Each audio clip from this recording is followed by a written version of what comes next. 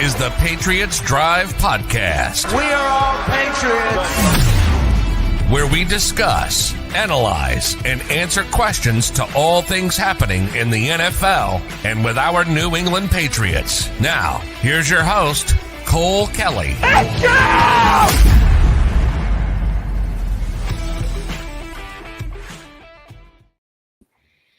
Welcome into another edition of the Patriots Drive Podcast. Day 2, the NFL Draft. Patriots have the second pick coming up here in a few minutes. Obviously, Drake May yesterday, big franchise-altering football decision. He arrived in Foxborough today, had a press conference on the field, got his jersey number 10, something we haven't seen in quite a while. We know Belichick had his ways with that. But, yeah, exciting day. We got a couple picks today. Could be some action. Ian Rappaport talked about some trades possibly happening early on day 2 today. So we'll see what happens. But I'm here with my co-host, Chase Campbell. How's it going, Chase? Let's go. Franchise is back on track, baby. No, I'm excited, man. I'm excited that we get to know because we heard there were reports that they were trying to trade back up into the second round and stuff, or back into the first round. And, it didn't work out. You did have the Panthers trade back into the first round. But, hey, in probably 15 minutes, we're going to know whether it's a quarterback or an offensive lineman or whatever. I'm excited. I'm glad that we don't have to wait too long, and then an early third-round pick. Maybe we'll get some movement there. Maybe we'll get a trade down, but still lots of talent on the board. Lots of really good talent. It does kind of suck that so much offensive talent went yesterday. It was such an offensive-heavy draft, but, man, it was there's still a lot of guys that I really, really like to add to this team at pick 34 and 68. So, yeah, and that's what's most exciting is that there still are some talented guys. We saw in the chat, a couple people mentioned it, A.D. Mitchell. I did see this, Carlos. Yeah. What's up? Couple different people, Cam Wolf and also Phil Perry reported Keon Coleman is a guy to keep an eye on for the Patriots here. So that's one person. A.D. Mitchell's another guy. Kingsley Suamataia. Is that? Suamatia. Suamatia. Okay. Yeah. I hear it different every time. I know it's hard. It's a hard one. Suamatia. So yeah, we got a couple different guys there, just a handful there. Cooper DeJean still on the board as a DB. Mm-hmm. Somebody who fell, who's probably closer to top 20 talent and has just fallen down the board a little bit. So he's a guy as well if they end up going defense. But I wouldn't be surprised if they traded back here, grabbed a couple extra picks, just traded back a few picks and ended up grabbing a guy like Keon Coleman, like Ladd McConkey, one of these guys. So it kind of depends. Bills have the pick before us. They need a wide receiver. They also could use a corner. So they could possibly make that decision for us a little bit. Yeah, I was just talking to Cole about this before we got on. I went back and watched Keon Coleman compared to N'Keal Harry highlights coming out of college. And N'Keal Harry was known as the bigger-bodied, contested catch guy, didn't create much separation. And Keon Coleman's testing numbers were pretty dang scary to me. But it wasn't enough to deter me because what you see on film is he returns punts. He takes slants back to the house. He's a fluid route runner. He still can go up and make contested catches at 6'4". Like, I was more impressed with Keon Coleman's film than I was N'Keal Harry, and I thought he was a better athlete than N'Keal Harry.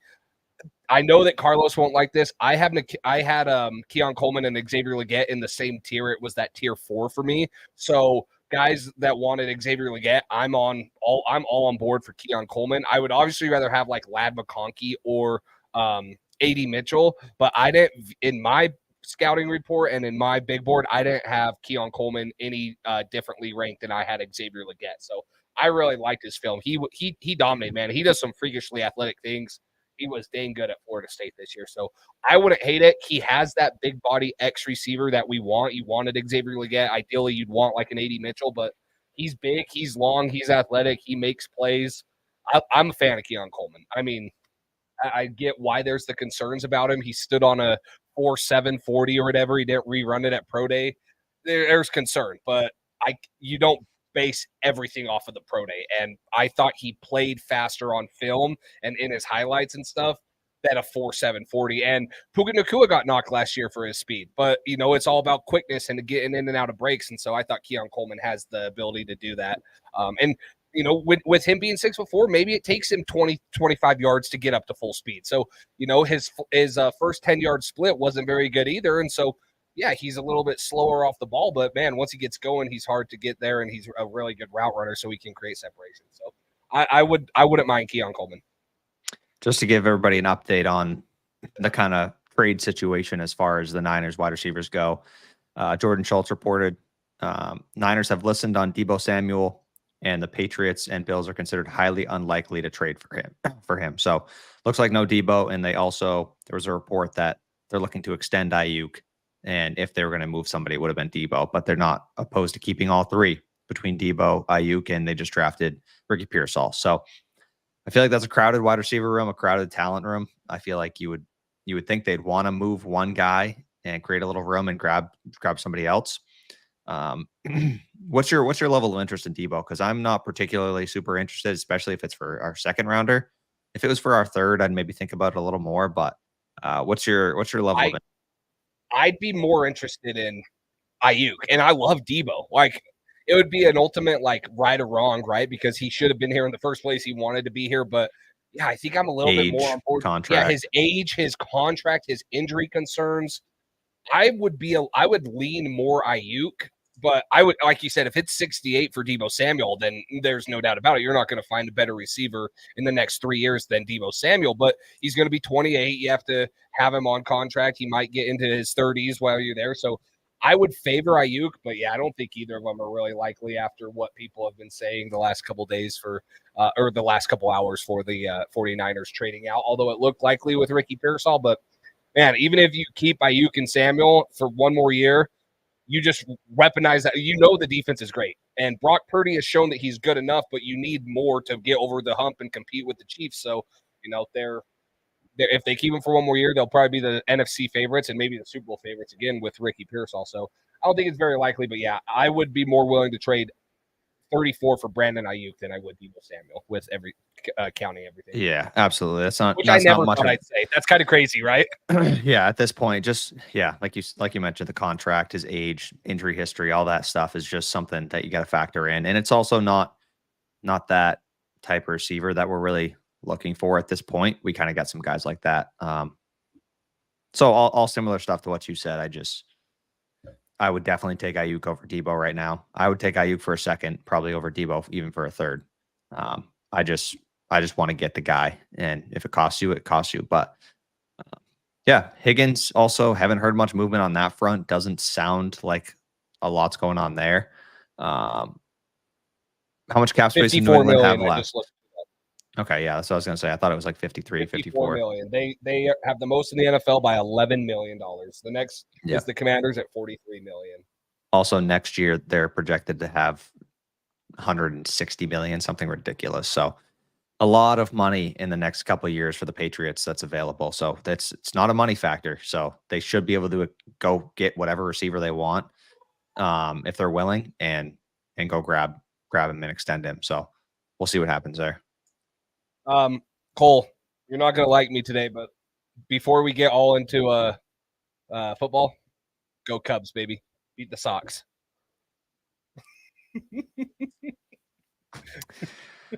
It should be actually a good game though, because I'm excited because you guys have who's the pitcher? Because the good lefty we got from Japan, he has like a sub-1 ERA, and your guys is like Imanaga or something. Yeah, right, something like that. Well, It might be a rubber match.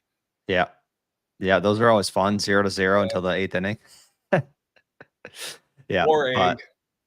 No, we'll see what happens. As long as the Sox are not doing too hot this year, they got so many injuries. So, if they win, great. I'd prefer the Patriots nail the draft here, and we'll see what happens. But that'd be nice. I'm gonna have to get my Red Sox jersey out or something here.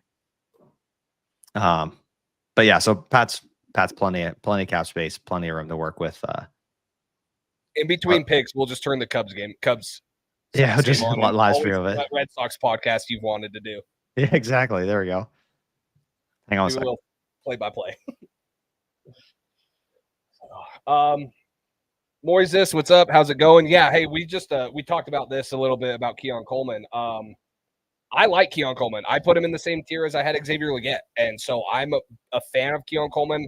His testing numbers were concerning, but it wasn't enough to deter me because what I saw on film was a freaking fluid, explosive receiver that once he gets going is hard to catch and could run the route tree better than guys like people want to compare him to, N'Keal Harry. So real good. So Pat Scout IG wants me to do a half tub of mayo tonight if we trade for Ayuk, Debo, or T. Higgins. Cole, look at this comment. He's trying to kill me, bro. He's trying to kill me.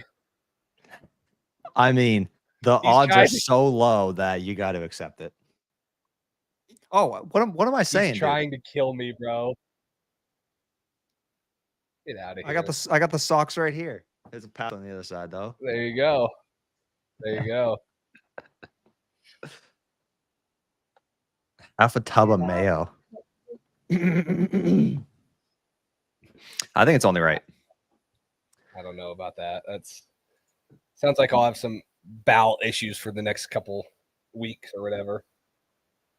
My intestines might literally come out with the next time I go to the John. Will it be worth it for Brandon Ayuk though? T. Higgins. How about if they bring us a Super Bowl, I'll do a half tub of mayo. I don't want to do it for someone who might not even make it there. So all right.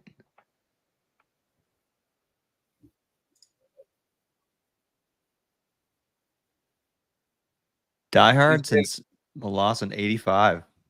Dang. So, see, that's what's different about some Patriots fans have been through this already. Like me and Cole, I started watching football at like 4, but that was after their 3rd Super Bowl. And so you go through the rebuild years, not the rebuild years, but like the years they didn't make it or win the Super Bowl, the Tom Brady ACL stuff. But you're used to competing every year. And so salute to you because you've experienced this. Drew Bledsoe, you've kind of had some of that and stuff. So it would have been really cool. Like that was one part that was cool about the dynasty was trying to like relive how people felt when Bledsoe went down and Brady was doing good. That must have been such like an internal battle for them. Yeah.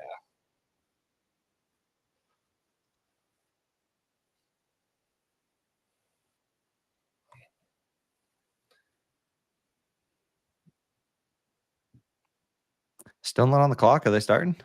Not yet. They're doing. Oh yeah, Michael Wynn was supposed to. What's going on?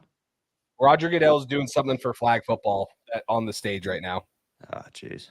So, yeah, Owenu's doing our 2nd round pick, and then our 3rd round pick is made by a random person. Like it's not someone involved, is it? With the Patriots? I don't know. I only saw Michael Wenu. I saw the 3rd round pick, but I didn't think it was like a big name one. So, oh really?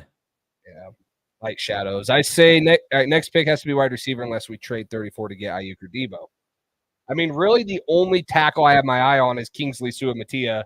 Other than that, I think there's guys in the 3rd or 4th round that you could take. But if not, there's a couple receivers I like. Obviously, if A.D. Mitchell or Keon Coleman are there, Lad McConkey.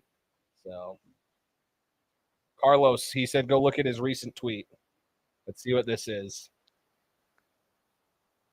Been told we should be on our toes for a trade out at 34. Tom Kern says the Patriots have been fielding calls to do that. Discussing now whether that pick should be dealt for a player. I'm not thinking it's a player. Yeah, I'm thinking they're trading down to trade down. Grab a couple more assets. Yeah, trade down 4 spots. You know, let me pull up the board, right? Trade down with maybe Tennessee wants to come up and get a receiver since they took Joe Alt. Maybe the Chargers want to come up and get one, you know, and I mean, I hate trading with a team that's going to take a receiver if that's what it's going to be, but I feel like it's going to be a trade down for a extra pick, probably a 5th round one. So, yeah.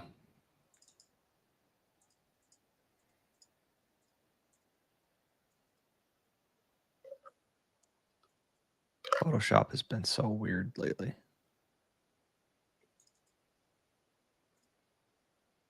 Guess I better open up the trade one too. That's what I was just doing. I was just trying to get that going.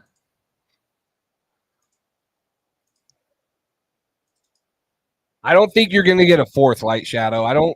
It depends on how far you're trading down.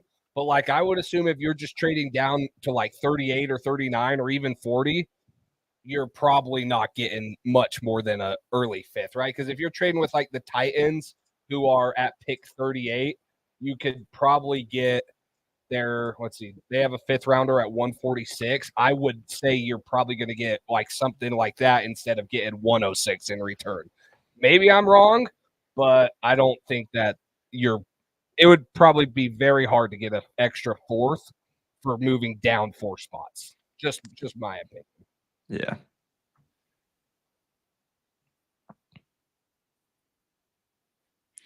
I hope the Bills trade down again. T. Higgins. Yeah, that would the be Bills funny. did trade down again, bro.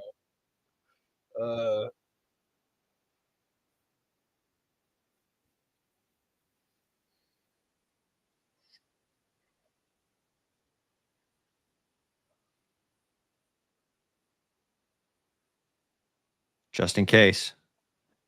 Getting the Ayuk and Higgins stuff up. You getting it ready? Just in case. I don't think it's happening, but I really do think it's a trade down situation.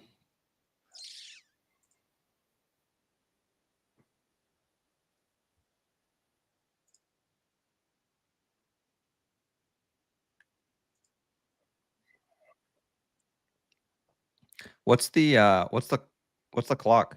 7. 7-minute picks? 7 minute. Yep. Okay.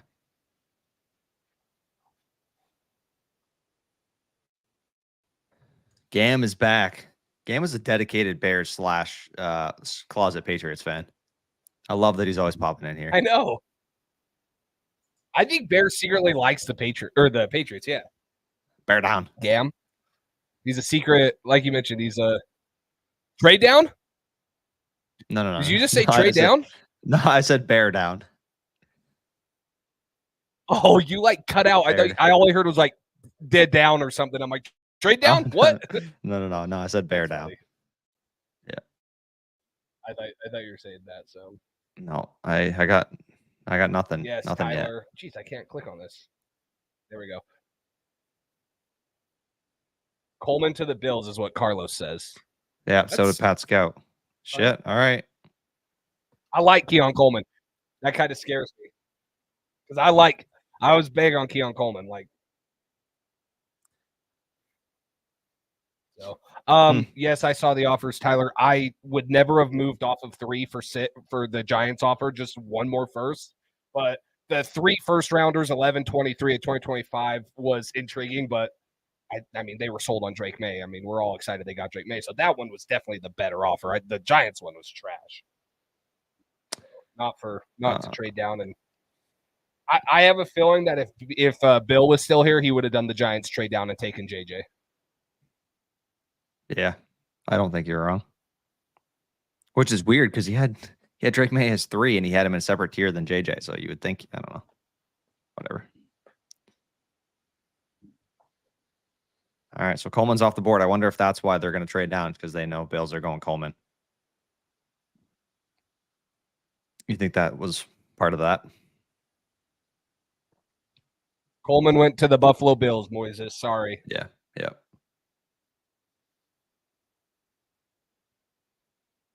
I mean, if you really want a receiver and you think A.D. Mitchell's the guy, you can figure out his character issues, you just take him here. I would agree with Light Shadows on that one, all right? Like, don't risk Chargers or someone coming up and taking him and trading down with them 3 picks. Just take him.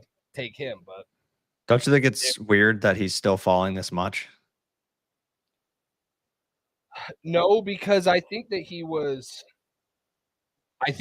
a lot of people were having him as a second round pick before he did the combine. And so I think that, the combine was obviously impressive, but maybe teams are more they're relying on, hey, what we saw, how he took plays off, and, maybe not that So that would be my guess. I don't know if maybe it's a character thing. If he falls into the third, it's probably a character thing because he's not a third-round talent.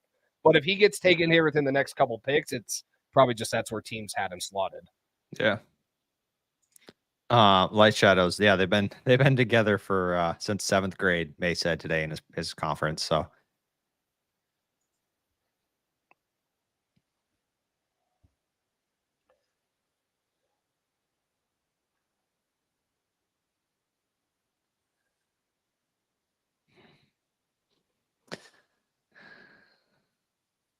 let's see what happens. Did you hear that? Just barely. One of the first 3 picks in the day 2 has been traded in the last 7 years. So we already haven't had a trade down. So they're saying 7 years in a row, pick 33, 34, 35 have been traded on there. So Have been. So if they're going off the trends, either Patriots or Cardinals are going to trade. Yeah. And we already heard the Patriots might.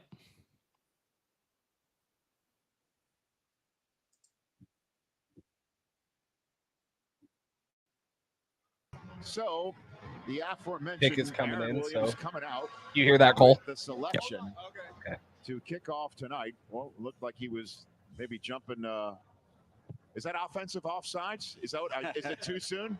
Is it too soon to say that? Does that help? That certainly helped Buffalo earlier on in this regular season. That lady just pushed him out. Oh boy. It wouldn't be right unless I started a little roll call. Hey!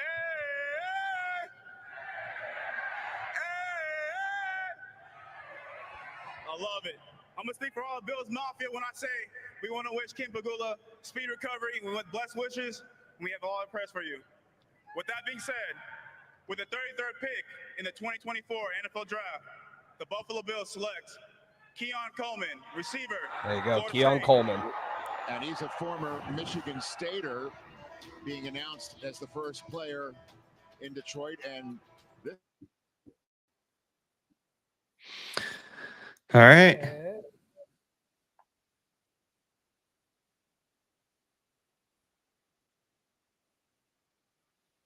All right, come on. Rappaport They have said, 3 minutes left on the clock. Rappaport said, despite trade interest, Bills draft, blah, blah, blah. So I'm going to assume the Patriots are going to be getting some calls here. But 3 minutes left. You think that's probably not a lot of time? I mean, they already have 3 minutes, so Gonzo going to lock Coleman up. Agreed.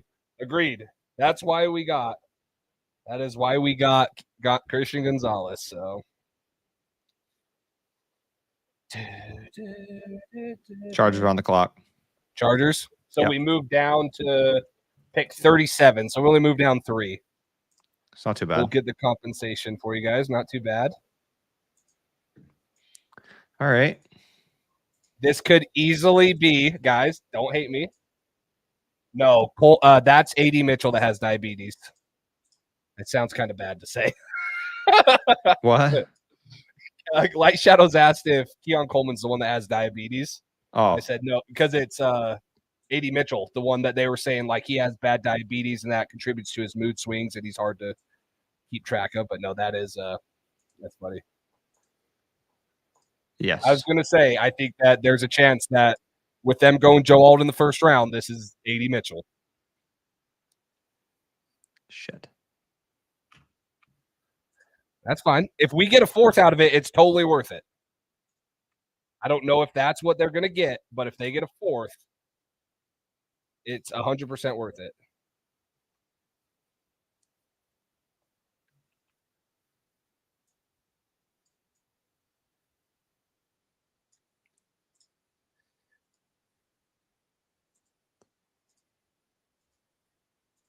Oh, that's true. Maybe they don't take Quentin Johnston AD Mitchell because they got Quentin Johnston last year.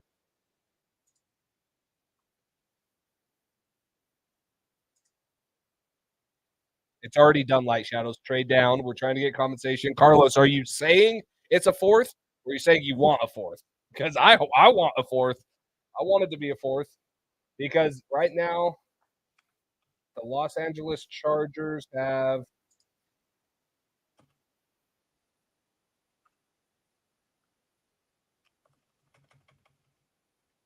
They have pick 105 and 110, so maybe we did get a fourth.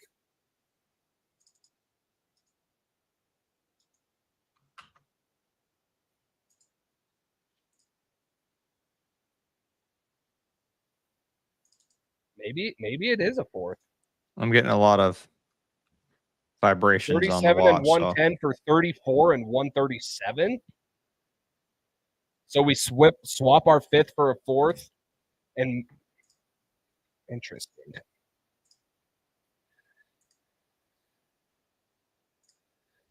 That gives you.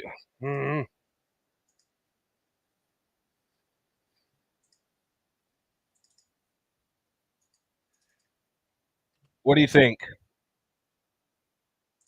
Is that the compensation? I believe it.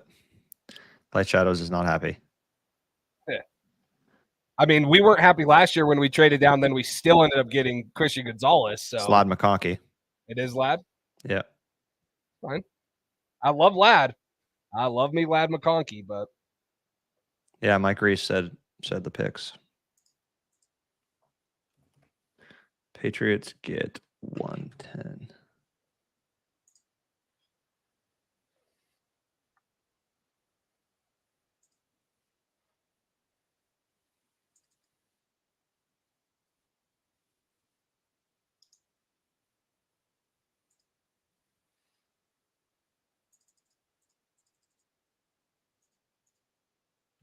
dang, we had him. I love Lad.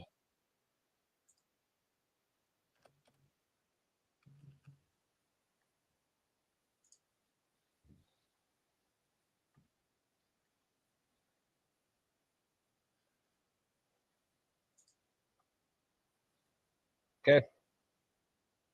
We figured it was likely. Figured it was likely.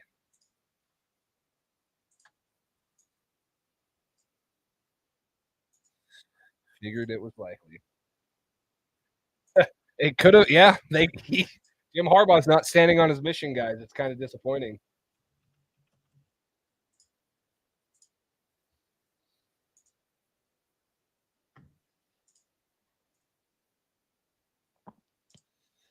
So you move up 27. It's hard to make something and try to say things at the same time. Yeah. You still have Kingsley, you still have A.D. Mitchell on the board. Now, the concern is that Washington is probably in the market for an offensive tackle. At 36, they're one pick ahead of us. They're probably in the market for Kingsley Suamatia or someone. Now, the Cardinals, they might go like Jerzon Newton right here. That would be a damn good pick for them. Or I'm trying to think who they took with their second first-round pick. Oh, they have Darius Robinson. So they could go Cooper DeJean here because a lot of people said they might go Cooper DeJean in the freaking first at pick 27 or whatever they had. So they could go Cooper DeJean here.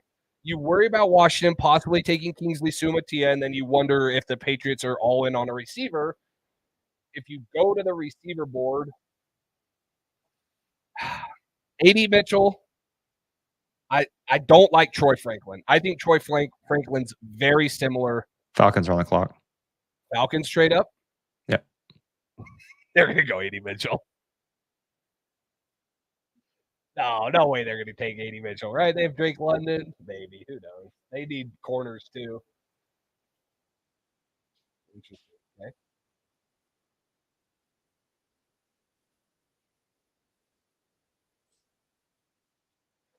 Falcons moved up 43. Mm-hmm.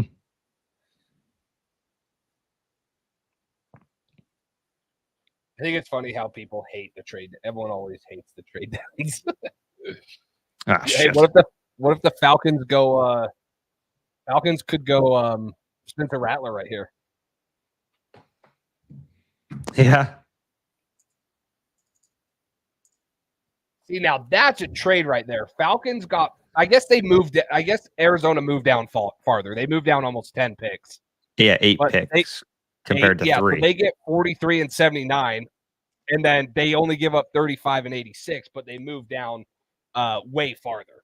So yeah, we only moved down 3 picks. We only moved down 3 spots. So you flip a 4th and a 5th, that's fine. Now you don't have a 5th, but you have a pick 27 picks earlier, and you have one at 103 and 110, so you have a chance to move up into the 2nd or into the 3rd. Just because we traded down doesn't mean we can't use that pick or whatever to trade up. Now, it does kind of suck that where was it right here? Rook Oro Clemson. Rook Okoro, wow. Over Johnny Newton? Falcons crazy.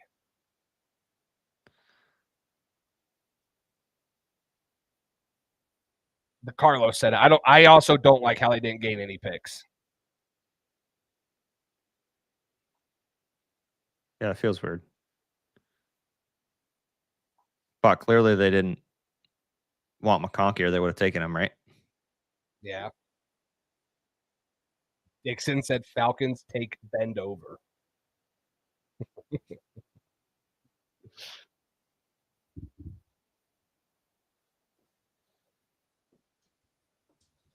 This is how we do it.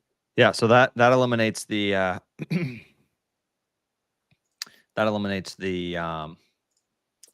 Brandon Ayuk, T. Higgins, all that stuff. That would have been worked out today, and we would have had that by now. Yeah, you're not trading down if you're. I mean, yeah.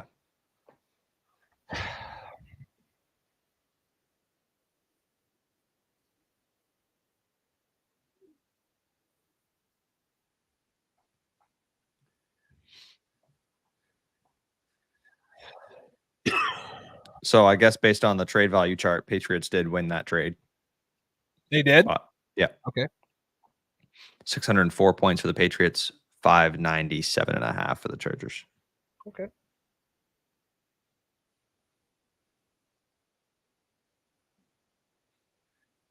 So clearly they're comfortable with a couple different guys. I mean, you still got AD. You still got Sumatia. The 2 top guys, like I loved Ladd, but the 2 top guys for me were Kingsley and AD Mitchell. It's really weird all the receivers going before AD. Like, clearly they're concerned about the whole mood swing thing from everything going on with him.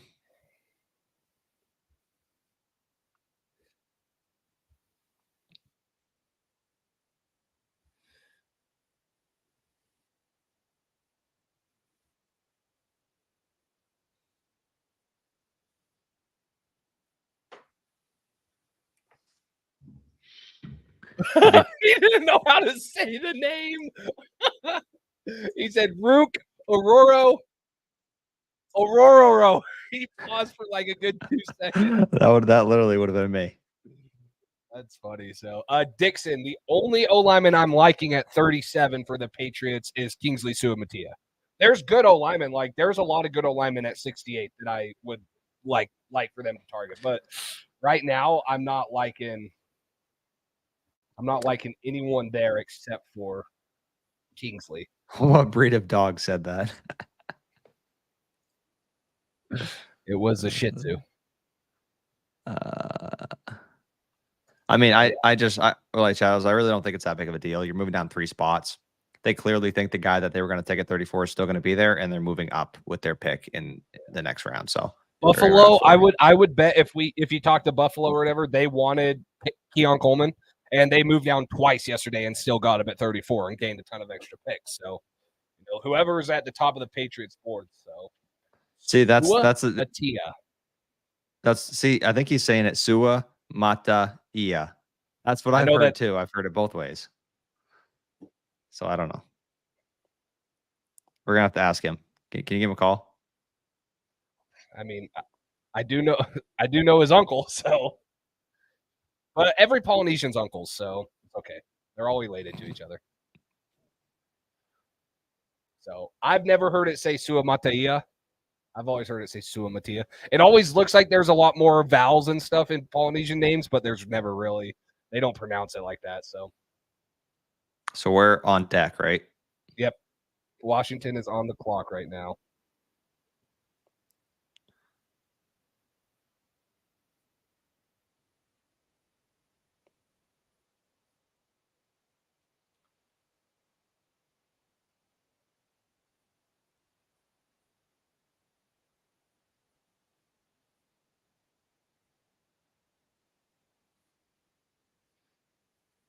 Wow, I can't believe Ruth or Rook Okoro or whatever. Just say a lot of overs went above Johnny Newton. Johnny Newton was supposedly a top 20 talent in this class. Ricky said lots of teams took AD off their boards. A lot of people took AD Mitchell off of their boards. That's what he said. Wow. Interesting.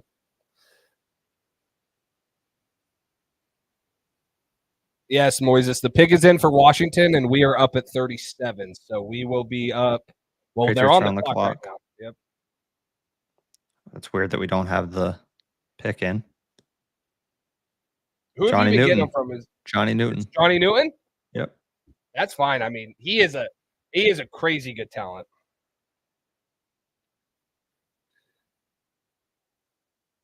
All right, Pat's back up. Or Pat's up. All right, here we go, boys. Okay, so what do you think? If 80, assume 80's off their board. Then it's got to be Suamatia. If not Suamatia, are there any other wide receivers worth taking here? I don't think here. I think trading up into the second round, like I like Javon Baker. Let me pull up the best available too. Roman Wilson. Yeah. You don't like so Wilson as much, but I don't like him as much as like Javon Baker, Malachi Corley, Jalen McMillan, Jalen Polk. I don't really like Troy Franklin. Guys, he's not going to be a number one receiver, but there is no way that I would pass on Devontae Walker if he was there at 68. He has chemistry with Drake May. He would be a great number two. I would take Devontae Walker just because of the chemistry and the stuff that he has with Drake May at 68. I wouldn't take him here, but I would take him at 68. So I think it was, I don't know if it was Barth or Lazar. One of the guys was talking about Walker has his own kind of character issues and effort issues. Yeah. And that May had like 3 picks last year that were lack of effort for Tez Walker. Yeah, I don't know how Cooper DeJean is still on the board. So you'd be okay. Like, I'm not saying you'd be okay, but I would prefer. You'd prefer other people, but Cooper DeJean would be an okay pick. I would prefer AD Mitchell and Suamatia, and then a step down DeJean. I'd be okay with, but I'd prefer that those two are off the board before you're taking DeJean. Yeah. I like Cooper. Like I like Cooper DeJean, but I don't know. How many? I think Cooper DeJean is going to be like, he's a cornerback, but he fits well in like the hybrid safety role. Also, that's what some teams have maybe said he could play. Yeah, and I've seen some people talk Kyle about him being Duggar, safety. like, do you need that with Duggar, Mapu? I don't know.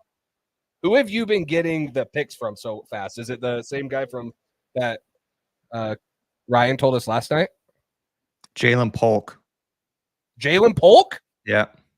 Okay. Well, it's early for me.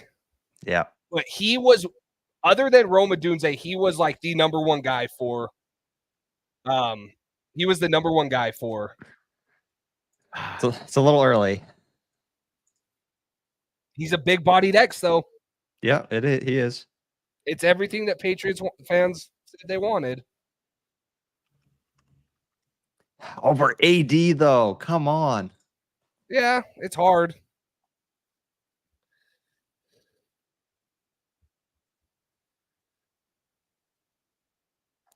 Listen, they got a wide receiver. He fits a need. It's a big need. Once I get this stuff done, I'll get some stuff on him, guys. Sorry. Yeah. We do also run Instagram pages, although it may not be the best. So we do have to upload some stuff on there. Trying to find a good picture of him. Oh, what the?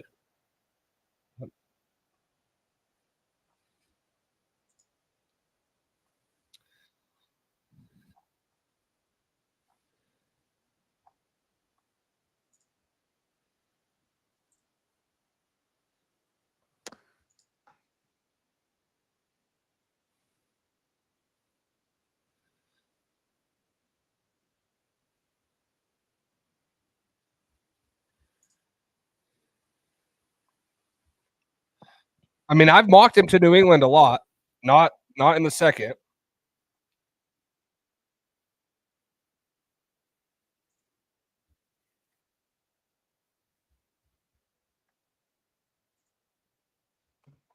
You find any good pictures of him? I found one in the 2024 champion or the national championship. All these look just like a little blurry. Whatever. I'll go with it.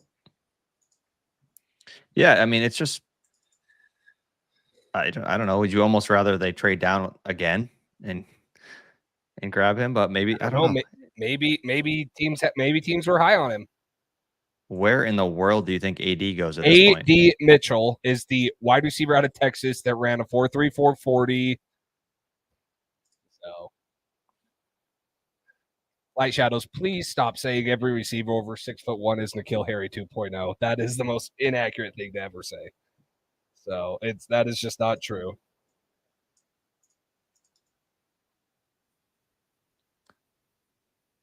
Listen, they said weaponize, and this is a weapon. Yep. And they can double dip. Yeah, they sure can. I mean, I don't not like the player. I just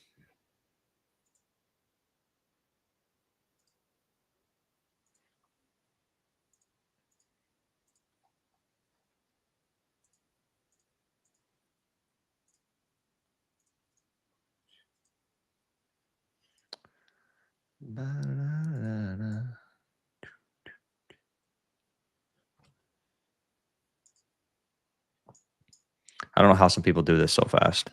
I know.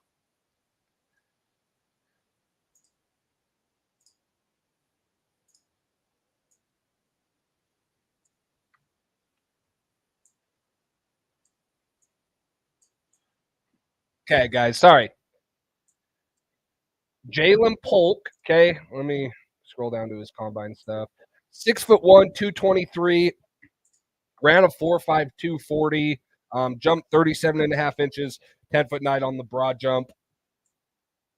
Okay, this is a guy that had 14 deep catches. That was top 5 in college football on 567 deep yards. That was top 10 in college football. He was top 15 in college football with 13 contested catches on the year. He also forced 15 missed tackles, which was top 40 amongst wide receivers. Really good against single coverage. Really hard to cover. You talk about guys that have he's not as good of a route runner as Ricky Pearsall, Lad McConkey, those guys, but he's a step below one of the better route runners. He's not as bad as I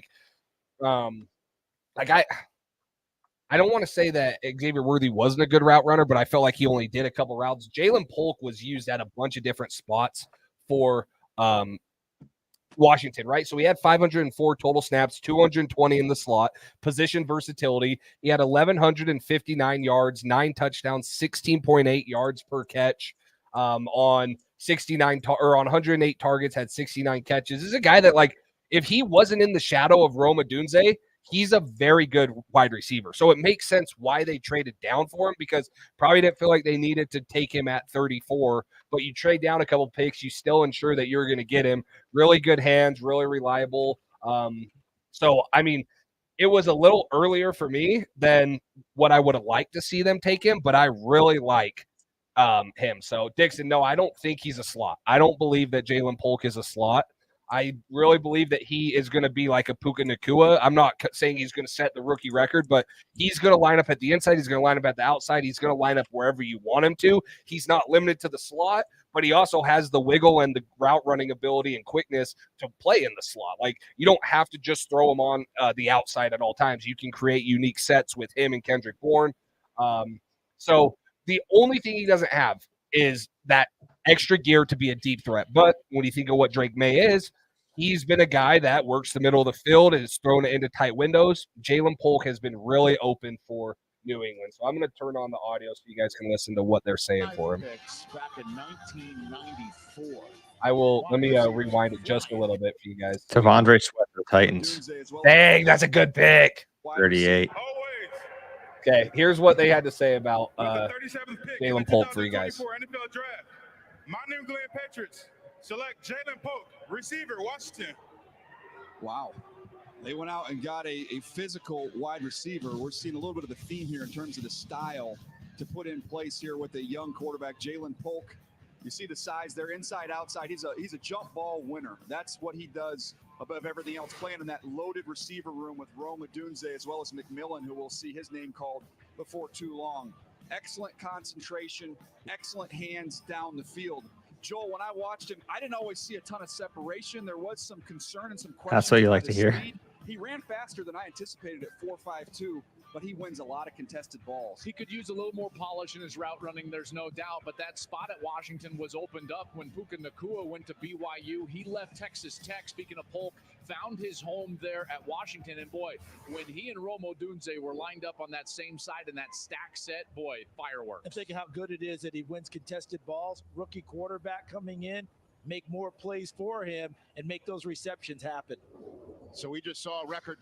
That's the 10th wide receiver out of the first 37 picks. All right. The previous record. What do you guys think? What do you guys think of the pick? I mean, maybe not the 80 Mitchell that we would have liked, or there's obviously something with Mitchell. He's going to keep sliding, so we'll see what it is.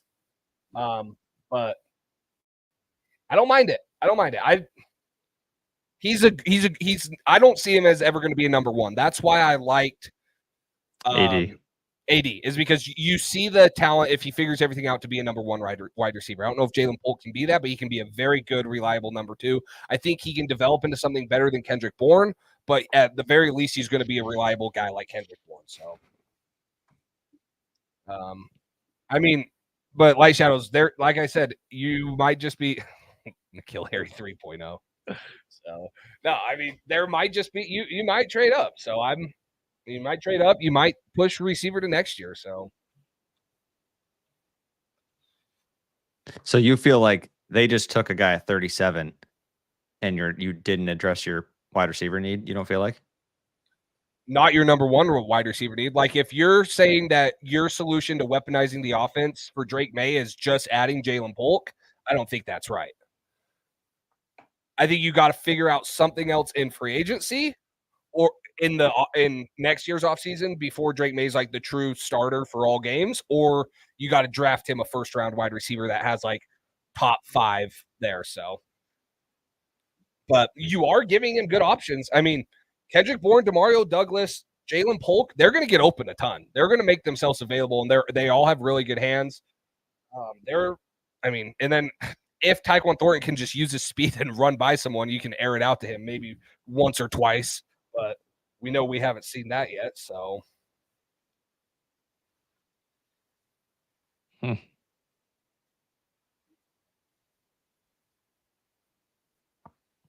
Interesting.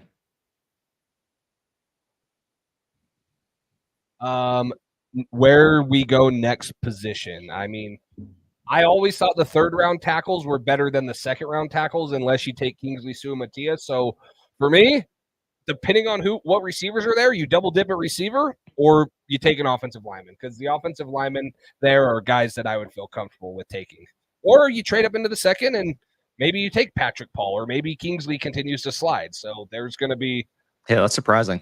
He's still kind of on the board. I mean, I guess it's not super late yet, but I'm just AD. We didn't think he'd even be there at 26, 28, and 38. He's still here. Yeah, Dusty. I mean, it's a huge help if the receiver can create separation and has good hands. I felt like that one, Mac Jones had a horrible offensive line and he stopped trusting them and was just guessing on where to throw it because he didn't want to get hit.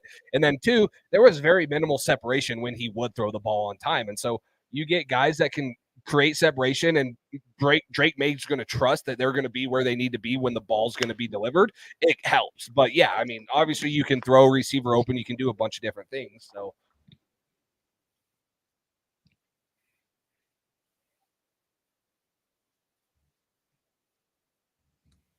I like the T'Vondre Sweat pick. I mean, that's kind of crazy. People were saying he was going to maybe go to like the 4th or whatever. Because the DUI. He said, my partying days are over, but I'm going to go get a DWI. Oh, he's a big mother effer. Yeah, he is. I mean, he's a stud on the field. It's just Hey, Drake May, 2-0 Drake Cubs May already. likes to Sorry. pick. Yeah, I saw that. You didn't want to say anything to me? No, why would I want to say anything? I would say something if it was 2-zip Sox, but Drake May said, "Stud, let's get to work." What if he just said trash pick? Yeah, what he said, "This isn't what I signed up for." Trade me. Trade me. I wanted AD.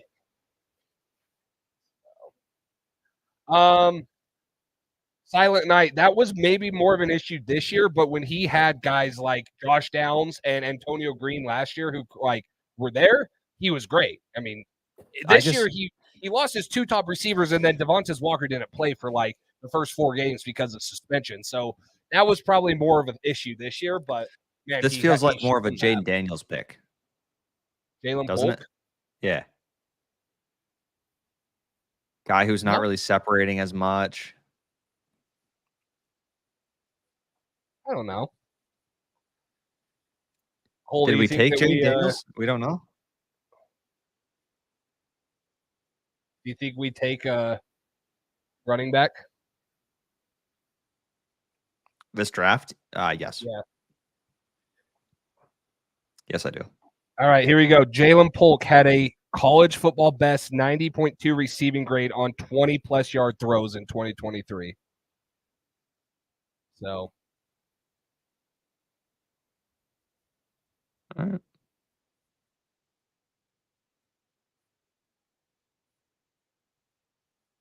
Braden Fisk to the Rams. Ooh, that's a good pick. But over – no, Johnny Newton got taken. I was going to say over Johnny Newton. That's a good pick, though.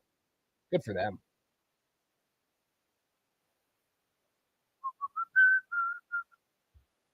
Rams come up. They replace who they messed with or who they leave, probably the greatest interior defensive player of all time, Aaron Donald, with – Yeah, just some small shoes to fill. Yeah. Holy crap. The Panthers got pick 52, a 5th-round pick, and a 2025 second to trade with the Rams. The Rams are really like F them picks, bro. Wow. Interesting.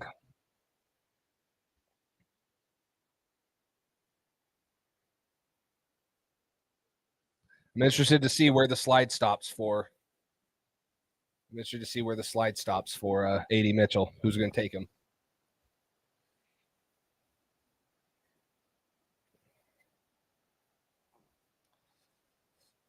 Did you see how many fans were pissed about how many Chargers fans were pissed off about Joe Alt?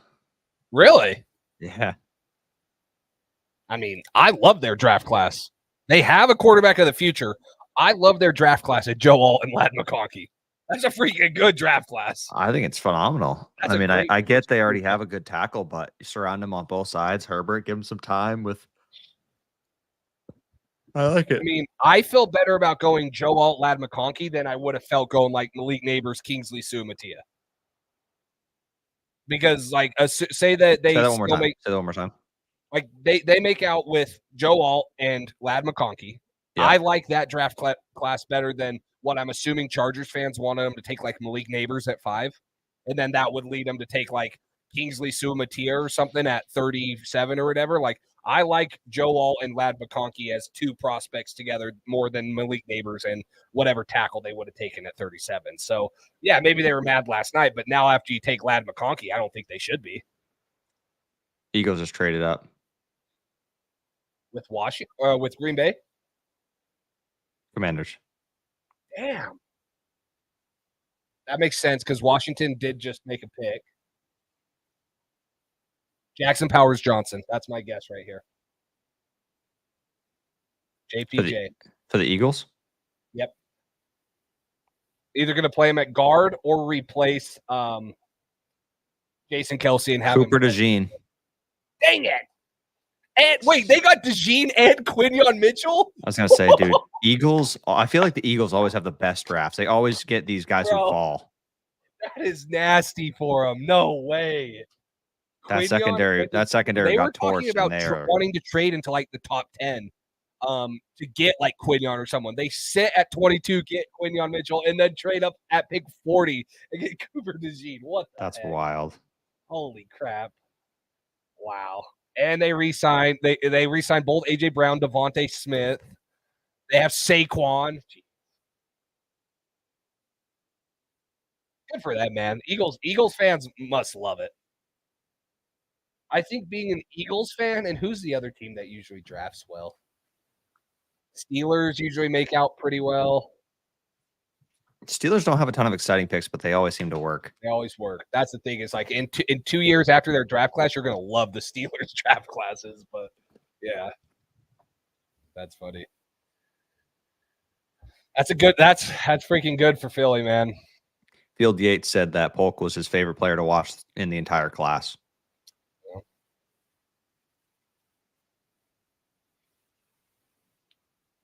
Oh, the Ravens. That's what I was thinking of. The Ravens do always draft well, too. Over the Green Monster. Oh, off the wall. Sorry, Christopher Morel. Cutter's getting lit up this start, huh? Is he a rookie? Or have I just been like living under a rock watching NL baseball and not AL baseball? No, he started for us last year too. Okay. He's been a lot better this year so far, but he's still Yeah, it does see it. Well, was it the defense or was it Matt Patricia? But no, I mean, Philly, they didn't really have questions on offense. I mean, maybe they need to find one more interior offensive lineman, but they have their tackles in Lane Johnson, Jordan Mailata. They have their guards in Landon Dickerson, and then I can't remember who they took from. I think it was the Wisconsin guy. Saints are on the clock. Trades everywhere. Yeah, second round's always freaking. Cam Jurgens, that's what I was thinking of out of Nebraska. So, and then they have Tyler Steen, like their offensive line was one of the best in the league last year. Yeah, they lose Jason Kelsey, but yeah, then you got AJ Brown, Devontae Smith, Saquon Barkley, Jalen Hurts, and Dallas Goedert. I mean, yeah, now you have Quinion Mitchell and Darius Slay, CJ Gardner-Johnson, and freaking you just added Cooper DeJean. Good for the Eagles, man. Fergie, this is why I think getting a real GM, and I'm not saying Elliot Wolf isn't a real GM, but this is why I was so critical of Bill too, is like you need to have a real GM there that just dedicates time to building the team and watching guys, because look at what the Eagles has done. Like Howie Roseman is killing it for the Eagles. He is putting together a team. Nick Sirianni is going to have success no matter what, if we think he's a punk or not, because he's a freaking good – he has the best team around him. They're taking chances. They draft all these guys. They take chances at A.J. Brown. They take all these shots. Like, of course. I mean, that's the benefit of having a true great GM and someone that's willing to make a move, or someone that has the ability to make a move and isn't handcuffed by the coach.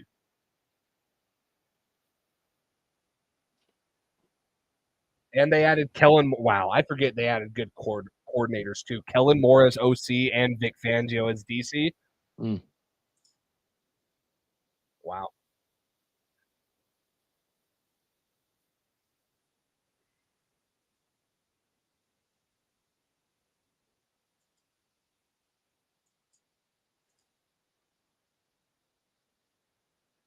Mm-hmm.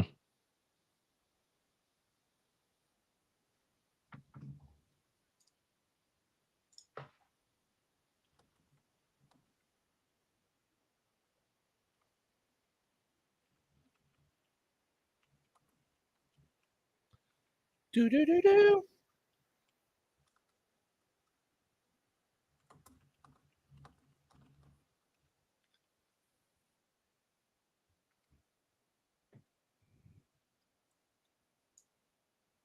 I love when the random people come out and do the freaking draft pick selection, like Pat McAfee or whatever. They're so funny. Yeah, did you see McAfee's one last time? Yeah, when he was – well, are you talking about the one when they were in Tennessee? And he's like, I was at Indianapolis, and I know you guys – we did beat you guys much, but we also never put. Anyway, yeah, Pat McAfee's hilarious. Kool-Aid McKinstry to the Saints. Kool-Aid. Okay. What do you think about this, Cole? Do you think it was a mistake not keeping Trent Brown for another year? I don't know. I don't think so. I don't either. I was kind of sick of him and ready to move on from him. He already had a second chance here, too. We already brought him back. Yeah, I don't feel great about their plan at left tackle, but we'll see what happens. I just, Trent, you can't rely on to be there physically, like healthy, or mentally to care to play. I mean, his care level, all that stuff for me was just not it anymore.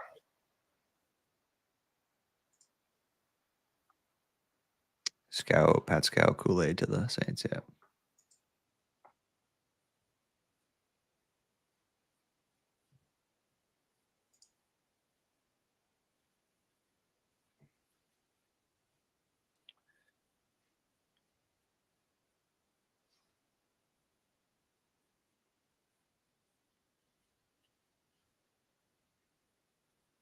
Yeah.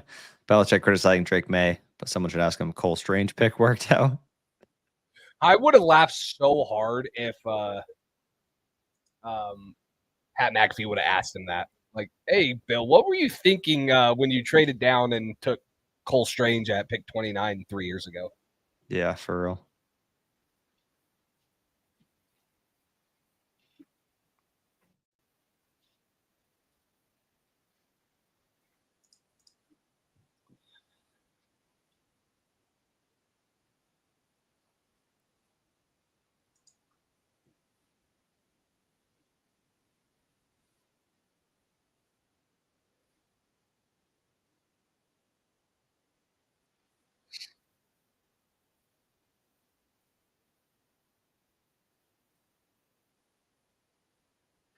He should. He should already have one. I can't believe he doesn't. Yeah, that's what I was going to say. It's like when Bijan Robinson got like the Dijon mustard advertisement.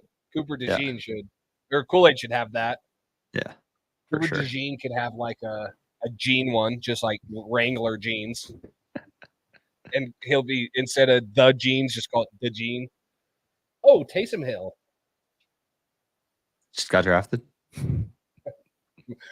He's 40 years old. I'm done with the Saints.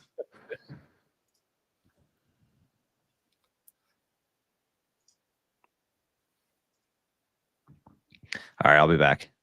Okay. All right, I'm going to switch this screen up just so we don't get copyrighted, guys. So give me a second. Pull this up. Oh.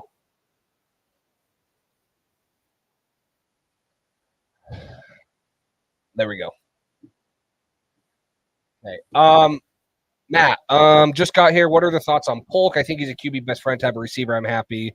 Did we expect to get for a receiver second round after practice? Yeah. So the reason, and I get why A.D. Mitchell's falling. The reason I liked A.D. Mitchell is because, or like even Keon Coleman, is like, I think you see wide receiver one potential in guys like that. Now, I think Jaylen Polk at the very minimum is going to be like a very solid Kendrick Bourne type of player. But if all pans out and you put a true number one receiver on the side of him, I mean, he's going to be one of the best wide receiver twos in the league. So I really like what he did opposite of Rome Odunze. He had 1,159 yards. He had like almost 17 yards per catch.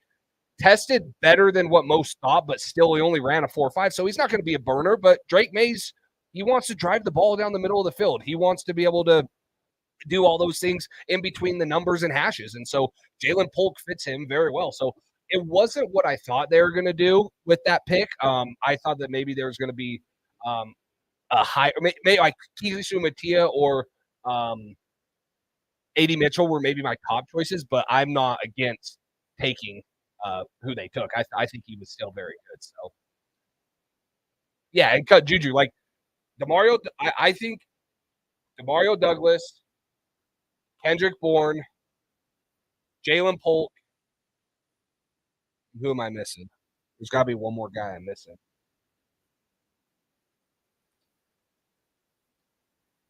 Why am I missing some receivers?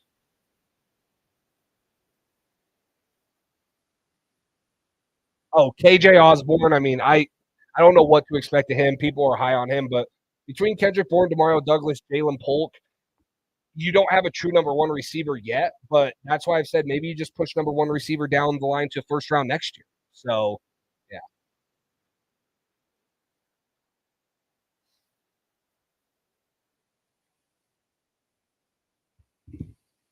The Texans taking. I don't have all the Twitter stuff. Oh, corner. Tyler, so we're at pick 42. The Patriots are up at pick 68, and it's 7-minute clocks. So I would say maybe it will be close in an hour. You never know, right? Because of trades and stuff. Probably maybe 9 o'clock Eastern, 7 o'clock where I'm at on the West Coast. So I would say maybe check back in an hour is probably when they'll be back on the clock officially, unless you get a trade up. So kind of got to pay attention to that. But yeah.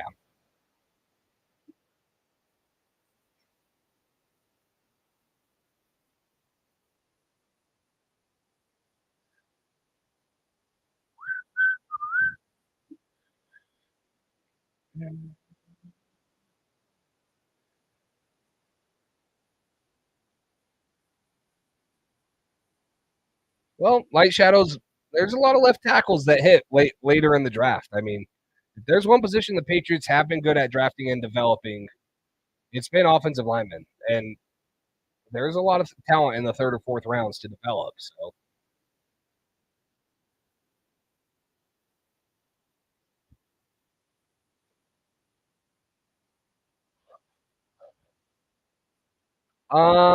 Tyler, I think he fits more of a Z role. He took a little over 40% of his snaps from the slot, so he's not exclusively a slot, but he's not like a true just going to line up at X all the time. Ideally, you have him as your Z, and then Douglas or Kendrick Bourne as the slot, and then you find a true X. So maybe he plays some for this year. I don't think that would be where he would end up as in the NFL.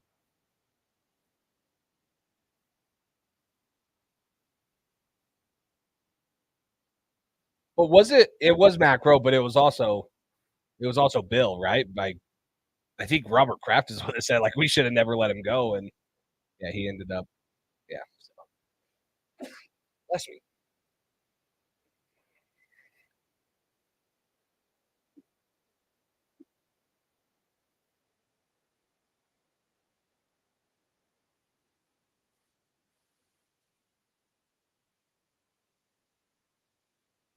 Thank you, Matt. Guys, if you have not liked the video or if you're not subscribed, freaking go subscribe. Okay, now me and Cole are working on this, and maybe we have 27 people in here, so maybe you guys can give us your opinion on this.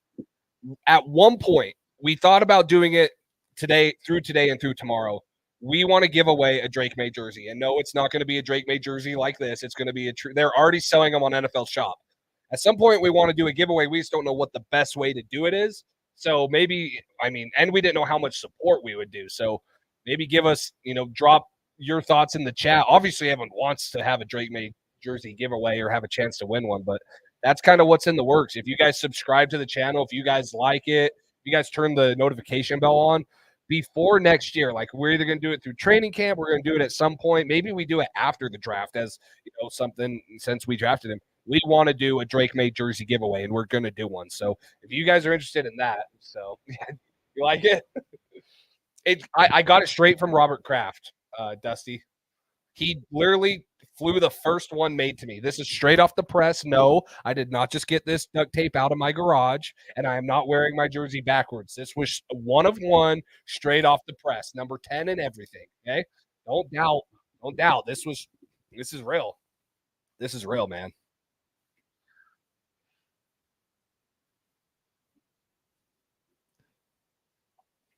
I'm gonna try to figure out this.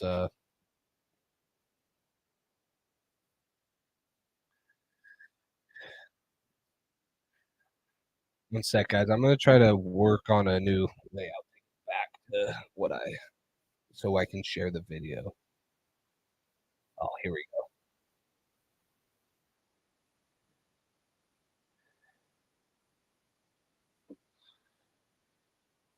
I like sharing and then I can share the volume too. Here we go. I like doing this better. There we go. Now you can see I like this. I like doing this a little better.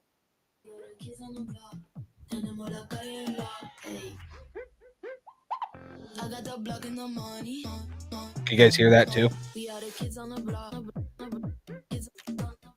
Homeless? I'm in my home right now. On NFL Plus. I get what you're saying. Stream Don't worry. exclusive off-season coverage from the NFL Draft, free agency, and more. I got the exclusive, Dusty. It's never. It might never be made again either. I mean, I don't know. Maybe I got the one of one, the only one. So Children's Research I Hospital. got it though. Visit stjude.org/runrichrun to donate. Then tune in to the 2024 NFL Draft on NFL Network to see Rich run. What a pro! So the Arizona Cardinals were. How's the volume on the stream, guys? Like not my voice, but like the NFL draft volume. You guys hear all this stuff? I don't want it to be like too loud where it's drowning out my voice, but I also want to have it a little bit. Oh, as you called DJ the Scooby-Doo pick right there, and he's a Detroit kid. He is sitting right here getting the call. We should also preview tomorrow. Cardinals again. So they just took. Cardinals were on the clock a couple of picks ago. They got. They taken early. Oh no, they traded down. Obviously with. Yeah, they traded down. The sticks turned into a fire hydrant. This is their original. Who's taking what? What's crazy is, guys, on my CBS thing that I'm like the tracker, the pick is in for both the Cardinals and the Raiders. So I'm sure some of you guys know. So what the picks are, but I'm watching it live. Cole was always the one that had the stuff. So in the town of Smoky, and now we're waiting to hear who they were patient enough to go choose, move down. We said Cardinals take Max Melton. Dang, that's early for him. I like Max Melton, but I was taking him in the fourth or something. So we've also seen a zillion trades. This is again a targeted draft. Teams are identifying who they want, and they're going up and getting them. As patient as everybody was on day one, they feel like the supply is starting. All right, this is not live. There you go. Now go ahead and finish that with an interception down the field. Light Shadows, yes. I have one of the red jerseys. Like Cole was wearing it yesterday. I agree. Are you talking about the blue one with like the things on the shoulder pads too, or are you just talking the straight red ones, so like that the Patriots wore twice this year? Because those are freaking great. But man, he has got so much ability in his body. He's only going to get. No, Light Shadows. We have pick 68. We're not done for day 2. We still have one more pick in the third round because day 2 is the second and third round. So we still have one more pick to go. 8 interceptions, 30 pass breakups in his career. And don't forget the backyard fist fights with his brother Bo, who's in the league as a wide receiver. Yeah, the red and whites are awesome. 4 straight defensive backs have gone off the board. I do have a Judon jersey. I'll stand on this hill, guys, till I die. Max Jones wasn't going to be a bust until we hired Matt Patricia and gave him nothing to work. So he was good enough to be a Brock Purdy type of quarterback if you surrounded him with the right ones. We screwed that situation up. So sucks, but yeah. Yeah, the original logo is nice. And I don't know if New England's going to do anything. Sorry, I want to hear what Oakland's or the Raiders do. Jackson Powers Johnson from Oregon. Wow. Interesting. They announced him as okay. A guard. So his size and his frame. They have the new rule where you can have 3 helmets now. So it'll be interesting to see if the Patriots do anything. Versatility, the ability to play any of those 3 interior line spots, CD. And I was just wondering about where they were going to play him because Andre James had been the center for a long time. And now you can put him with Dylan Parham, and now you got a set of guards there to help out your quarterback. This has been a pretty good couple days. Jackson Powers Johnson is like 2 years younger than me, so yes, this is also true. And I don't blame him, but as a quarterback, you have to hold your composure. And I feel like he didn't hold his composure very well. He was always whining, and he lost the locker room because he wasn't composed. He wasn't like acting like a leader. So I do agree with that. I don't blame him though. The coaching situation was bad enough. And then, the O-line, he couldn't. I don't blame him, but you can't act like that as a quarterback. That's probably why he lost it. So he can go play center. Or he has played guard. And Joel, June 12th, Tom Brady's retirement, right? 6/12/24. The interior. Well, Oh, he yeah. can certainly do that. You Oh, know, he was yeah. only the fifth. You hear what Drake May said about that today? He was like, I'm excited to pick Tom Brady's This brain guy once can I play. get there. So And the head coach, one-year starter, right? One-year starter. The head coach at Oregon, Dan Lanning, he could not talk more glowingly about Jackson Powers Johnson toughness and how he was dedicated as a player. That's what's coming Sandy, to Las Utah. Vegas. And That's when you I live Brock close there. If Bowers, you're these are watching the two guys stream, that Jackson Powers love Johnson. the sport. Oh, They are football what the touring heck? Jessies. That's what they're drafting right now for the Raiders. Dude, Yeah, I they know. added a Powers Johnson to their Bowers out there in Las Vegas. Get ready for booze, guys. I mean, straight up, Packers are on the clock here in Detroit. And remember last night, they were all excited about Terrion Arnold. That's funny. 250,000 people screaming, and then the Packers go on the clock. They're like, boo. To announce the Green Bay Packers. Oh, boy, here we Packers go. on the clock. Super Bowl champion, NFL legend Brian Bulaga. Whoa, light shadows. That's deep, man. That's very deep. They're just saying boo. That is deep right there. Anyone else concerned about light shadows after that comment you just had? That was crazy. With the 45th pick in the 2024 NFL Draft, the Green Bay Packers select Edgerrin Cooper, linebacker, Texas A&M. And they're not saying Cooper either. What do you think of Edgerrin Cooper? Our first linebacker to go. We got a linebacker, Finally. everybody, and this is 45. And Edgerrin Cooper, I thought he was the best linebacker in the draft class. They have Quay Walker there, who's ultra explosive. Light shadows is not The happy. most explosive linebacker in this year's draft class here in Edgerrin Cooper. This is just against Alabama. This was the tape. If you want to see him at his best, you watch this one. Watch him fill in the hole, deliver a big hit. He was all over the field. Watch him key on the running back, show you that speed, that range. Chest up tackler. He's not going to go low. He's going to get you in a real physical tackle to finish.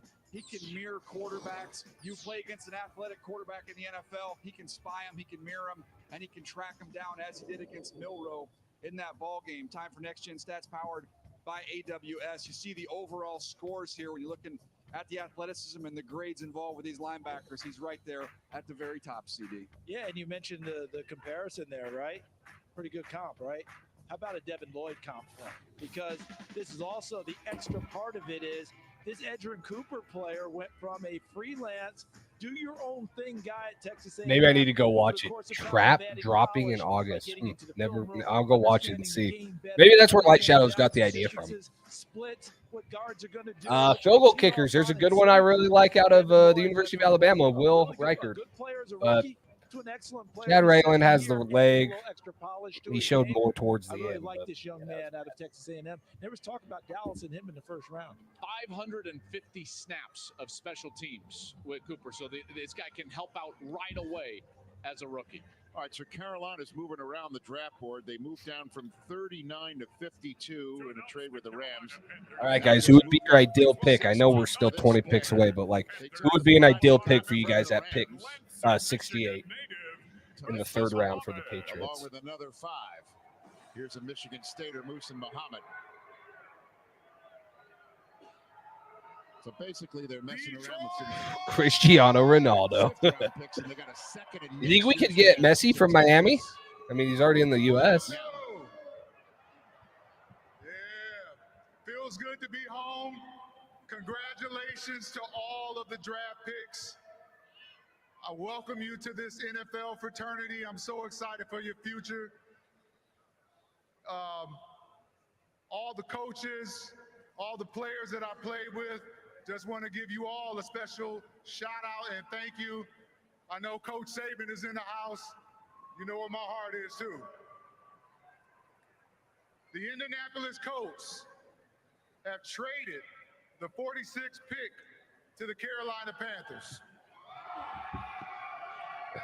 Light Shadows, don't leave. No cardiac cast. Don't leave. We still got a pick. 68. In the 2024 NFL Draft, the Carolina Panthers Come on, S-Pod. select Jonathan There's not a single guy in this chat that's running 4.54. Texas. So our Keep first pounding, baby, linebacker keep in the pounding. draft leads to our first running back in the Wow, the draft. Jonathan Brooks, huh? Look, he steps right in and is their most talented runner. Yeah, David Temper is a crazy freaking owner. Like how many head coaches he's fired, not only for the Panthers, but for the other teams he owns. I don't know. Obviously you're going to take an NFL job, but David Temper's a crazy guy, man. I actually was hoping we would have made a trade to get one of the San Francisco receivers. I wouldn't have traded 34 and Judon.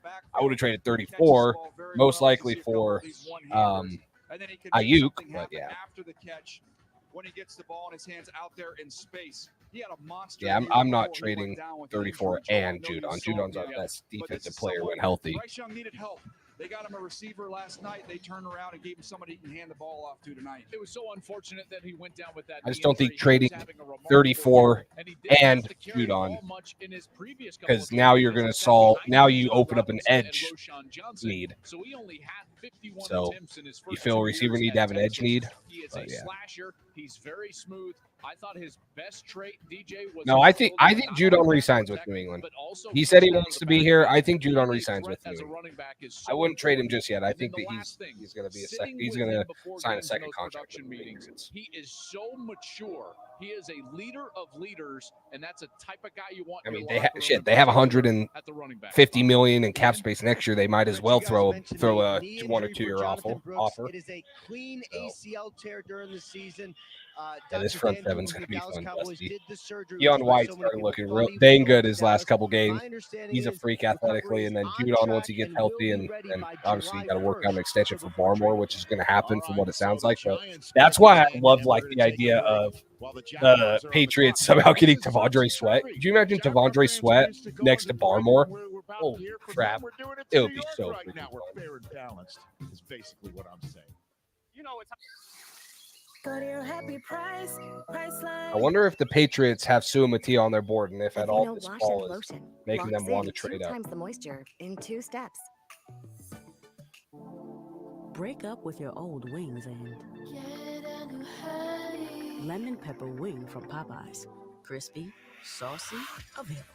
Popeyes finally has wings in 6 flavors. The new LG Wash Combo. The new all-in-one machine that lets you wash and dry a load of laundry with just the press of a button. All in less than 2 hours. LG Wash Combo. Get it done in 1. Yes, I would say that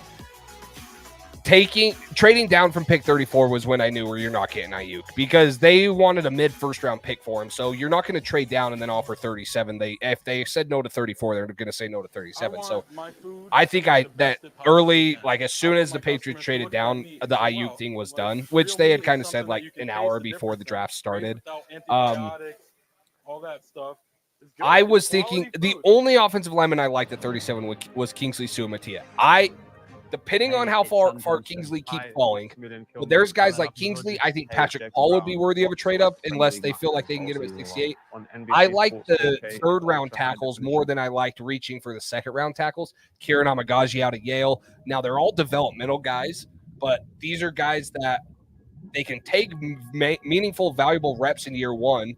And they're not like going to ruin Drake May because we don't expect Drake May to start. So you're taking a developmental guy. So I actually am fine with the receiver there going there. They obviously are a little off of Suamataia, or maybe they trade up for him, but maybe they take Patrick Paul at 68 or trade up for him, or Kingsley keeps falling to 59 or something, and they trade up for that. So there's still a chance. Like I would say offensive tackle is going to be the number 1 priority in the 3rd round, or they double dip there, or maybe they said that they feel good with Chuck Okorafor. I don't know how likely that is, but that could definitely be a thing. So,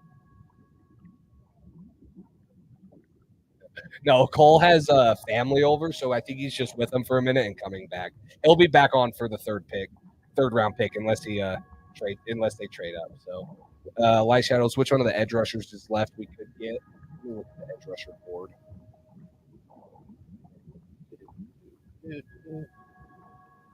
Computer's lagging because I have the stream open, and then I have streaming also on here and screen sharing. So, okay, edge rushers I like at 68. Braylon Trice, Adisa Isaac, Jonah Ellis. There's actually a lot of really good edge rushers still on the board at 68. I would rather keep Matt Judon.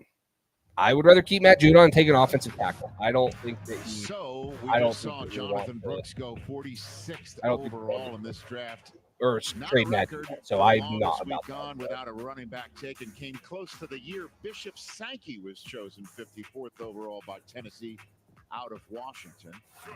He's coming back, Light Shadows. I promise you, he's coming back. Three-time Pro Bowler, New York Giants. He will be Ring of back. Honor member and NFL legend Tiki Barber. Good Giant. evening, Detroit. A special shout out to former New York No, Giant I say announcer, double dip at receiver or take offensive tackle. I'm not for edge. I've taken edge 4th, 5th round. There's depth guys there that you can get it. You re-signed Anthony Jennings. You re-signed Josh Uche. I know he's on a 1-year deal. I think Judon's coming back. You took Keon White last year. I think edge is a need, but not in the 3rd. I think it's offensive tackle or double dip at receiver. Or safety. There has not been Tyler Newman just went. Sorry. Bad timing.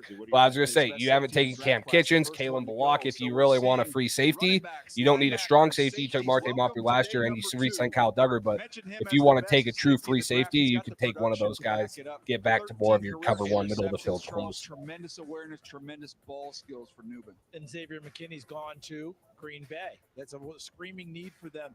And Joel, you've seen Minnesota play. Yep. What are they doing in developing defensive backs up there? Because the instincts are what I always see out of these Minnesota DBs, especially the guys in the middle of the field. Antoine Winfield, Tyler Newman.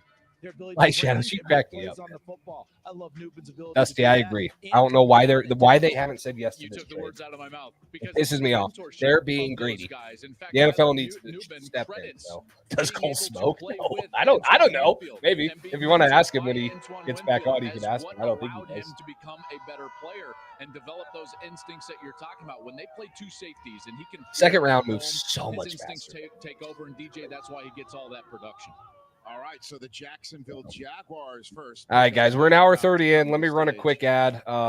It's only 35 seconds, so I'll be back shortly. Thank you to our sponsor, Underdog Fantasy. Underdog is the easiest place to play fantasy sports. With Underdog, you have a chance to 20 times your money in a single night. You just have to choose higher or lower for whatever player stats you want, and you have a chance to win big. Pick anywhere from 2 to 5 players by downloading their app or going to UnderdogFantasy.com.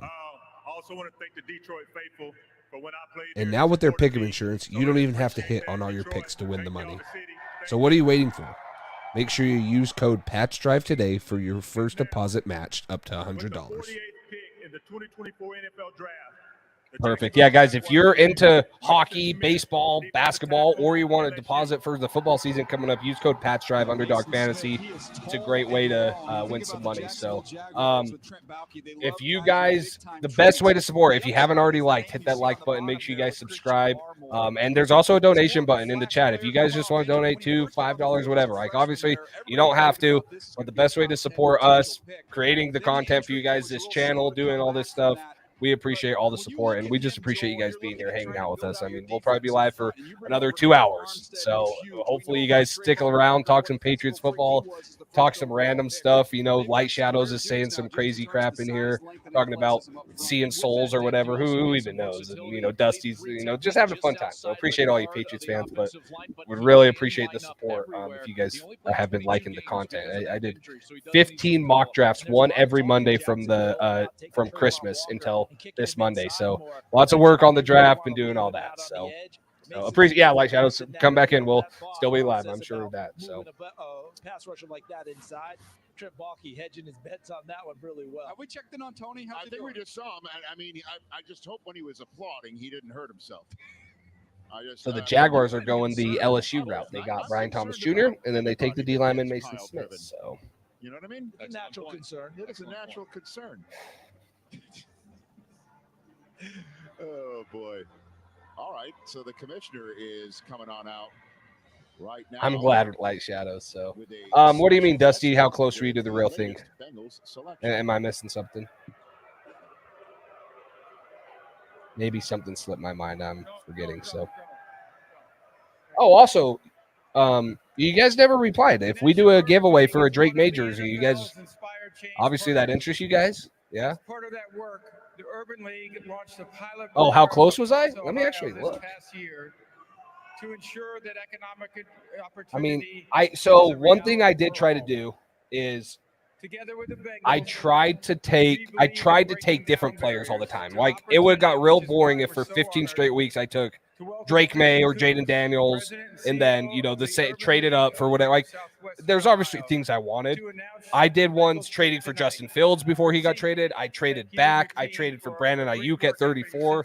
I actually have a whole playlist if you want to go see some of them. But I think I took Drake May on 4 or 5 mock drafts. Let me go look and see how close I was. That's actually a really good question.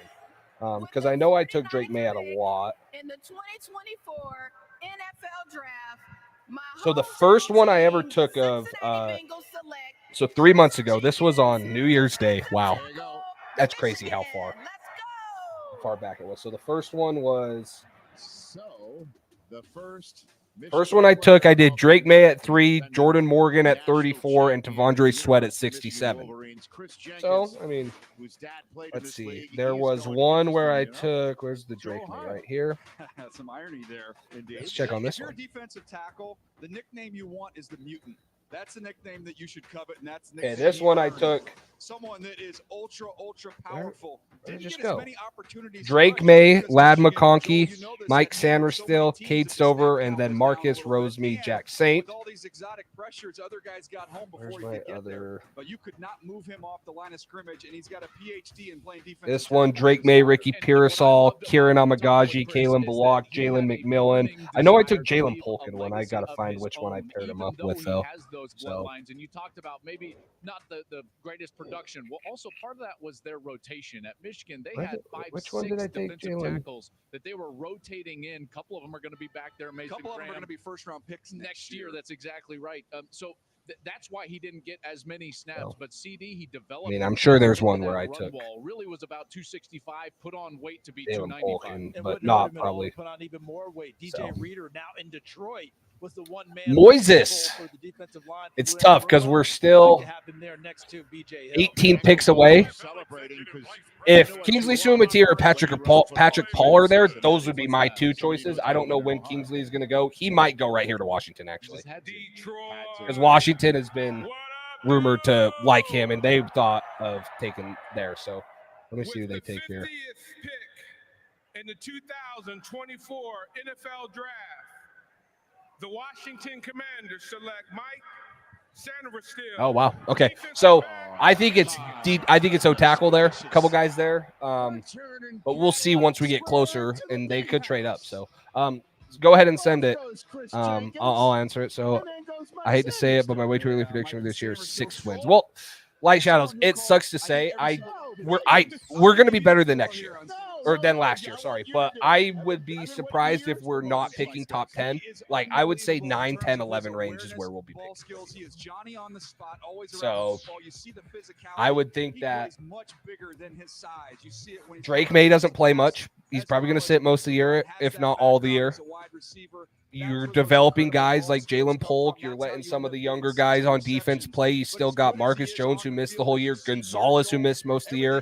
Judon's coming back. Defense is going to be good, but you still got guys like that. So I would say you're probably looking at you're probably looking at a 6-7 win year, and you're drafting low teens, maybe even there. So let me look at incredible individual. He is a born leader, and then those ball instincts and just natural Tyler. instincts I'm on going the to field. answer your question right here. Sorry, I'm trying to pull up all the Patriots that picks every now. quarterback is going to have. All right, so the Patriots now obviously have 2 fourths.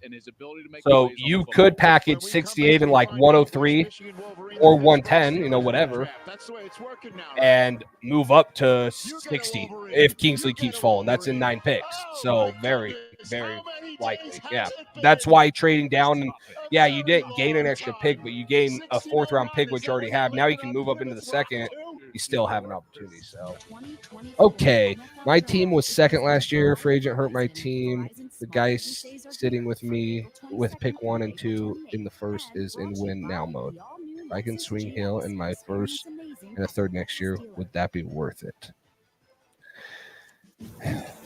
Tyreek Hill And your first and third next year? Just hit my savings goal. Back in my day, we kept Who are you wanting to draft though is the question, right? Like obviously that would what it would be for me. So you're Voodoo Ranger Hard Charge Tea, made with real tea. A stronger connection to a heart tea is finally here. Voodoo Ranger Hard Charge Tea with 7% ABV. who would you want to take, right? Because get their favorite toy delivered. Tyreek Hill is good for 1 or 2 games of 30 or 40 points. So he might win you a week single-handedly. My recent haul from eBay Motors. Let me show you. With eBay Motors, you can get the perfect haul too. Okay, so you want to take Marvin Harrison Jr. Let's go for a ride. See, I like Marvin Harrison Jr. So you're currently, you took second last year, so I'm guessing it's a 10 or 12 man, so you're at like 9 or 11, okay? Makes sense. You're worried about Josh Allen? With the addition of Keon Coleman, I don't know, man. Like, Josh Allen's still going to be good, plus he's going to give you rushing touchdown value. If anything, Josh Allen's going to give you rushing touchdowns that most quarterbacks won't give you. So it's not that I wouldn't feel uncomfortable with Allen. I would be worried. I get why you would be worried, but I don't think it's going to be as bad as maybe you think. I would almost keep Allen because he's still young, and I still think the Bills are going to be one of the better teams in the AFC. They're not going to be Super Bowl contenders, but they're going to be good. So I would keep Allen, and if you can get Marvin Harrison Jr. with Kyler Murray and that team in Arizona, that's an upgrade from Tyreek Hill in the long run, if that's what you're looking for. So unless you want, if you want to win this year, you took second last year. If you want to win, you could maybe get like If you're not, I don't know how dynasty drafts are going to go, but you know, depending on who's there, if you're in a 10-man league at pick 9, maybe there's a chance. Like, I don't think Brock Bowers would be there, but yeah. I wonder if you know that we can get help. I wouldn't be worried about Josh Allen though. Let's see how far. That's kind of my point. Love your mind.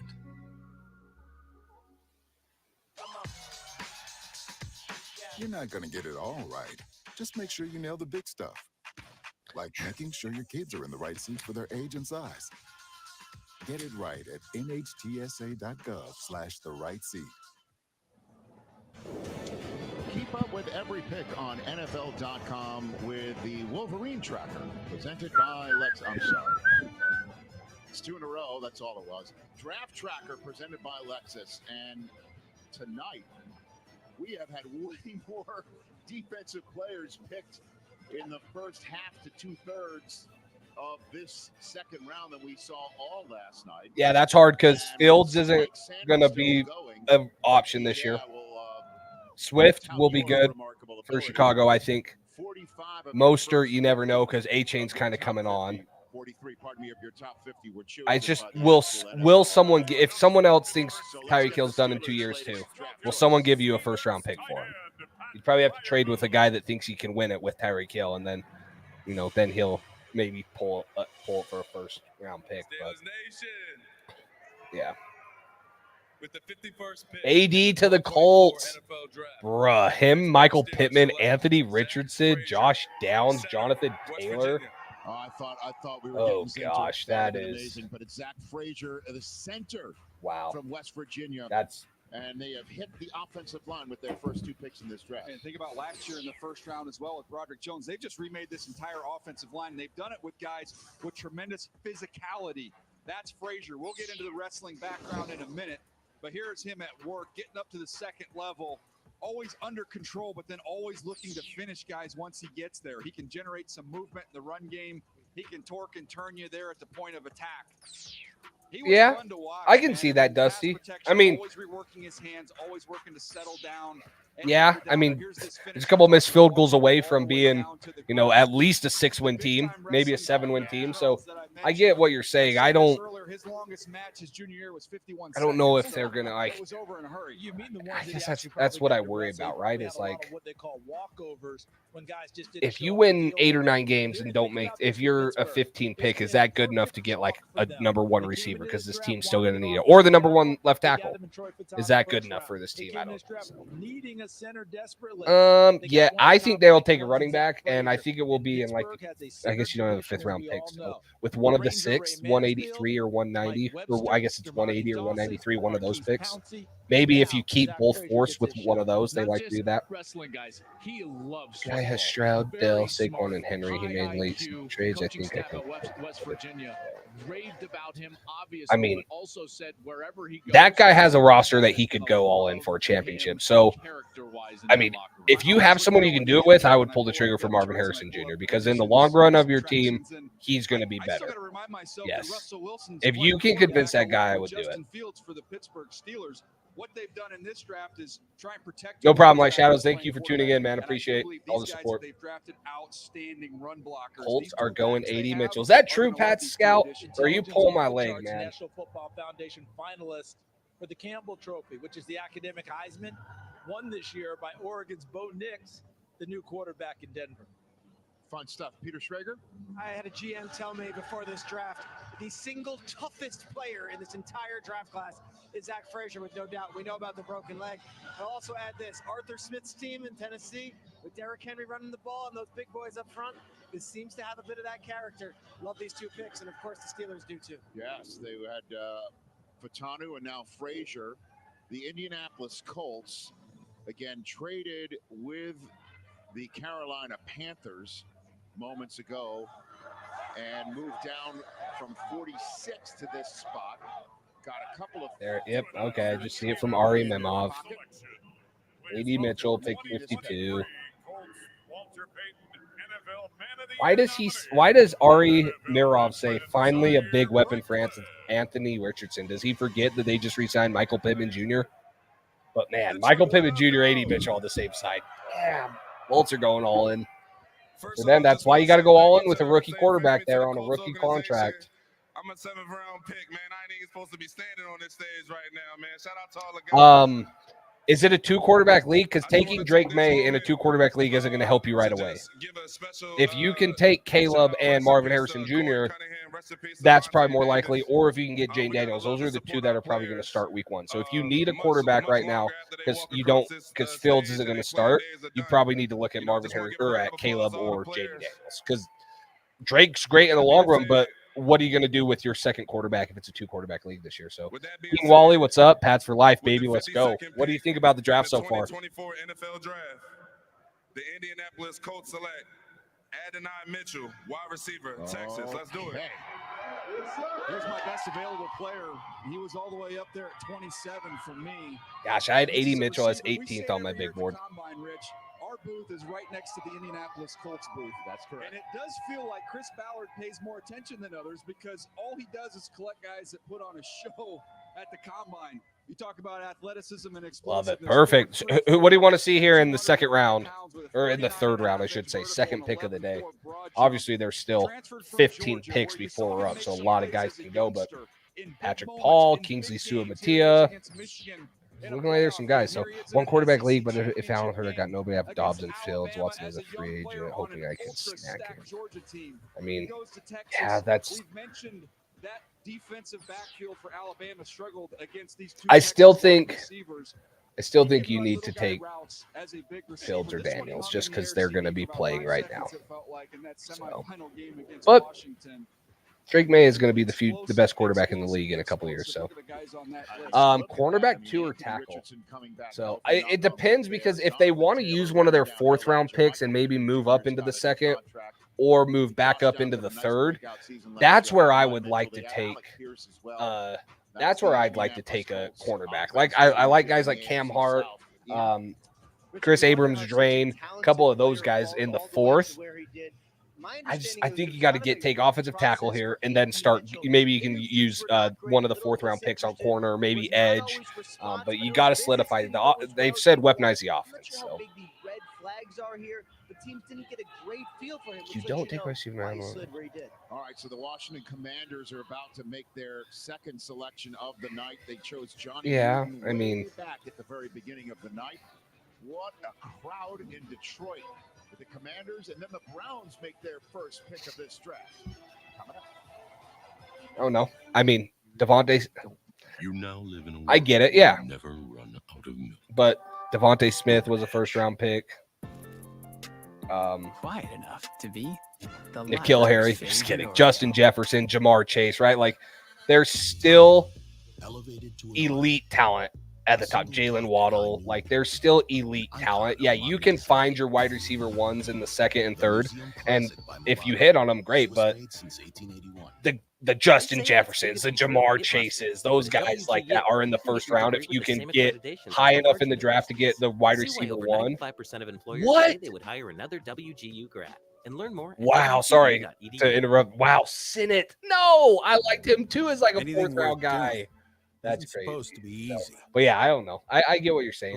Popping talent. So Hart with that's what I've loved taking Cam Hart because he's got the size, he's got the length to be a second cornerback on the outside. You use Gonzalez to lock down the number ones, and then you move inside Jonathan Jones with Marcus Jones. And Jonathan Jones is in a contract here, so I don't think he's going to move on, but he is a little older, so maybe he does. Maybe solidifying more of a bigger, taller corner right there. So.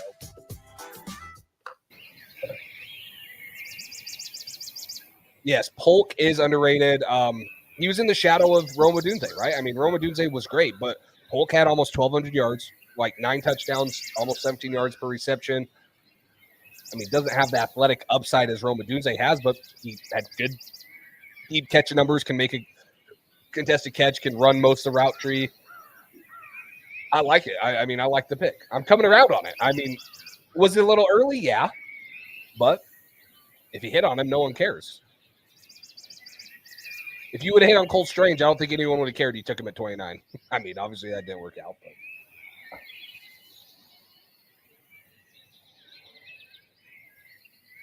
Me, your future you. You made some bad money moves. Now we're totally screwed. Didn't fund your IRA. Thought NFTs were a better play. Now you still work at 103. Your boss hasn't hit puberty. Yeah, I mean, he's going to be a very solid wide receiver in the NFL. Very good wide receiver. Like, I'm saying worst case scenario, he's going to be Kendrick Bourne. Worst case. He's going to be a very, very good NFL wide receiver that's reliable for a lot of years. Catch all your favorite off-season content on NFL Plus Premium. This is going to be Cole's breakout year. Hopefully. Knock on wood, man. Draft, free agency, and more. Relive the biggest plays from the season with full and condensed game replays. We need it. We need him. So, 24/7 football. Geez, I've just for the longest time I felt like the Commanders have wanted to take Kingsley Suamataia. They need an offensive lineman. They still haven't taken one. For the longest time, I feel like I was worried about them taking him at pick 34 36, where they had their second round pick. They trade down or they take Johnny Newton there, but then they just had a pick at 50 where they took Mike Sanders still. So they still need a tackle. And this worries me that this could be Kingsley Suamataia. This might be the end of the slide for him. We saw 4 straight defensive backs taken. Kamari Lassiter, Max Melton as well out of Rutgers. Gosh, the Panthers have had a pretty good draft. Getting Jer'Zhan Newton at 36. Obviously, Jaden Daniels is an exciting guy. They went on a run still. earlier this evening. Some receivers went early, and then we just had one. Yeah, 4 straight corners come off the board in the 40s. That's 4 wide receivers over picks 33 through 52. It's now time for the Washington Commanders to make a 53rd. Miss Rate Shaw, Peyton Wilson. I like Peyton Wilson. Welcome back, 2-time Super Bowl champion, 7-time Pro Bowler, 1996 Walter Payton NFL Man of the Year, and Pro Football Hall of Famer Darrell Green. Darrell Green. All right, I'm back with the 53rd pick in the 2020 Pat Scout. Why am I saying Kingsley here? I forgot you totally said it's Ben Sinnott. I totally forgot that you said that. Yeah, A.D. Mitchell went pick 51 to the Indianapolis Colts. Good for that. Good for him, man. Slide stops. They're willing to take a chance. If he pans out, wow. If he pans out next to Michael Pittman, that's Ben Sinnott. Wow, third or second round. First tight or Brock Bowers. He goes before Ja'Tavion Sanders. In this draft, he is nasty as a blocker. It's hard to find guys that want to block at the tight end position in college. He gets after people. I do like Sinnott, man. He was impressive at the Senior Bowl. Athletic like Sam Laporta. and catch the ball. And just Also, at after the Kansas catch, the State, man, you don't physicality. find So, anyone but a little bit of dogs, use check, willing a little bit of kettle, walkers at the tight end apparently position. A little bit of a give me a hockey Gosh, he player up played in San hockey. Diego. Holy crap, he was lightning. We had one last year's draft. The defensive man from Green Bay out of Iowa. Remember him? Remember the young man? Oh, my goodness. he's smoking the dude. That would get you in the NFL. That would get you. Speaking of where he's playing, you get a FedEx. Get a letter. Good getting Jaden Daniels. Green Bay took last year out of Iowa. I guess they have Terry McLaurin, Jahan Dotson, Austin Eckler. I forget they added Eckler.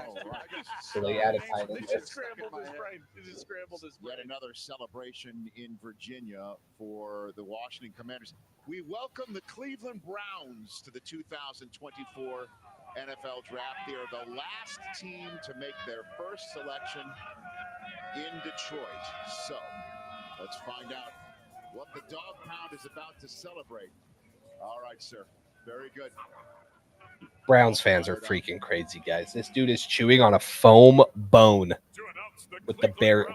This Browns fans are nuts. Please welcome NFL legend Carl Nassib and Peggy Reisky. What's up, Detroit? I'm very proud to be representing my Cleveland Browns tonight. It's especially meaningful for me because they drafted me in 2016. It's very meaningful for me because I'm here with Peggy Reisky, the founder and CEO of the Trevor Project. They do incredible Michael work Hall out of for Ohio racist State. intervention for our LGBTQ youth. Chiefs aholic. Yeah, that guy's a nut job. Thank you for the Browns for having us. Thank you for the NFL. Just announced the pick. Peggy of Trevor Project. So let's get down to business. With the 54th pick in the 2024 NFL Draft, the Cleveland Browns select Michael Hall, Ohio State defensive tackle. Go Browns. Browns fans booing him. They went into the draft and got DeJuan Jones, who was someone who was a polarizing player, had all the ability in the world, just needed to grow up a little bit, become more mature. That's the question, in the exact same situation you have at the same school here with Michael Hall Jr. The ability's always been there. He is extremely explosive. You see these flashes of him knocking guys off the ball, and you're like, how does this guy not have 10 sacks? How is he not just a dominant player consistently? But it has been just those Titans flashes. got two massive prospects. They get freaking and that's why he was so polarizing. Devondre Sweat and Joel. Because they had success with DeJuan Jones. They have the ability King to bring that out of Michael Hall Jr. I like Alex Van Pelt because he has quarterback, like he's developed a quarterback. He's known for having like success with Deshaun Watson, Baker Mayfield, guys like that. We'll see how he is as a play caller. Everyone's like, oh, he didn't do anything for the Browns. It was Stefanski, and he technically got fired up. Guys, like the biggest thing we need in here is someone that can develop and has an eye for talent at the quarterback position because we haven't had that, and that's whatAlex Van Pelt has been known for. There's been only good things to say. He was a great quarterback himself at Pitt, so I'm excited to see what he can do with Drake May. One thing for sure you can see during the draft how the functional battling national one of the only Buckeyes, by the way, that came out. All of those guys. I mean, in Columbus, try to make a run next year. It's hard, right? Because it's kind of what the Patriots did, right? Like they had bigger needs than taking Marte Mapu or Keon White last year, right? Sometimes GMs and stuff just want to go best player available, and those guys are freaks, and they should never have been like Cooper DeJean should have never have been there to pick 40, but you know.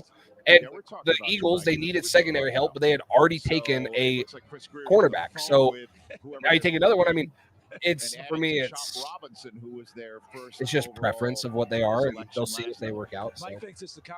Polk was picked 37. Yeah, McConkey. We traded back with the Chargers to pick 37, and the Chargers took McConkey at pick 34, our original pick. So I love Vlad McConkey.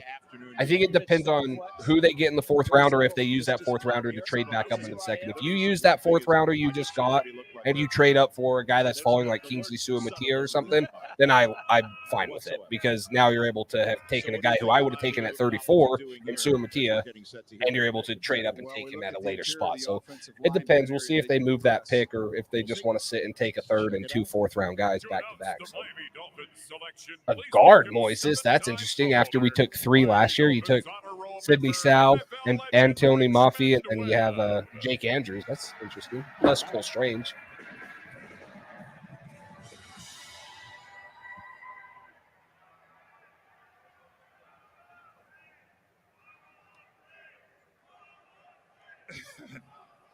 That's it. That's it. How y'all doing, Detroit? Got to get my graphic ready to update now since we're getting close. Select Patrick Paul, tackle. Dang, Patrick Paul just So went to the back-to-back Dolphins. with Yep, really there you go. Good job, Pat athletic Scout. guys who are still trying to chase their potential out there. Patrick Paul is enormous. When you look at his arm length, it's I like it. I like Patrick Paul. arms on 331 pounds with that Sucks he's in the 6'7" division. height. There were people that had him in this range in the 50s. There were other people that had him down more towards the 4th round. So again, this early portion of the draft, those top 40, 50 names, a lot of consensus. Well, we drafted Jake Andrews out of Troy last year, who's a center. So I know it's kind of confusing, but yeah, we have David Andrews, who probably maybe has a year or two left, but they drafted Jake Andrews out of Troy to be a center. Now, depending on how he pans out and what, his contract situation looks like when David Andrews does retire, but there currently was a center drafted in the 4th round last year out of Troy to kind of take over for him. This is his final one. Dolphins want to make sure they are not caught short on the offensive line. Yeah, we saw him at the broadcast boot camp at NFL Network just a couple of weeks ago. Dallas on the clock. The Dallas Cowboys are on the clock. All right, 12 picks, boys. 12 picks. And change. Joneses are on the phone. They're talking to each other. I think they're going to take a running back here. You hear Jerry Jones? He wanted Jonathan Brooks out of Texas. But no, Tyler, he has not been drafted yet. So far. Kingsley Sumatia has not been drafted. Blake Corum, send him down. Obviously, we don't know where the Patriots board is, but that would be a guy that I think would be. You just acquired an extra 4th round pick. You don't have a 5th, but you got an extra 4th. You can move pick 68 and maybe pick 110 because you're trading up 12 spots with one of these guys here, Green Bay, Houston, whoever, and take Kingsley Sumatia. Could have made it here. They would have run the card in already. Oh boy, DJ, we were talking earlier about that running back position. Yep. About 4 or 5 guys all lumped together. I don't. Is this too rich for that? No, I mean this is right about where I have this kind of run. I thought would begin as we get towards the end of the 2nd round and then off into the 3rd round. I thought once we saw the first one go, the dominoes would fall. But so far, everybody else has been patient, waiting to see until a few more of these guys go. With Pollard gone from there, does Jaylen Wright resemble Pollard? Big time juice, big time speed. You're talking about from Tennessee. From Tennessee, is your fellow Vol. You get guy. This NFL Network cast with Daniel Jeremiah and Joel Klatt is he's going to hold the line for his Michigan Wolverine. I actually like Marshawn Lloyd is the best back in the entire draft out of USC. Fine, you're right. Draft grades are all over the map. See? There we go. 3 examples. Joel, do you have a Colorado player you'd like to trumpet? Next year. Okay. We're coming next year. That's right. The whole Sanders family. Prime will see you in Green Bay. Didn't your top runner just go portal? We coming next year. Dusty, it's always their year. It's always the Cowboys' year. It's always their year, man. It's never not going to be their year. Colleague Tom Pelissero that the Cowboys are in talks with Ezekiel Elliott, the former NFL rushing champion, about potentially coming back to Dallas. Still a little bit far apart on the deal, but this is something that is in the works. Would not be surprised if it comes together. Hope we trade up and get Blake Fisher. I how long it lasts, please. So we slam over left tackle.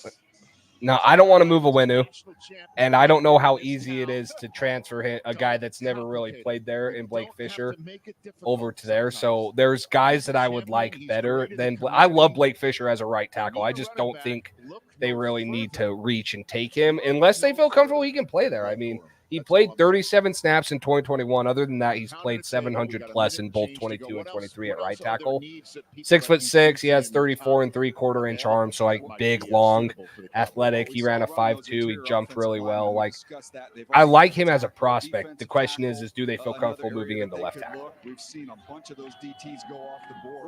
Where are they at linebackers right now? Well, they've had Vander Esch had to retire. Gone, but they added Eric Kendricks. So. And Eric Kendricks is going to run that defense with Mike Zimmer. Too much experience with each other. Dusty, it's weird because I get that, like, Winu's probably our best right guard. I get it. But why would we move a guy who's been our best offensive lineman in general from right tackle just to put him at guard. He was an all rookie right tackle. I get it. Maybe he fits the profile to be guard a little better, but it doesn't make too much sense to me. I just keep him there. He's been the only consistent other than David Andrews for the Patriots offensive line. So. That was big time. Brandon Graham fired the first shot tonight. So is there going to be a little answer? I mean, it was direct shot. The Cowboys were just he has the Michigan history. He was softer. He right? threw it. What, BG, the OG, Brandon Graham? Yeah, I mean, he threw it out there though. They did. Cowboys are just minding their own business. I didn't say a word. And he said, "What up, Doe?"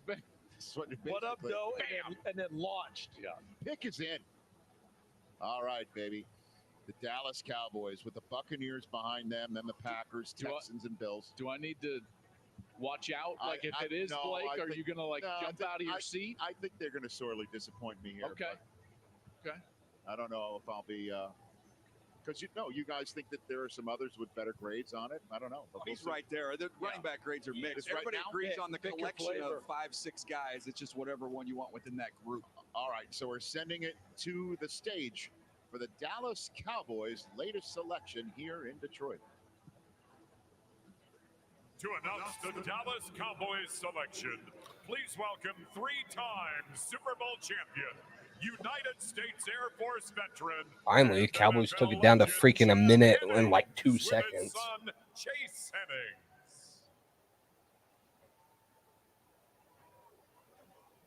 About time. Good evening, Detroit. I'd like to introduce a few people who are up here on stage with me.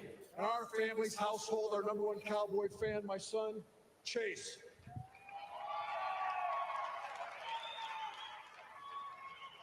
I've had the honor and the privilege. Oh, dang, Dusty. Taking a shot at Leonardo. Wow. America's teams. Wow. Serving for the United States. But no, I agree. I mean, we've drafted between Cole Strange, Jake Andrews, Sidney Sal, and Antonio Mafi.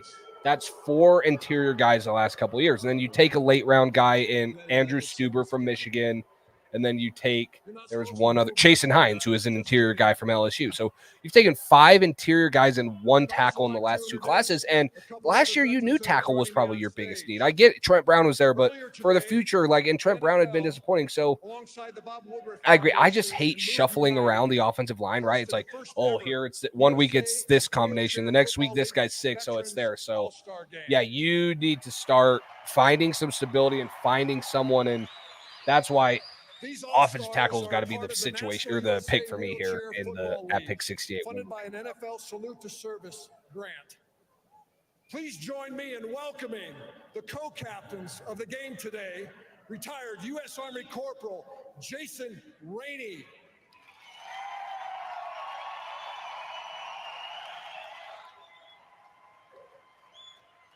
And retired U.S. Marine Sergeant Alex Wynn.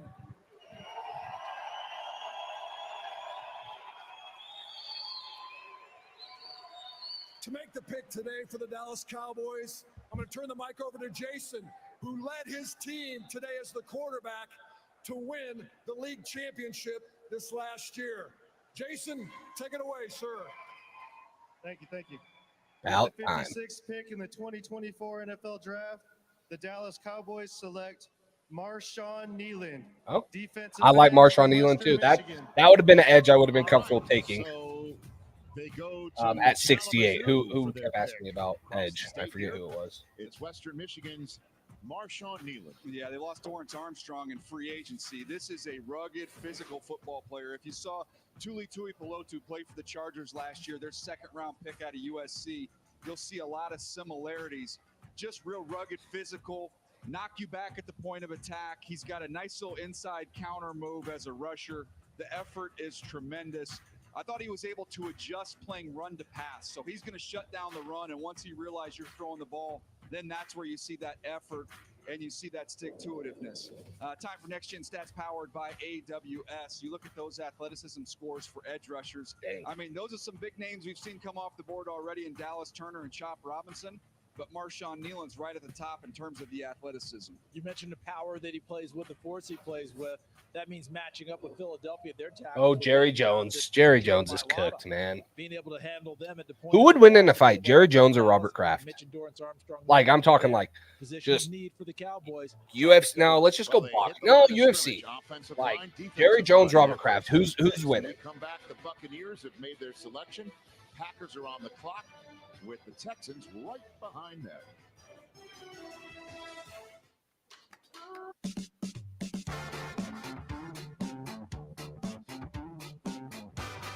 Yeah, I'm up on the cloud, ain't coming back down.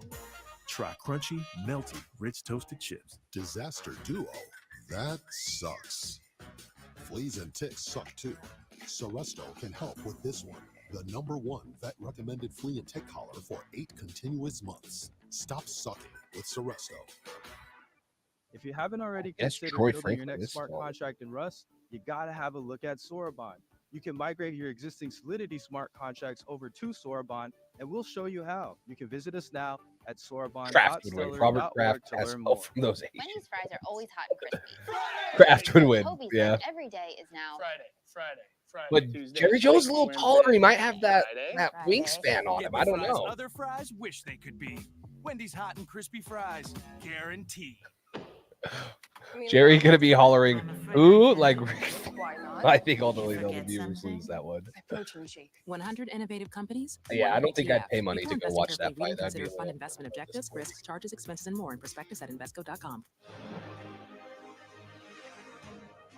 Hey, it's Sam Johnston. Hi, it's Maximilian Kilman. I'm Elaf Mazodzic. Hey, it's Jacob Brown. Watch Select Premier All right, guys, I'm gonna run one more ad. And Our this last is one. 4K in ultra high definition. I might run. I'm gonna run to the bathroom, grab a water too. So if I'm not back in the 30 seconds by the time the ad is, I'll be back in a minute. So.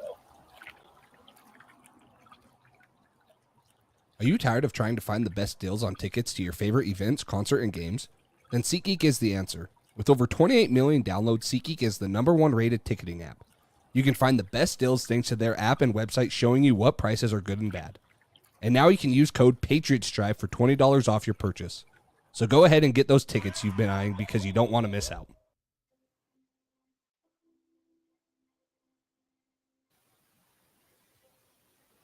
My biggest fear in the middle of my addiction was that I would never be able to get over it and that my kids wouldn't have a father.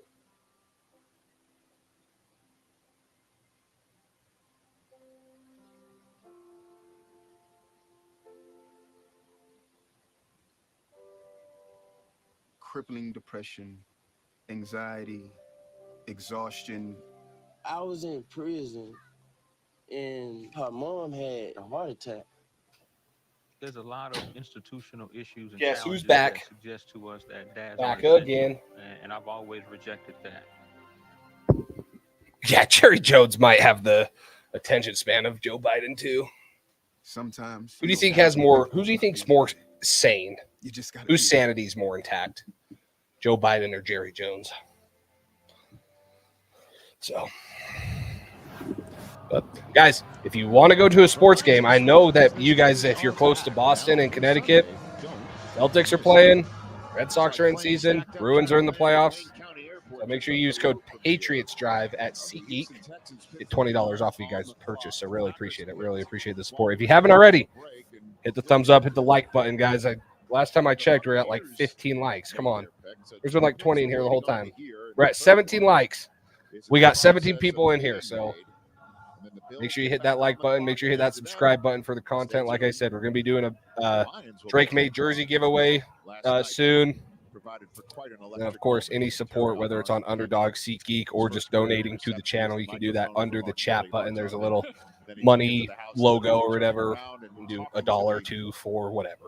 Appreciate all the support, guys. Appreciate you guys hanging out. Draft day, best day of the year, in my opinion. So, as far as Sandy goes, flip a coin. I like that Uche really wants to be on the pass. I think he definitely has a future better than potentially just. Yeah, I think Uche has come so far from where he was when he first got here. You couldn't trust him in anything but third down pass rush situations. So, yeah, I hope that he only has a 1-year deal, but maybe if he continues to perform or gets back to that 12+ sack number, maybe he's going to earn a bigger contract for the Patriots. So, Jerry will crumble. He'll go to his knees. You're saying? Pick of the 2020 2024 NFL Draft, the Tampa Bay Buccaneers select Chris Braswell from Alabama. Chris Braswell, get a good edge rusher. Yeah, to me, he's the best available edge rusher that was still on the board. First step quickness, someone who could have transferred with all the talent they had there at Alabama. He was patient. He waited his turn. Remind me a little bit of Darrell Taylor when you've seen him with the Seattle Seahawks. At the point of attack, he plays very physical. The effort is outstanding. You don't get on the field at Alabama unless you play extremely hard. CD, this is about the perfect value for him. When you think about Yaya Diaby, they hit a home run with him, got great value. They come back and get another guy with a lot of juice, a lot of speed off the edge. Very similar player, very similar type of a guy. And Joel spent time with Chris We're Braswell. getting into trade up range if it's going to happen, in my opinion. It won't be too much. You probably give your third and maybe I guess you don't have a fifth, so you're going to have to give up 110, or maybe they will take a 6. But you're getting up into trade up territory where there's a potential that if they really like Kingsley Suamati or if there's a receiver they want to go up and get, there's a chance. How fast they hit in the previous day's practice. Yeah, the GPS is called Catapult. It's a system that they wear in their pads at practice, Rich, and it can track how fast they run. He hit 21.9 miles per hour on the field. That's ridiculously fast for an edge guy. Well, Brian Bulaga has been known for his toughness, which is good because I think he's coming back out. Dang, Dusty, I appreciate it being up at 3 a.m. in Europe. So I don't think they're going to move out of pick 68. I think they're going to move up, if anything. So it'll come earlier. I don't think that they're going to trade back down. They could. But I think with the trade down, it's likely they might look to trade up, take a guy that keeps falling. Javon Bullard, good pick for Packers. Or they stay there and just pick a 68. So I need a good round 3 for the Capitals. Go down 3 over the Rangers with 6 pick. Yeah. Hey, I don't know if you guys know where I'm from, but I live in Utah, so I'm stoked about the NHL coming to Utah. I'm freaking excited. So did Blake Fisher just go? I'm guessing Blake Fisher is go. Are you saying that he's getting drafted by Houston? Is that who's on the board right now, or Buffalo? Buffalo's on the board. Who's on the board? And able to get runners on the ground. You have to be smart. You've got to be versatile to play in this Kirby Smart scheme on the defensive side. Yeah, that's right. Also, that's fine. He's more of a right tackle. Yeah, and Carlos, I thought that Kingsley Suamati would be an option at pick 32 for the Chiefs. Now they go receiver there. So, yeah, there's definitely a chance that both the Niners and the Chiefs look to scoop up Kingsley Suamati there in the second round. Joel, when he came to the Senior Bowl, he came with Tyke Smith. It's looking like he's considering his pick 1 and 2 for my first this year. Hill and Mostert. What is? This just it. That's it. Thank you, Rich. You're welcome. Here's Christian Harris back to the stage with the latest Texans pick. What's his pick though?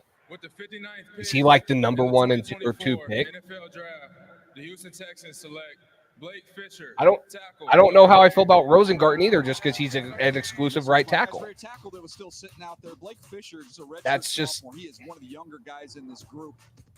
The foot quickness, the punch and slide, and again, he's young, so he's still developing. I believe if he goes back to school next year, we're talking about him as potential first-round pick.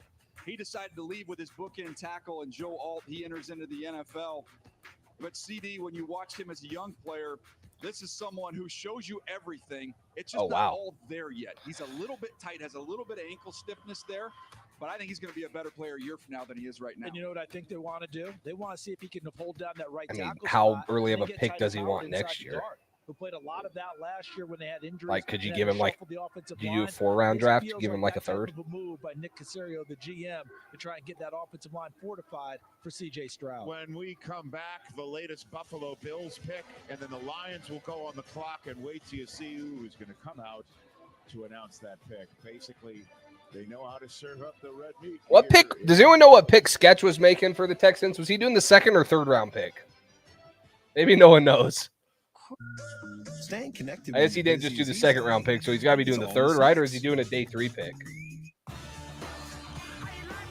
Yeah, I would not give up. I would not give up a 1st. Try to do a 2nd.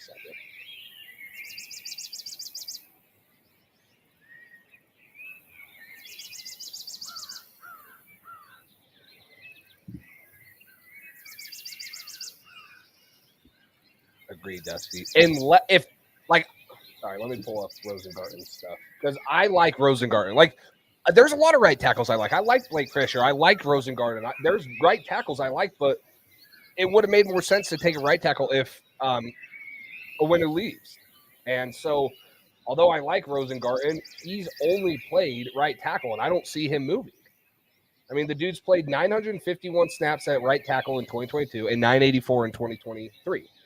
Played a total of 3 snaps at left tackle and 5 at right guard through his college career. I love him. He tested very well. He ran a 4.92 40. He had a good 5.10.5 shuttle. He jumped very well. He has good size. Can he be a left tackle? And that's what they need. So, I do. Wow. Cole Bishop from the University of Utah.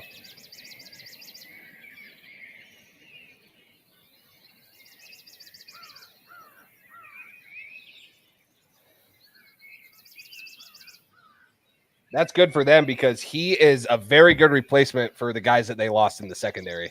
That's a very good replacement for those guys. Micah Hyde. That's a good replacement for them. Substance use disorder and addiction is so isolating. And so, as a Black woman in recovery, hope must be loud. It grows louder when you ask for help and you're vulnerable. Yeah, it's tough. You're used to kick sliding one way. You're used to, doing a bunch of different things. Now, right tackle becomes a premium if you have Michael Penix Jr. or Tua at quarterback. Those are the one-time right tackle is valuable over left tackle, but that's 2 out of 32 teams. Even the mighty might not see it coming. It's prediabetes, and it captures 1 in 3 adults. But you can escape. Take the 1-minute prediabetes risk test to know where you stand and prevent or delay type 2 diabetes. Be your own hero on smartphones everywhere at doihaveprediabetes.org. That was a weird commercial. All right, we're going to have Picks-a-Palooza here. We're owed a Bills pick, and then the Lions went on the clock and picked very fast.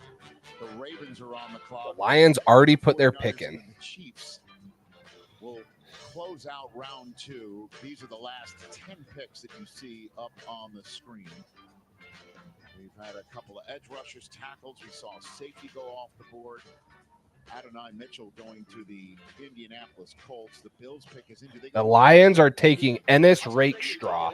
Terrion Arnold, Ennis Rakestraw. Those are 2 pretty good corners. I wouldn't say those are better corners than what Philly got in Quinion Mitchell and them, but that's good for the Lions. They needed some corner help.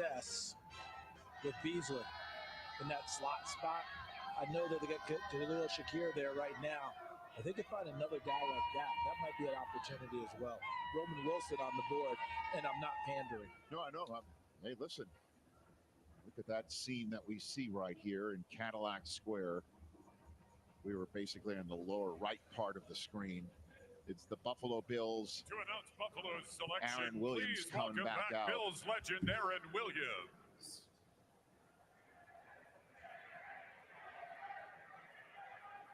Yo, first off, shout out to Detroit for hosting such a great event.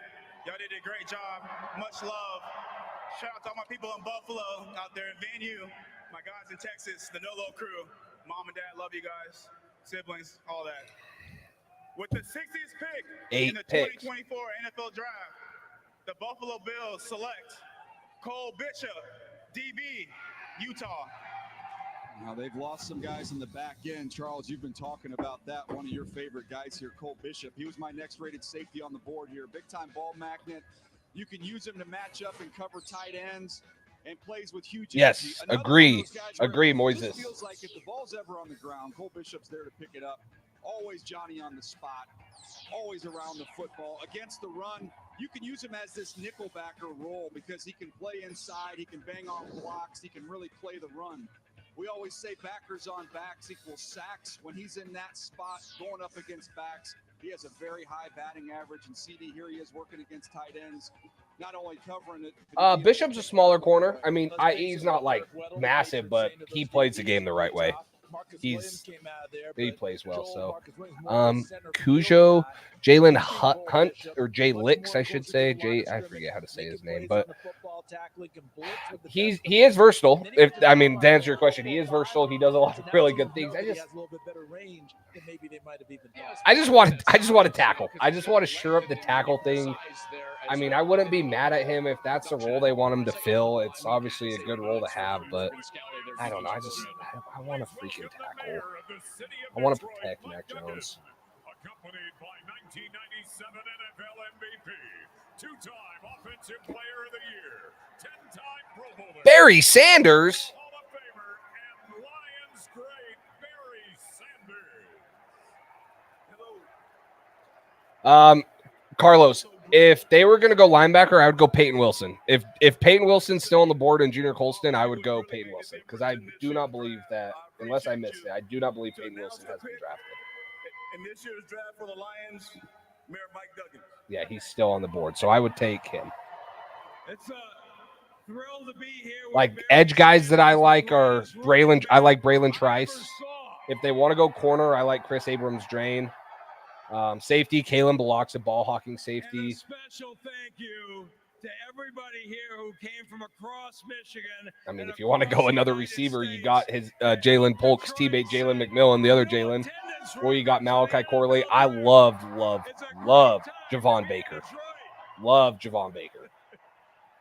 But obviously, Sua Mattia is still on the board too. So in the 2024 NFL Draft, the Detroit Lions select Ennis Rakestraw Jr., defensive back, Missouri. There you go. Your guy, DJ, just went off the board. Yeah, one of my favorites and my highest rated player still on the board. I had him at 32 overall in this draft. I believe he would have been a first-round pick, but he had a groin injury, wasn't able to be healthy. Ran at the combine, ran a 4.51 at about 80%. When you watch him on tape, Washington is going Roger Rosengarten. So Rosengarten will be off the board at pick 62. So Baltimore traded, I'm guessing. Oh, sorry, the Ravens. I read wrong. The Ravens are going Rosengarten. It says the Ravens are taking Washington offensive tackle Roger Rosengarten. So for me, I'm sitting there like, Washington? So Baltimore is taking right tackle Roger Rosengarten. And he's going to team up with Terry and Arnold now with the Detroit Lions. They got two of the best 5 corners in this draft class. Picked up Carlton Davis. These are the two picks. San Francisco and Kansas City scare me for Sua Mattia because there was thought that there was interest in Sua Mattia at 34 or at 31 and 30. Their head coach had an ACL in 21. That slowed him down. The groin injury, like you talked about, DJ. But Andy Reid's a BYU guy, so maybe he has a little tie there. Well, of your 5 backs over the top of your board in that category. Peyton Wilson's a dog. Of your top 5 he would probably be the defensive player I'd most want at pick 68 right here. Now, he has some injury concerns, and he's an older prospect because of those injury concerns. So you wonder, is he going to get to a second contract playing linebacker? But this guy is a freak. He is a freak.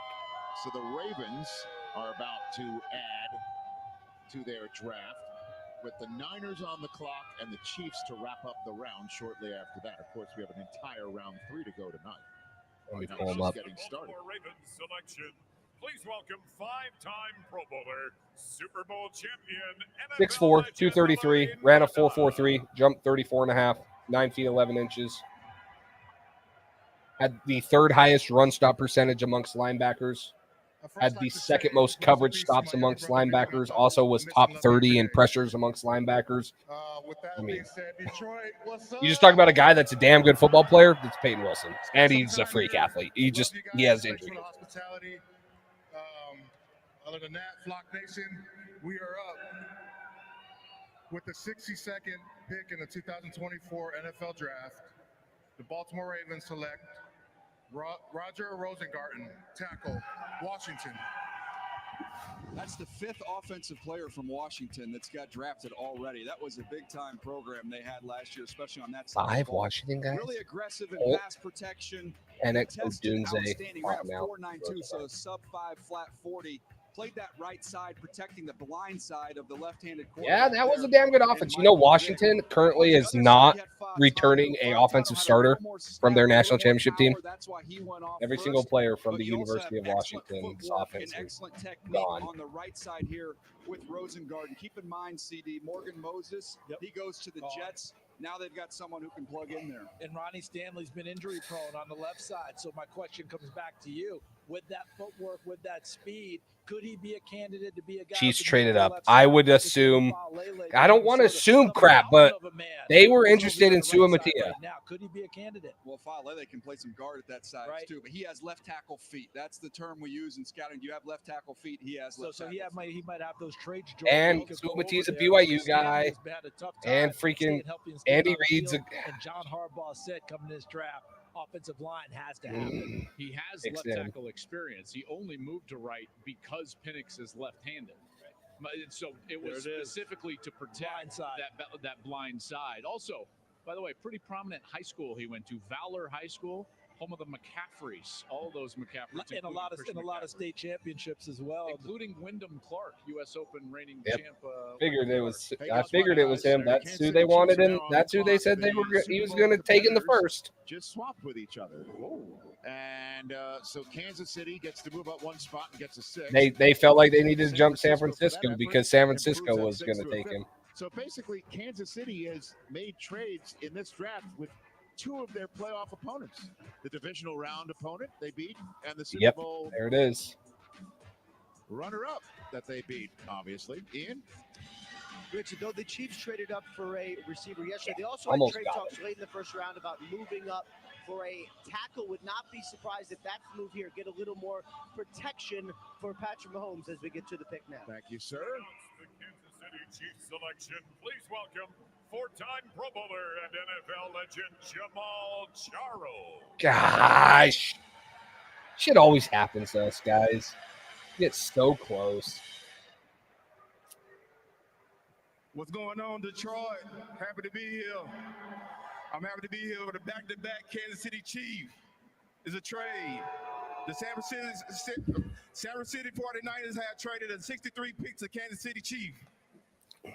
With the 63 pick in the 24 draft, Kansas City select Kinsley Suamaiya from BYU tackle. Let's go, Chief. Sua Matia, a little bit of a project player with big-time traits and tools. And Andy, So I don't know if there's a left tackle I'd take in at 68. To have some fun with. You can easily connect the dots there.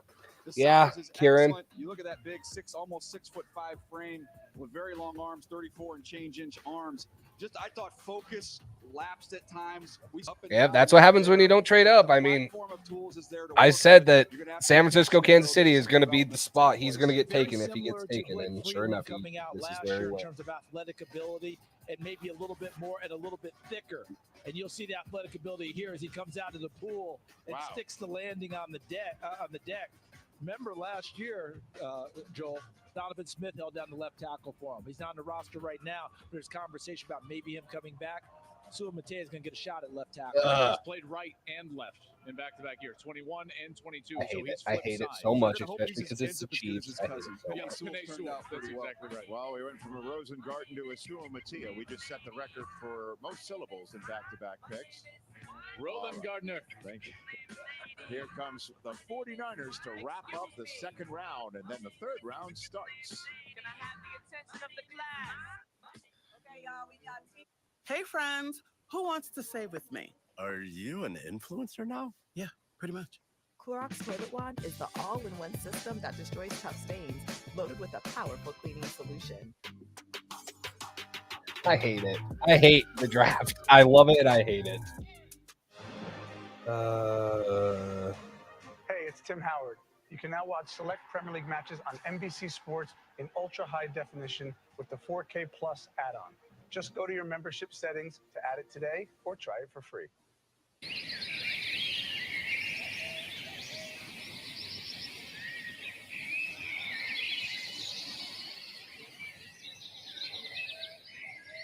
Makes too much sense for the Chiefs. Andy Reid got no better ties than to one school in college football, and that's freaking BYU. He knows that guy inside and out.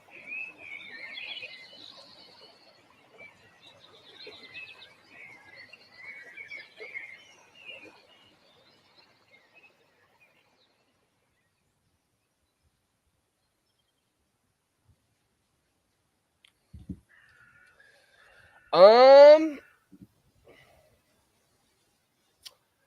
a good question, Silent Night.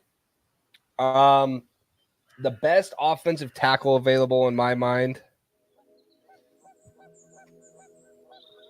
or the one I would feel the most comfortable with, is probably Kieran Amagaji. Maybe Brandon Coleman from TCU. Maybe it's too early for them. I don't know. I don't know. That's why in mock drafts it was so hard, because you always had really good first and second round tackles, but then the third round or the late second, early third round ones kind of fell off. You know what thought Sua Matia would fall here. Christian Jones is interesting out of Texas. He played 688 snaps at left tackle in 2021, but he played 800 plus in both 2022 and 2023 at right tackle.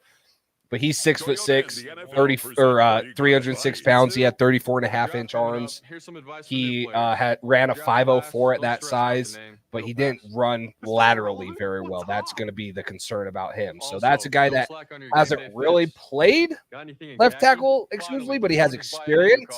Get something that lasts. I mean, guys that I love at left tackle are like Javon Foster, but you could probably take him at 103 or 110. Maybe you feel like you need to take him there. He's out of Missouri. Walter Rouse out of Oklahoma is also a guy there. So that's the problem. Is like I just don't know if I love anyone right here for offensive tackle. If you want a double dip at receiver, you could take Javon Baker, who I love. Roman Wilson's good. Devontae Walker, who I said would be fun to pair back up with Drake May. Braylon Trice is still there. Chris Abrams-Drain, if you want to go defense little. Kalen Block. TJ Tampa, Peyton Wilson. There's honestly, as much as I hate to say it, there's more defensive players I like than offensive players. Yeah, drop-off is big. The 49ers last night got Ricky Pearsall, the wide receiver out of Florida. So, what do you think the Niners are looking at right here? Is Carolina's still on the clock for that first pick of the third round that we're going to get to shortly? Well, number one need for them is look down at the sheet here is corner. So when you look 49ers are taking Renardo Green. Hey, Cole. What's up? You just missed it. Sumatia. Yeah. Knew it. I wonder if the Pats were going to trade up, and that's why the Chiefs traded one spot with the Niners, just flip picks.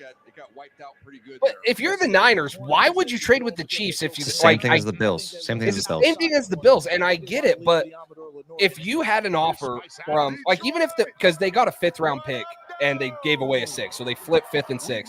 But if New England offered them 68 and 110, that's a better deal than what they did. So why would you trade with a team that just beat you and has beaten you twice in the Super Bowl? I don't get it. Kansas City's gotten lucky. They've traded with 2 people who I thought probably shouldn't have traded with them. Yeah, it doesn't make any sense. I don't know why you're helping out your competition. How you feeling? What are you thinking? So I was just talking about this. There's actually more defensive guys than I love than offensive guys. So I love Javon Baker. He's a wide receiver out of UCF. So if they want a double dip, I wouldn't mind Christian Jones. He's a big 6'6" offensive tackle out of Texas. But he played left tackle in 2021 and the last 2 years played right tackle. You think Baker is different enough from Polk to double dip? Yes, because I think he could be a true X. He could he's not so like then you have Polk being more of your mixed bag of slot and Z. Yeah, but if you talk about I like Kalen Block. He's a safety out of USC. He's just going to play center field and be able to get anything if you put him in cover 1 or cover 3. Braylon Trice is a very productive edge rusher out of Washington. Chris Abrams-Drain is a good corner. I like Peyton Wilson. He's a linebacker. So there's guys that I like on offense, but as a whole, I like the defensive guys better. Which isn't fun to say. Malachi Corley. See, I like Malachi Corley. He's gotten the Deebo Samuel comps. They do a ton of different stuff with him. Put him in the backfield, do a bunch of different things. He's really good after the catch. They'll try to just get him the ball on screens. No, I think There's two. Tyler Nubin and Cole Bishop to the Bills. Is it Amagaji? Is that how you pronounce his Out of last name? Yale. Yeah. He would probably be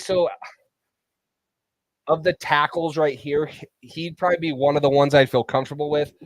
I love Javon Foster, so if they feel like they need to just take him, I would rather have them wait until like 103 to take him, but with tackles, you might not get a chance to unless you trade up. Brandon Coleman's a guy out of TCU. Goncalves is out of Pitt. There's a couple guys, but like I feel like they'd be better trade back into the thirds for.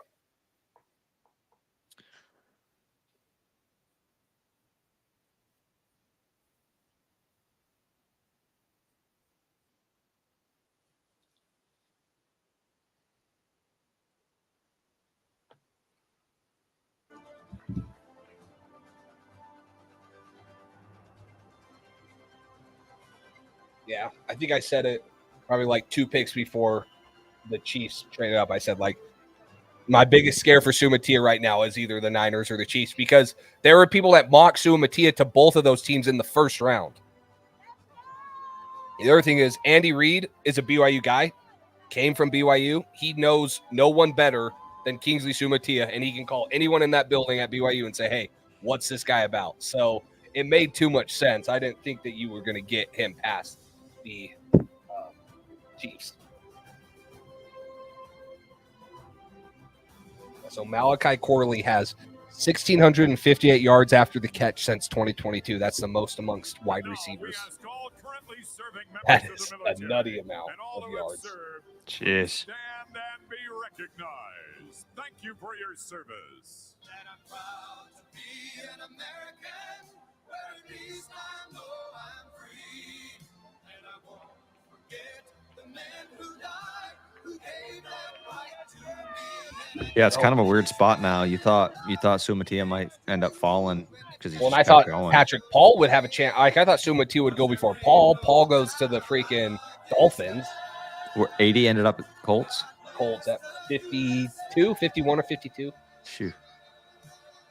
Interesting.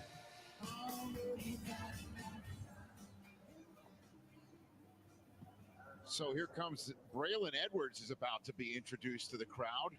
We all know he had some. All right, start of the third round. At the University of Michigan before he became a Brown Bear and, of course, New York Jet. The Jet at 72nd overall, moving up to 65 overall. All right, guys, how we feeling? We're 3 picks away. Sumatia just went. Corley just went.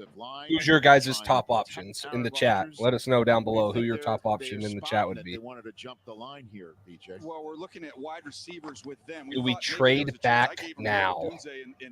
I don't know. Yeah, it's don't love any of the options enough where I'm like, oh, we got to take this guy if he's here. You know what I mean? I just hate how the Patriots always seem to trade down and never up. Yeah, that's why you already traded down once a few picks, trade up a few, and grab Sumatia.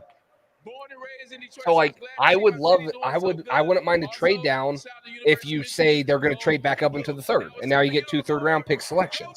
But most of the time, they don't do that. So if you want to trade down to pick 70 or 72 or 74 or whatever, I'm fine with that. But get back up in the 90s instead of wait until 103 and 110.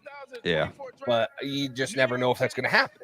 Select Malachi Corley, wide receiver out of Western Kentucky. Let's go, Jets. He's top 50 player. He's compact. There's a lot of quick hitters, and that's not my opinion with the Yak King. That is his actual Twitter bio. He references himself as the Yak King, and he is exceptional after the catch. You want production? Listen to this numbers. Over the last 2 years, he only trails Rome Odunze, Malik Neighbors, and Marvin Harrison Jr. in terms of receiving yards. That's good company to keep. And here he is after the Cardinals are going with Trey Benson, running back out of Florida State. That was my number 1 running back, which I never thought the Patriots would take the number 1 running back, but I really like Trey Benson. Him is pretty ridiculous, CD. It certainly is, and he catches a lot of his passes underneath. average depth of target. And so then takes it long, go short, go long. Somebody mentioned Jatavion Sanders too, She reminded me of Golden Tate. as a thought. Oh, I actually did mention that when Ben Sinnott went. I said, wow, he went before Jatavion Sanders.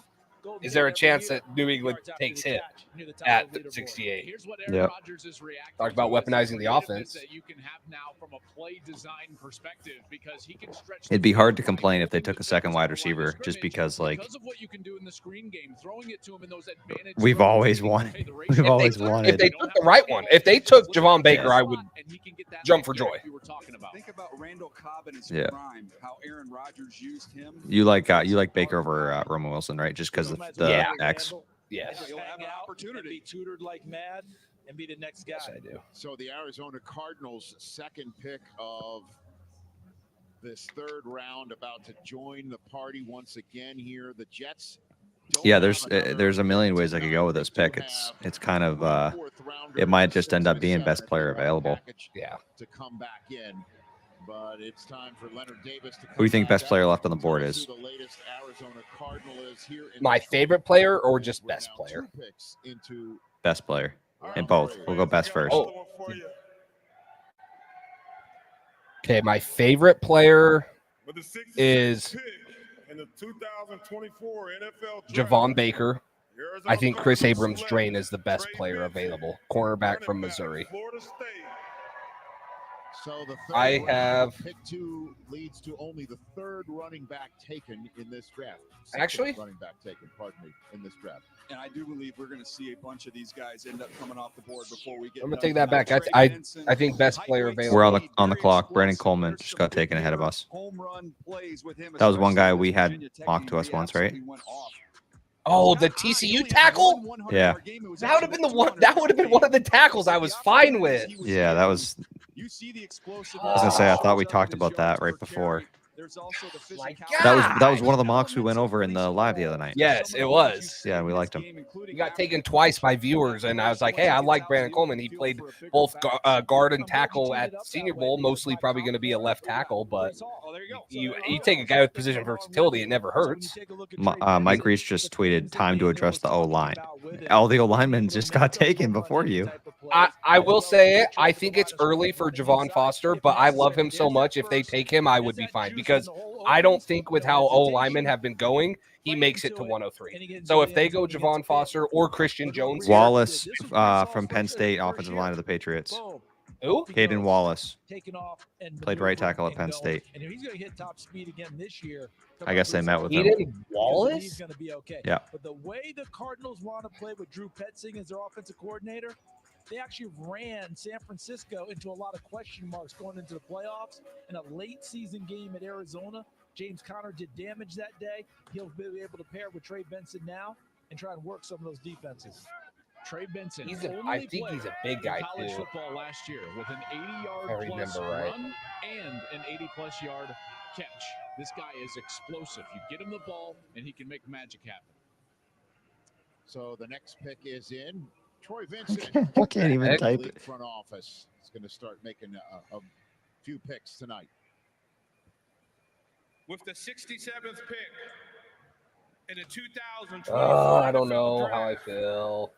the Washington Commanders select Brandon Coleman. Maybe I just need to look more into him. There were tackles I liked more. They had him for a top 30 visit. Brandon Coleman. Yeah, I mean they're sticking true to their board. Then can't hate it. Personally, I liked guys better, but they had him for a top 30. Here for the Washington Commanders. There you go. Very strong hands. When he latches, he finishes. Hey, I mean, at least we take a tackle. It sucks. It's. I hope they view that he. I hope they believe that he can play right or left tackle. Yeah, he played right at Penn State. The transition he made from TCU to the Rams and how good he was. Similar strength and power here with Brandon Coleman. So they were desperate to get one, and they got one here from TCU. Taking a break, the Patriots' latest. I wonder if they wanted Brandon Coleman. I don't know. Giants and then the Cardinals again, right behind them. Before So- the Panthers make their selection. I guess we'll obviously find out, but I would think that now double dipping at tackles more likely than. Priceline has all these amazing deals. Deals. Summer isn't about the Ritz crackers. It's about the backyard All barbecue. right, so And the Ritz crackers. just a quick 40 career starts at right tackle at Penn State. He's 6'5", 314. Did he start every year at right tackle? Oh, not every year, but like he never started at left tackle. I'm not sure. It doesn't say on here. It just says that he played right tackle for Penn State. I'll see if PFF has it.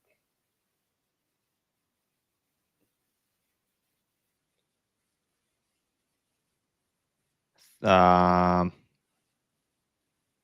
I'm not sure.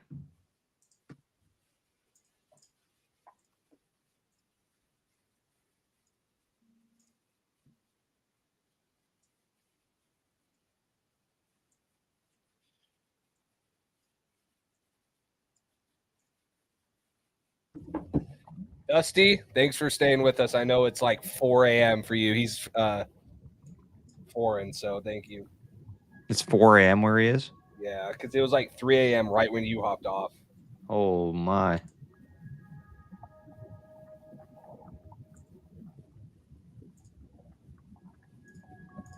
I hate trying to find these guys' freaking Instagrams. Did you already make the thing? Yeah. Oh, boy, I haven't even cut his picture out yet.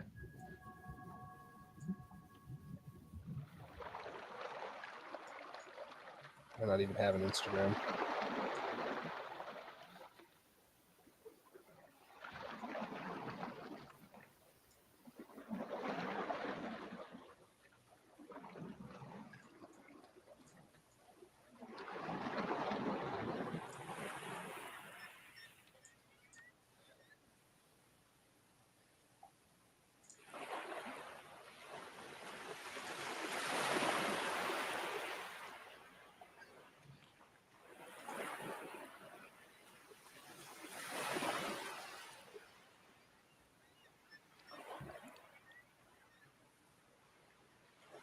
Am I blind?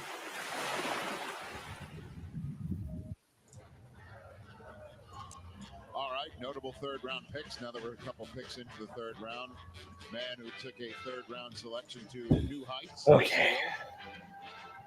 Three-time Super Bowl winner Travis Kelce, now having songs written about him. Cooper Kupp. Yeah, so he hasn't played. He's never played a snap at left tackle. 845 snaps at right tackle in 21, 340 in 22, 668 in 2023. You know what's nice for Travis? What is? He's getting songs written about it, but he's still in the relationship. What do you think that means? So the happy song, by the way, that is true.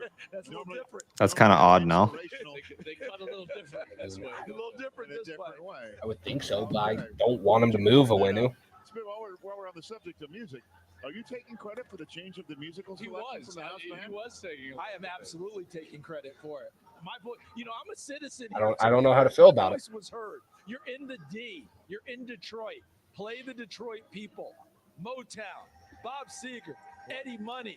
Detroit gets down. Okay, we don't need to bring the others in. Not that they're not great. So Kaden Wallace was. Did he have combine That's where we are, stats? and absolutely, I'm taking credit. As a citizen, my voice was certain. So he ran a 5.15, jumped 38 inches on the vertical, 9'8". He actually got he got the 7th best offensive tackle athleticism score at the combine.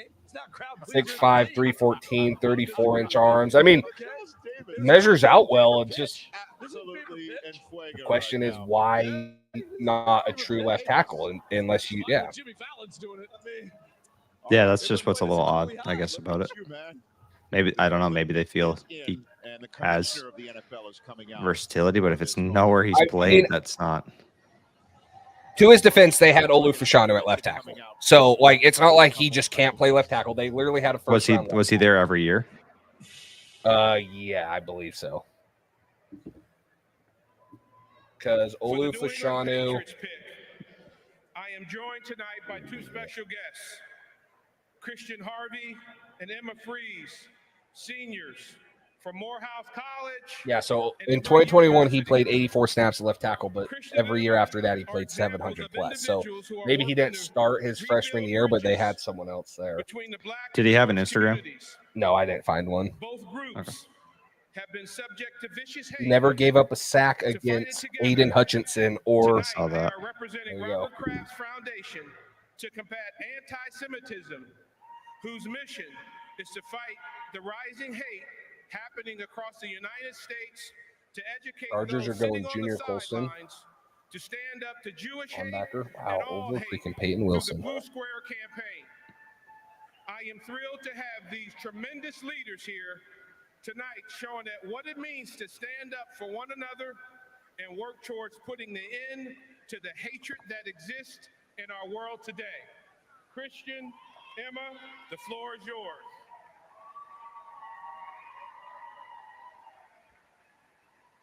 Thank you, Mr. Vincent and the entire NFL for your support. We are honored to be champions working to fight the rising hate happening in communities across the United States. All right, I'm going to give you With the 68th some notes on him. Yeah, 1 sec. I was going to read. I want to hear what these guys say about him. I'm going to unmute it for the chat. He is a tackle out of Penn State. So the Jets took a tackle out of Penn State. Now the Patriots have followed suit. Yeah, we've talked a lot about these young quarterbacks, trying to give them some weapons and then also trying to give them some protection. He started 40 games at right tackle. He's got a real big lower half. He can create some drive in the run game, more stalemate and wrestle you in pass protection. The balance was an issue at times, Joel, and there were times where speed gave him some trouble off of the edge. It was an offense that underperformed at Penn State. There's just no doubt about it. They have too much talent. So, Running back, some of their Dane Bugler of The Athletic said about him, he said, Wallace needs to continue developing his consistency, but he is a smooth athlete with a wide base. Wouldn't be a surprise to see him starting as a rookie. The only thing is, it's a lot to ask a rookie to start and move positions to left tackle. Yeah. So, yeah, go ahead. Give me the notes that you had, too. Yeah, this was just another. I think this was Lazar. Strengths, experience, right tackle prospect, 40 career starts, well-proportioned frame, 6'5", 314, 34-inch arms, very balanced pass sets with good initial movement skills out of his stance, patient hands with good use of his 34-inch arms to keep pass rushers out of frame, good recovery talent with stout anchor in his pass sets, solid initial jolt in his punch into run blocking engagement to create displacement, has movement skills to combo up to the second level and execute on the move with good rhythm, can steer and stay attached to defenders and run blocks. That's kind of his strengths. So, yeah, I don't know. I don't know. I just feel like that's weird if you want Big Mike to play right tackle, but you just drafted a right tackle who's only ever played there. Well, and it's not just weird if you want to move Big Mike in there. It's weird that you took 3 freaking offensive guards last year, 2 guards and a center. So it's like, if your plan all along was to put Michael Owenu as guard, which I'm not saying they're going to. I think Michael Owenu's the right tackle of the future. But if that was what they're going to do, why didn't you take a tackle last year? Why'd you take 3 offensive guards last year? So it does feel like, too, our first 2 picks have been reaches as far as consensus goes. Like Taylor Kyles had him as a 4th rounder. A couple other people did as well. So top of the 3rd round, that seems early. I know there's a run on tackles, but it does seem early.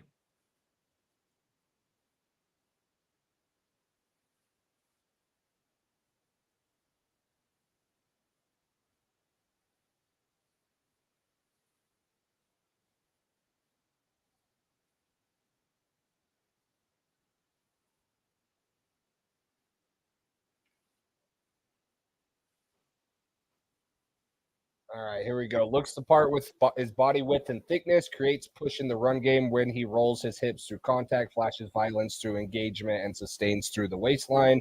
Has a good feel for when to keep his feet beneath him and when to go for the kill shot. Displays functional slide quickness and coordination to cover up pass rushers. Weakness, doesn't have elite range in his lateral movements, creating a small margin for error, which is what they said on the, struggles with speed. Plays with high pad level and pass sets, forcing him to open his hips and readjust on his anchor.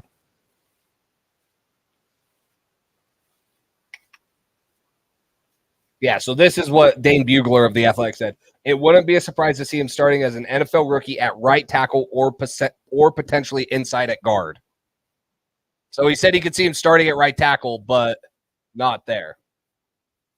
Not left tackle.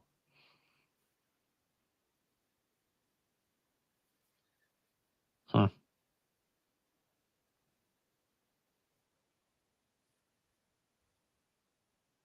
I wanted Javon Foster.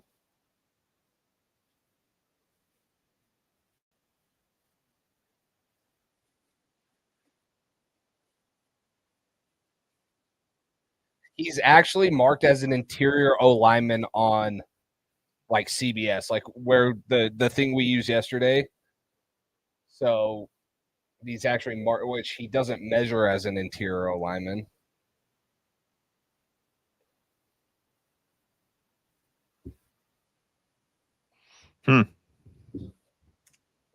I just wish that our fucking picks would make sense for once. I thought they would. Now The first two made sense. I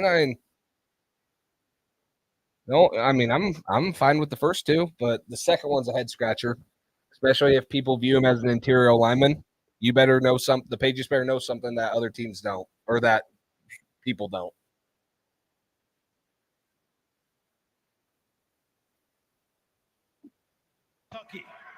Good luck, Andrew. It's been a good night for corners. Yeah, that's the It's thing. also been a good night for players with the versatility. David Andrews hasn't left. You drafted Cole Strange in the first round, so there's two starting interior guys, and then you take Jake Andrews and Tony Mafi and City Sal last year. And now if this guy's I don't think this guy's an interior off of his measurables and stuff. I don't think that he's going to be an interior guy, but it's just interesting that they're saying that. This is the other thing, too. I do know that Sidney Sal played tackle in college. And they did say that they viewed him as a tackle after the draft, right? I thought that last year they said something about Sidney Sal could be a tackle.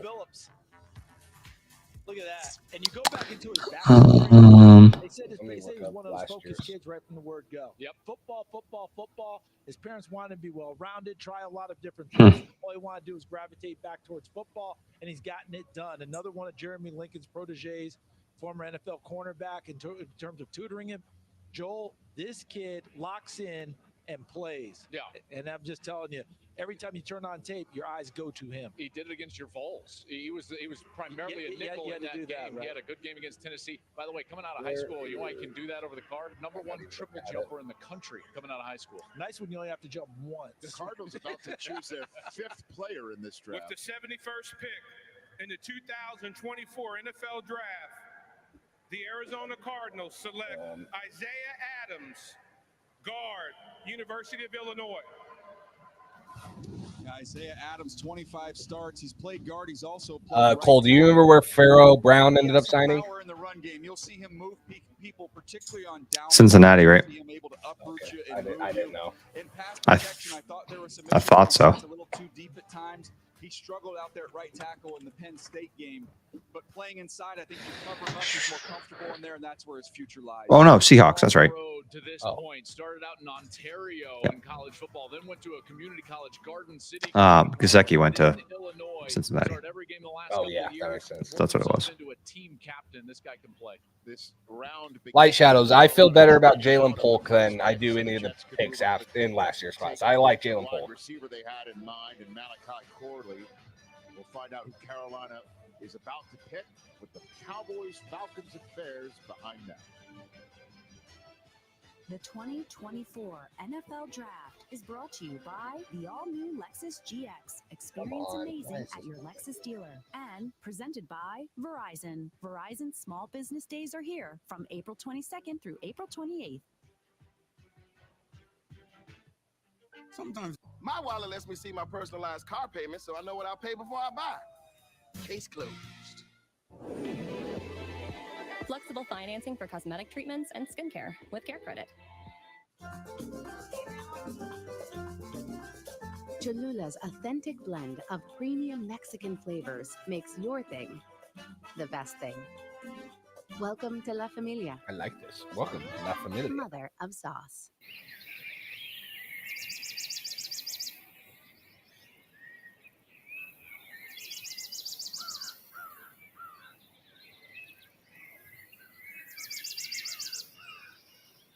Why is this not loading? Load.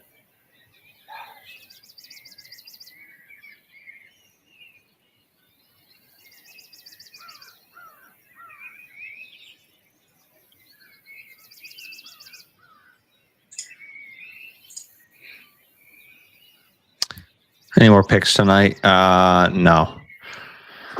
No, we have As of right now, no. a couple picks early tomorrow, but as of right now, no. Juju has like no value right now. Just, I mean, I don't think anybody wants to take on his contract. Yeah, I don't know. That's another reason I would have been fine double dipping is at wide receiver. You can cut him and just whatever, cut your losses. It's time.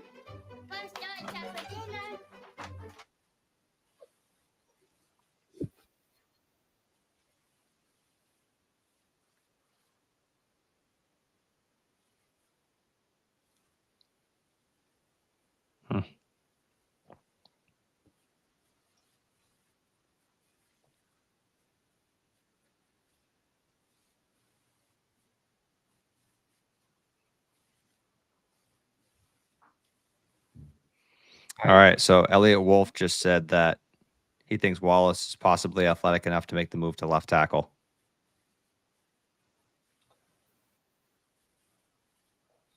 Okay. That just doesn't feel good if that's your blindside block protector for Drake May.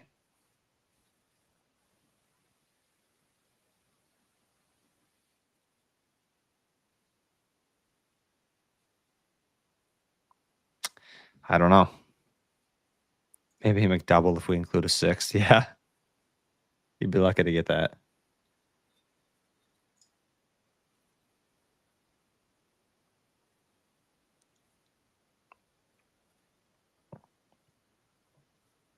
Dude, what is going on, PFF? Gosh, this thing was shit when everyone needs you. And again, Corley out of Western Kentucky. The Hilltopper going to the Jets is what kicked off the third round. Trey Benson just the second running back. Only 2 running backs through the first 72, 71 picks of this draft. Carolina chose the first one, Jonathan Brooks. Back in the second round, pick 46. They traded up. All right, Moises, thank you for tuning in. Appreciate it, man. Have a good one. The Panthers are going to add to this mix. Late night. Interestingly enough, Early morning. the Panthers, I'm not mistaken, the only team in this draft in a trade to get something from next year's draft. Yeah, hopefully. Nothing I out. believe they have the highest pick from next year. By team. Second round pick from the Rams. Anyway, here's Musa Muhammad back at the podium. And with the Lewis Riddick on Wallace. He said, "This is my guy. I like a whole lot of things about this player. I'm going to struggle to say anything bad about him. I thought his tape was as good as his much more heralded left tackle in Olu Fashanu. This guy is another solid pick." Okay. We'll see. I don't know. I've heard some bad things. I've heard some good things. So, I mean, the thing that they said about him that he can't or he struggles with speed's a concern at left tackle. Taking the blind side, that's a concern, right? They said he struggles with speed rushers, but they say he's athletic. So is he athletic enough to fix it to where he can?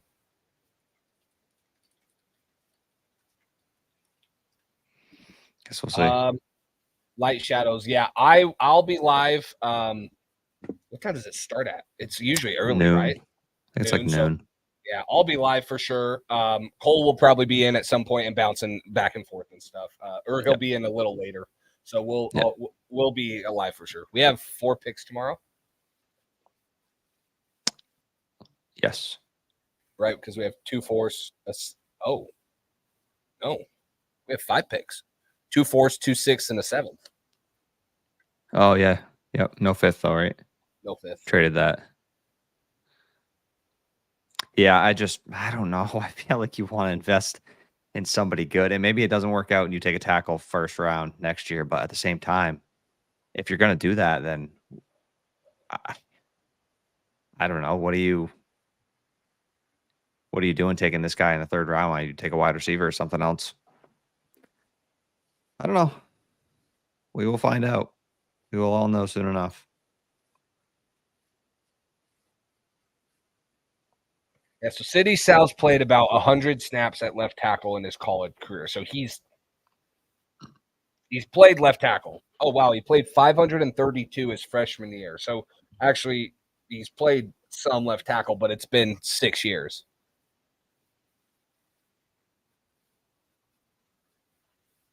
Elliot Wolf said they had exploratory conversations about moving down from 68, but that Kaden Wallace was a guy that the Patriots really wanted, so they sticked and picked. Oh, there you go.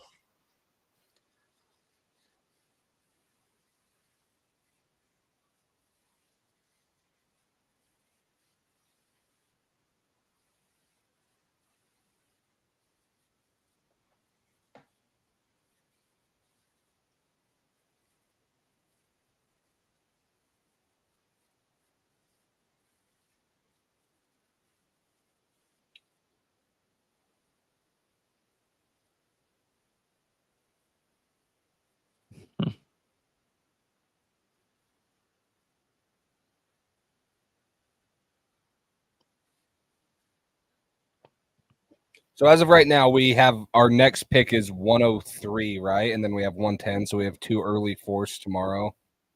Yes. Yeah.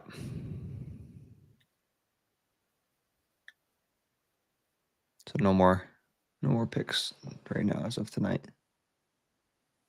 That's a good pick for Atlanta. I like Braylon Trice. He's very productive.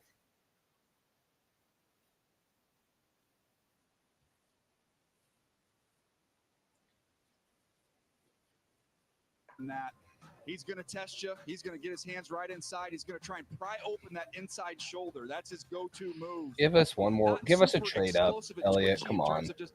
Elliot Wolf said that they were going to take Polk at 34. And that upper body Just traded back to quite well for that Husky front. I don't think this Go is what pick. Atlanta Falcons fans thought Felt when like they he'd be heard there. Edge going into this draft, Joel. But he's a good football player who plays better than his testing at the combine. He's the one they wanted then. When we come back, the Chicago Bears will select unless they move back in. Sounds good, Light Shadow. See you, man. Thanks for tuning in. Of this draft, they've got a 4th rounder tomorrow and a 3rd rounder, 75th overall, and that would be it. Broncos, Raiders, and Eagles after the Bears pick when we come back. I mean, do you remember what we got for trading down with Pittsburgh last year? Did we get a 4th or a 5th? Trading down where? Maker Place by Michaels. Didn't we trade down with Pittsburgh for Christian Gonzalez in the first? And what did we get from him? Like a 4th or a 5th? The load screen. Oh, I thought it was more than that. No. Whitening charcoal toothpaste. I think it was a 4th, right? Because I think we used that pick to take like Chad Ryland or whatever. Hey, it's Tim Howard. You can now watch. Yeah, I remember being a little disappointed for it too, but we did only move down 3 spots. But Yeah. Okay. It was we got the 17th pick and the 120th pick. yeah, so it's like, and last year we were like, oh, they're going to trade up, right? And I mean, this is just my point. Silent Night, like. I feel like the last 2 years when they've traded down, you're like, oh man, they're going to get back up into like the 2nd or 3rd, and they never do. They always say they want to, though. I think last year too, they were like, oh, we wanted to. Well, shit, if you want to, then go do it. Yeah. Elliot Wolf said they want to accumulate picks, so yeah, I think but that's probably so far they haven't. So far they've gotten a better pick, but they didn't get an extra. That's pick, true. Yeah. which is crazy, right? Yeah, But I get accumulating picks, but if you're saying you're wanting to add numbers to your picks, walk out of here. I believe they had 8 picks going into this draft. If you want to walk out of here with 9 or 10, they haven't done it so far. Yeah. I'm just really enjoying this fire. Pretty nice YouTube Zed, man. You got YouTube TV? No. It's great. I did, but shit's too expensive.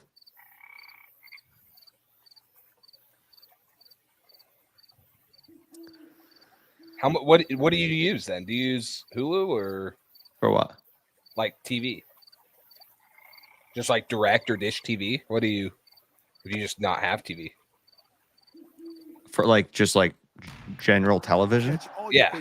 No, I have the I got this thing off Amazon that's like a TV receiver kind of thing. It's like an antenna type thing. Yeah.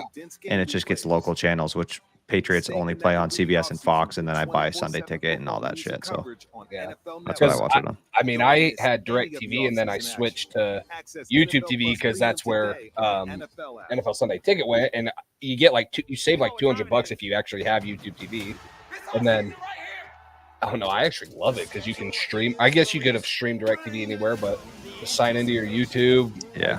I've loved YouTube TV, and it's been about $50 cheaper than what we were paying. So it saved us money, but it still is pretty expensive. Yeah. Like, I don't watch. The only thing I watch is like football, basketball, and Sox are on Nessun, and I just have a subscription to their streaming service, which is like $25 a month. So we didn't watch enough TV to. I think it's like 80 or something for YouTube, something like that a month. Yeah. So. They started with 2 of the first 9 and have had 0 between 10 and 74. So now here's pick 75. This is again a fresh reminder. 122nd overall pick of the draft, 4th round. Sox beat the Cubs, baby. No, it was 7-1. Don't lie to yourself. Every choice one would imagine. Here's the Daniel Jeremiah. Oh boy, so ugly. Well, we look at that list there. Peyton Wilson, that's all about injuries. He's long gone if he hasn't had shoulders and knees. And so that's one where, look, you have to find the You tried to pull it on me. What? Tried. Sox do anything so far? No. O's fan here, but since the O's are. Since the O's are out, I'll root for the Sox. O's are out of what? They've not been playing well. I mean, I know they called up Holiday, and I know Holiday's been struggling, but yeah, he just got optioned to AAA. He got optioned back down. Yeah, today. Yeah, Orioles are doing great, doing a lot better than the Sox. Well, the Sox started off good, didn't they? Oh, when they're out. Okay, I see. Oh, I see. You have no faith, huh? Yeah. Yeah, Sox just have a ton Bears of are injuries. taking Kieran Amagaji at 75 right here. Yeah, Holiday got sent back AAA today. Saw that. What up, Doe? We got a wide range of fans out there. With the 75th pick in the 2000. What was I gonna say? Yeah, Sox just got a ton of injuries and it's tough. Orioles are an exciting team to watch, though. If I was an Orioles fan, I would be fired up. Hey, I'll give you a team to watch: the Chicago Cubs.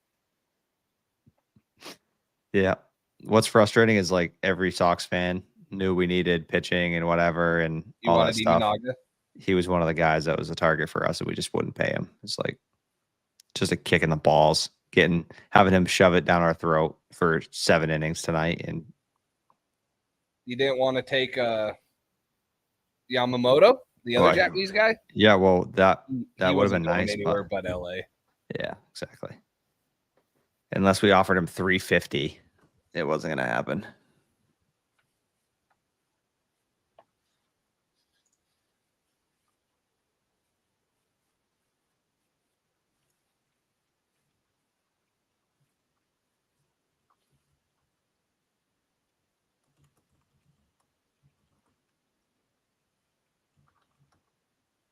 I hope he's a talent. Jeez.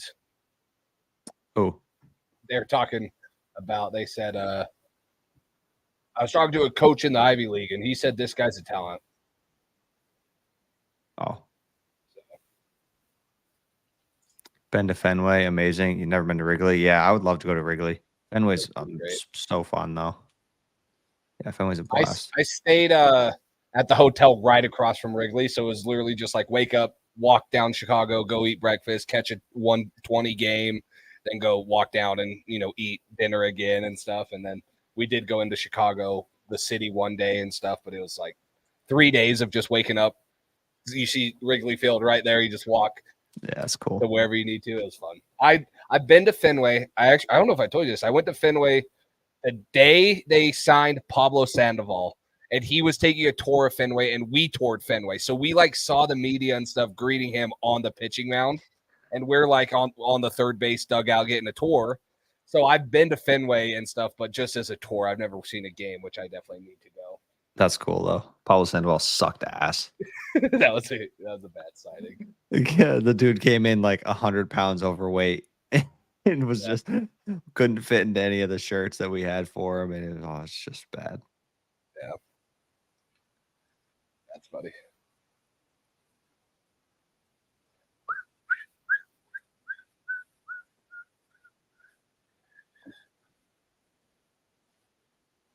Dun, dun, dun, dun, dun, dun, dun.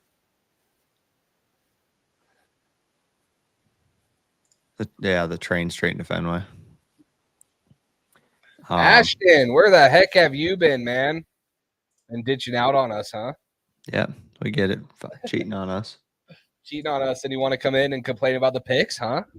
No. The only one that's a head scratcher to me is the Kaden Wallace one. And I mean, if they think he can play left tackle, we'll see. But a career right tackle that has issues with speed does not seem like the ideal left tackle to draft there when there's guys who have played 800-plus snaps at left tackle like Javon Foster out of Missouri, or, there's Kieran Amagashi. So that's the one pick that I wasn't a fan of. But if there's like one position the Patriots have been really good at finding and developing, it's offensive linemen and corners. Corners is more undrafted, honestly. Edge, but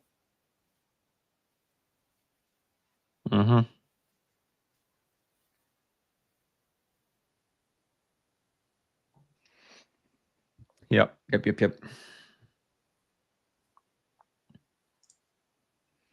I mean,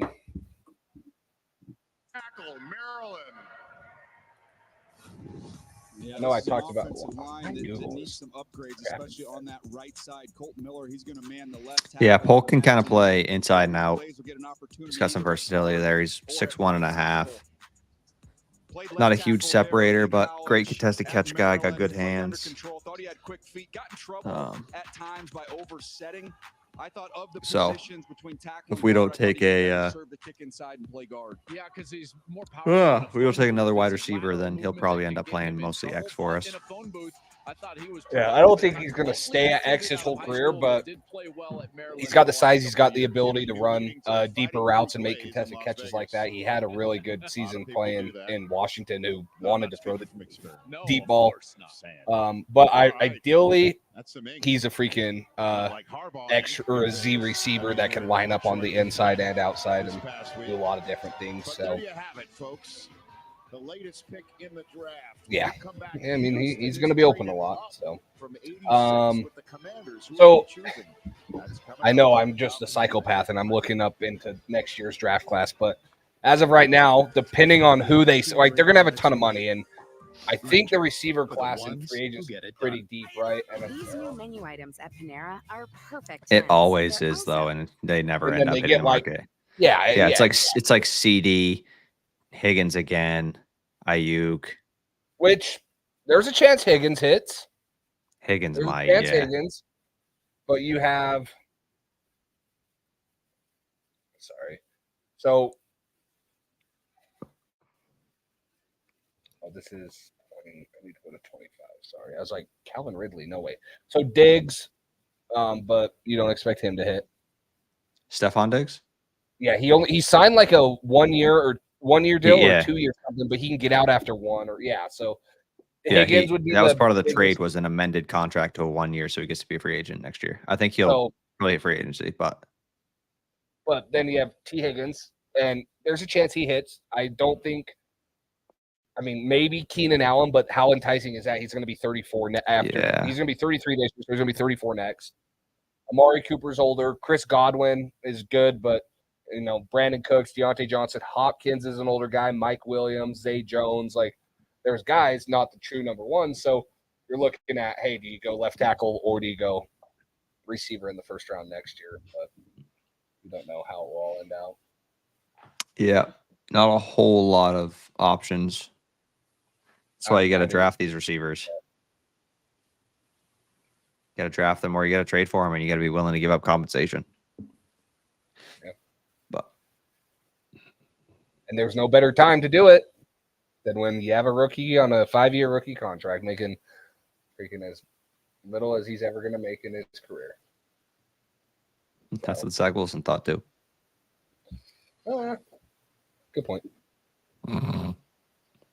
Texans traded up to 78. I mean, at this point, I'm not really paying attention.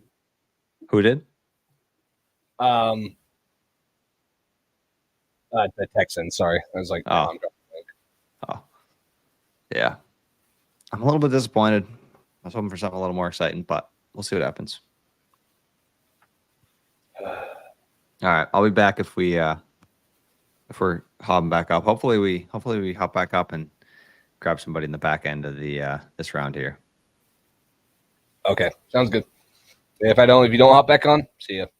Peace. See you tomorrow. Yeah. We'll be back on tomorrow. So, but hopefully, I mean, they got some ammunition. They can move up if they want to. So, hopefully, I'll be back on. Yeah. All right. Peace. How you like me now? So, yeah. I mean, I wonder if they just moved Demario Douglas around because of the lack of talent last year.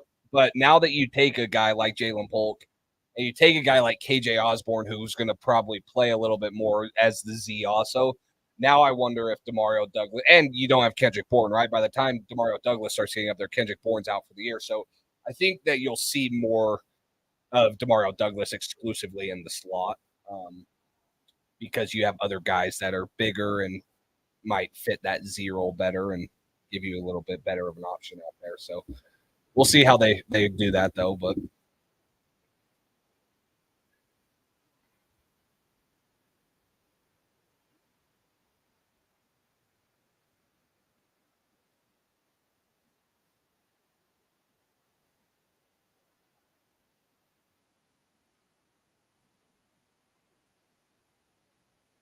I guess I should turn the volume back on. Kaden Wallace, defensive back, USC.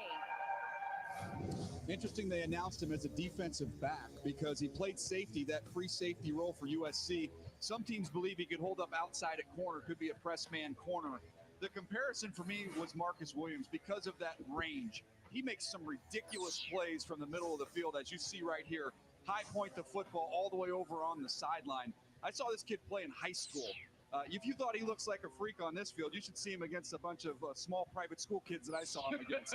But big time athleticism. My buddy Bucky Brooks likes to talk about guys who can be the ornament on top of the Christmas tree, the star up there. He can play up there as that high safety.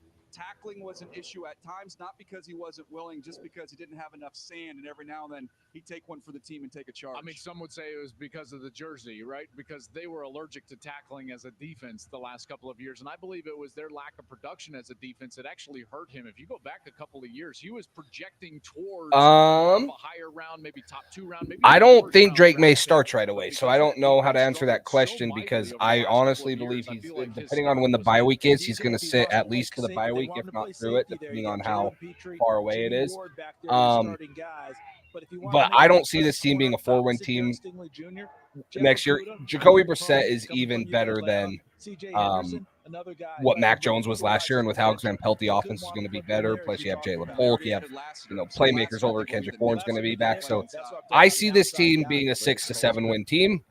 Probably picking 10, 11, 12 in that range, and that's going to give you an option to take a wide receiver 2 in the class or maybe offensive tackle 2 or 3. So. Scott Peters, Coach Jedrick Wills from right tackle, left tackle. Wills played mostly right tackle at Alabama. Hoping he does sustain the flawless. That's a good stat right there. Yeah, I do remember Jedrick Wills coming out of Alabama was a right tackle, and he went like 10th overall, and so they were talking about him. Ahead of guys like this who I feel like's more ready to play. That Pat Scout, that's why you're the best fan in here, because you're so quiet, but then you always bring in the good stuff, and then you always expose me when I have to eat or do my dumb things that I make, the mayo bet or whatever. So and be able to help his team. And really, I thought that Kansas City might want to consider him as well. I remember they went Sua Matea, which makes sense for him. But as you talk about a guy who has that type of experience, I like Goncalves too. Right now, but obviously everybody has their different terms. He's a little bit more of a position versatile guy than this is really nice for Indianapolis. Some of the other. They've been trying to solve that left tackle spot ever since Anthony Costanzo retired. Never went to a Pro Bowl, never made All-Pro. The debt. He answered the bell Oh, all the yeah. time. That's what I felt like yesterday Easier projection when I because they ate were the in a more freaking pro-style, spoonful of prototypical mayonnaise. style offense at Pitt. You know, he wasn't in the RPO. It's sometimes hard to rate these Ashton, yes, we will. I'll be on most of the time just because we have 5 picks tomorrow. We have 2 4s, 2 6s, and a 7th. I'll be on starting at 12 p.m. Eastern time, probably 10 or 15 minutes before, just chilling, just hanging. Got nothing else really to do. And hey, I watched the draft anyway, so might as well watch it with you guys. So I'll be back on all that. So come hang out again. Appreciate it. Appreciate everyone that's been in here. I know Pat Scout IG is always in here. Ashton, good to see you again. Carlos, appreciate it. Cujo, appreciate you. You've been in here for quite a while today, so appreciate that. Light Shadows, I know he's gone. Silent Night, if you're still in here. Moises was commenting a lot, so appreciate all the support. So if you haven't, hit the freaking like button already. I know most of you are probably already subscribed too, but hit the freaking like button already if you haven't. Appreciate all the support. Jermaine Burton, wide receiver, Alabama. Yeah, Jermaine Burton. Think back now. TJ Hushman. You guys want to call in? Anyone want to call in? I'll drop the link if anyone feels like they want to call in. Since Cole's gone, I'll let you guys talk to one of you guys so it's not so quiet. If anyone wants to call in, let me know. I'll drop the link in the chat. You guys can join it. Quick little conversation. The knock on him, and one of the reasons, quite honestly, why he's available right now is because there were some questions about maturity and just needed to grow up a little bit. I think TJ Hushmanzada has helped him in that department. But in terms of having that juice, that second gear when the ball's in the air, he has that. The speed is real. The effort is there. You see that on an interception. You see him chase it down. He loves football. Just a process. Some of these guys are young. You just got to grow up a little bit, and I think he's in the process of doing that. All right, when we come back, the Seattle Seahawks' latest selection. The Arizona Cardinals are on the clock. The Rams, Steelers, Browns, Eagles after that. That's how we are rolling to break here on night 2 of the first ever draft in Detroit. Appreciate it, man. Thanks for tuning in. I haven't seen you in our I actually do remember seeing your name before, but I feel like it was like a year or so ago. So I appreciate you tuning back in and all the content. I'll talk anything with you guys, man. Well, I shouldn't say I'll talk anything, but no, anything football, man. I'm here to talk. So.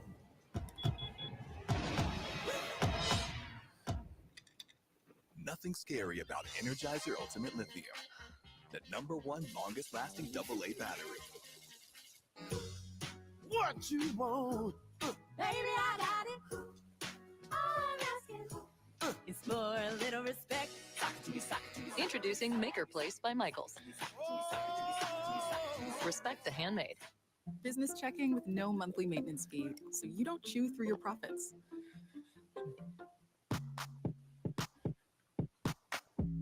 Hey, who are some late round players possibly the Patriots could target for tomorrow? I'm going to make my live stream thumbnail for tomorrow. So give me some late round prospects you'd like them to draft. I got a couple, but let's see what you guys want to say. So, yeah, appreciate it. Pop in and out. Mostly watch YouTube videos. Miss a lot. Yeah, no problem. I mean, I know lives are hard because sometimes, like I'm on the West Coast, Cole's on the East Coast, so we're a 2-hour time difference. And so sometimes it's hard to schedule them. And then obviously everyone else has their own life and stuff. So we appreciate any support. Appreciate it all, man.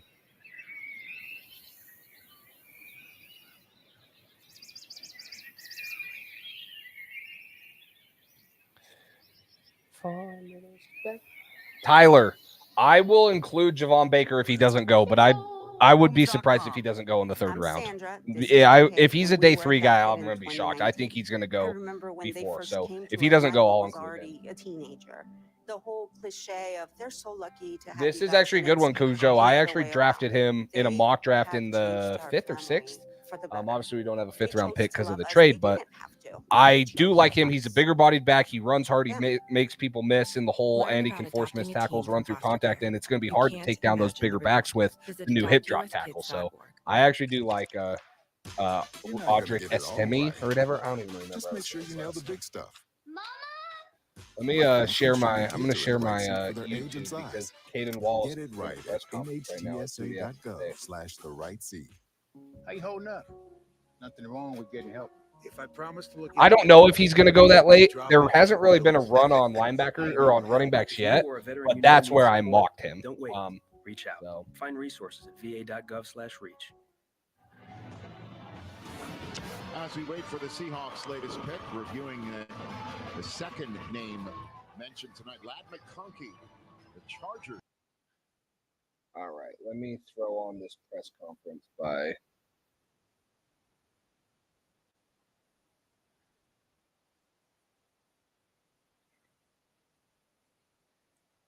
Ian Steele. All right, here's Kaden Wallace's press Caden, conference. congratulations. I'll answer these questions Thank once you so much. he gets done.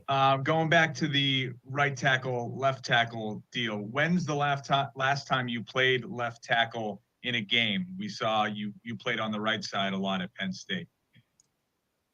In a game, it's been a while. I did a lot of work at the Shrine Bowl at left tackle, but I'm super fluid, and I'm able to really switch around any position on the line. So I'm confident wherever the coaches put me, I'll exceed at. Question, Alex Bath. Hey, Kaden, congratulations. I'm just wondering, on your visit, did you have any interaction with Scott Peters, the offensive line coach? And if so, what did you take away from that?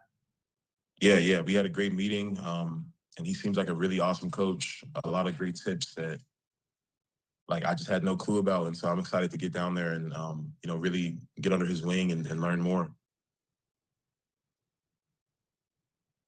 Next question, Mark Daniels. Hey, Kaden, congratulations. How would you describe your game, and what are you hoping to prove in the NFL? I would just describe my game as physical and intelligent. I'm a baller, and I can't wait to bring that to the league. And yeah, I'm just excited I keep saying it, but I'm excited to get out there and just learn more about the game and just grind. So. Awesome. Thank you. Thank you. And next question, Taylor Kyles. Hi, Kaden. Welcome to New England. Thank you so much for your time. Reading your scouting reports, a lot of people were talking about the jump that you made in your final season in college. I was wondering what was behind that, and maybe if you can give us some insight into how you had so much success in 2022 against Michigan. It seemed like that was a really good game for you. Yeah, I mean, to be honest, I'm just a grinder. I love working. I love the game, so I love figuring out new things about the game and how to improve my game. So I'm just locked in. I've been locked in, and this year everything came to fruition. Was able to tie everything together that I've been learning these past few years. So, yeah. Thank you. Next question, Bob Sosi. Thanks, Steph. Kaden, congratulations. Thank you. From what I've read, you had a lot of top 30 visits relatively late in the process. How do you describe what the activity was like, the interest and involvement from teams around the league was like as we headed down the stretch toward the draft? Yeah, I mean, I would say pretty much throughout most of my process, it was pretty high. Was able to talk to a lot of teams between the Shrine Bowl, the Combine, Pro Day, things like that. So, yeah. And one other quick follow-up regarding the Shrine Bowl. You made the decision to play in the Shrine Bowl. A lot of players in your position might not have played in that bowl game entering the draft. What went into that decision for you, and why was it important to be out there? I just love ball. So you tell me a field to play on and tell me there's good coaches, I'm going to go out there and ball. So. Thank you very much. Congratulations again. Thank you. It looks like 2 more questions here, so we'll start off with Ian Steele. Yeah, Kaden, who are your inspirations? Who are your idols? Who's helped you get to this point? And who do you model your game after, maybe? I mean, there's so many greats that I emulate my game after in the league. I mean, honestly, so too many to name. You know, we got legends like Trent Williams, Tyron Smith, Larry Allen, Teron Armstead, Ryan Ramczyk, guys that I've been watching for years. So I try to take aspects of their game and apply them to my game, and kind of works out for me. And final question here from Keegan Stiefel. And congratulations. Elliot Wolf gave us a little tidbit into your background. He told us that your brother was an oyster scientist. Can you tell us a little bit about what that entails, what that is? Trey, come here.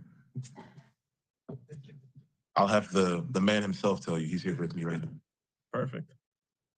Hey, how's everybody doing? I'm Charles Wallace, finishing up my PhD right now at the University of Florida. I do oyster science, oyster management stuff. I study how people interact with the environment, and specifically with oysters and oyster management. So pretty cool stuff. If you had to describe your brother, how would you describe your brother? How would you describe him? Yeah, if you had to describe your brother. how Hard would you describe worker. He's a hard worker. He's a grinder. He's gonna show up every day. He's gonna give his all, and he's creative. Football's a craft for him. It's an art, and can't wait to paint a beautiful picture in New England. Thanks for taking the time. Congratulations to the family. And you too, Thank you. Keon. Thank you, guys. Thank you very much, Kaden. We appreciate you joining us and enjoy tonight.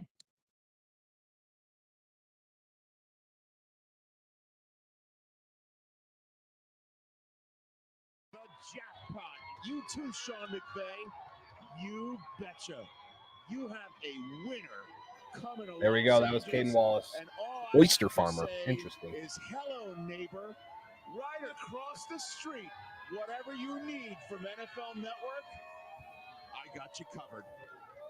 What a superb choice. Blake Corum. This Rams offense is going to love him. Los Angeles is going to love him. He is going to light it up in the NFC West. I give you the rest. I knew he was going to Los Angeles, Rich. I just didn't know which team. Vision and balance there for Blake Corum. That's his calling card. Instinctive runner. These sharp cuts, the change of direction. He found his way into the paint a zillion times there for the Wolverines. In the hole, one-on-one. This is Jack Campbell on this one. Gets his feet to stop. Doesn't even get a hand on him. He's able to make him miss. You want to throw him the ball out of the backfield? You know that's going to happen with the Rams, with Matthew Stafford. He's going to be able to complement Kyron Williams there in that backfield. Again, another example, Joel, of that vision.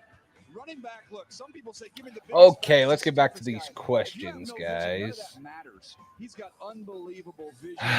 How did you become a Patriots fan? I'm from Eastern Canada myself, but I've got family in New Hampshire, so became a Boston sports fan all around. So I'm from the state of Utah. So I'm a Jazz fan because that's the hometown team. Now, not the reason I got into football, but I mean, when I was growing up, it was Tom Brady, and I just fell in love with Tom Brady, and it should have been easy for me to jump to a Buccaneers fan, but I didn't want to. I want to be a Patriots fan. I want to be part of this organization. I wasn't just here because of Tom Brady. So Patriots fan there. My uncle lives in Arizona, so we will go down there for spring training once a year, and he's 5 minutes away from where the Cubs spring train, so we would walk to their games and stuff, and so I'm a Cubs fan for baseball. And then obviously the new hockey team just came here for the NHL, and so I'll be a Utah, I hope it's the Yetis fan, but yeah, so. Cole says Roman Wilson to the Steelers, guaranteed stud there, says the Steelers got him.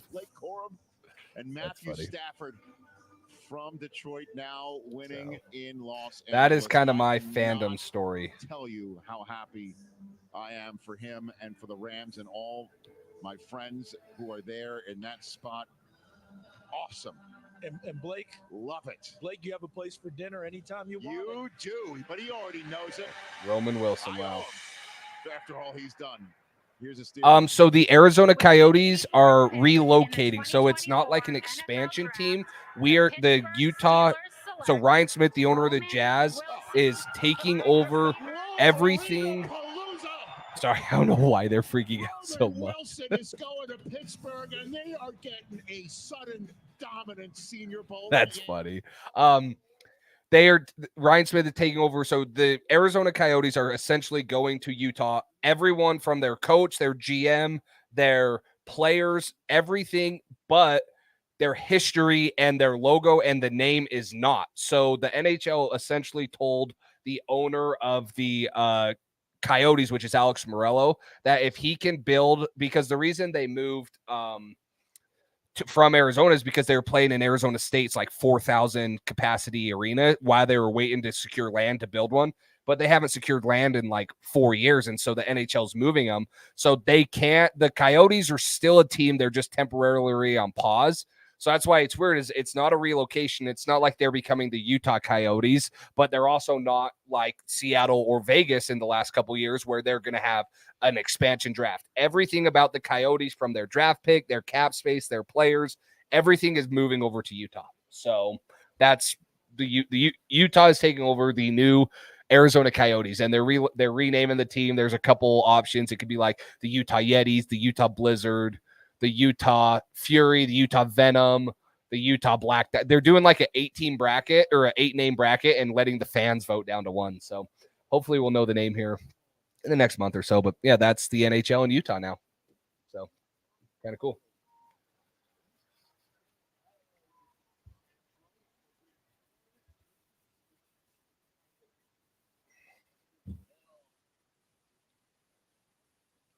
I agree. I love the Yetis. I think Yetis, or a lot of people like Outlaws. I don't mind the Utah Outlaws. I think Outlaw would be cool. So it's actually pretty cool. Last game for the Coyotes. They had fans come on the ice. The players gave away their game. Yep. Yeah, I don't know if you guys saw, but just Wednesday, so 2 days ago, they did a whole welcoming party in Salt Lake City for them. They went to the Delta Center, which is where the Jazz play, but where the hockey team's going to play, and they sold that thing out. I was actually on my way down there like 30 minutes before it started to go in and like welcome them. They closed the gates 30 minutes before the event even started because it already sold out. They're getting huge reception and a ton of love in Utah for the new hockey team. So it's kind of cool.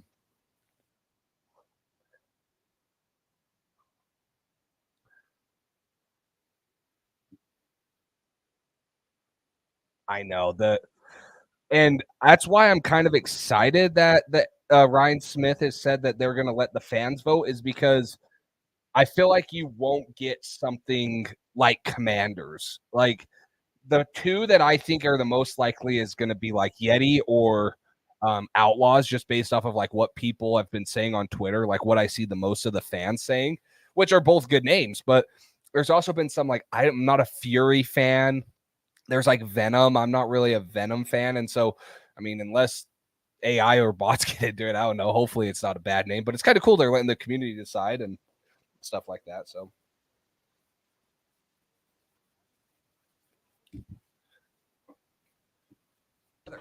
Sleep Number, the official sleep and wellness partner of the NFL. Visit sleepnumber.com. You don't always have to be the biggest. So this would be my vote, but I think this classifies in Coyotes. Like, I think that because the team, I know they're called the Coyotes, but like their hashtag and stuff on Twitter is the Yotes.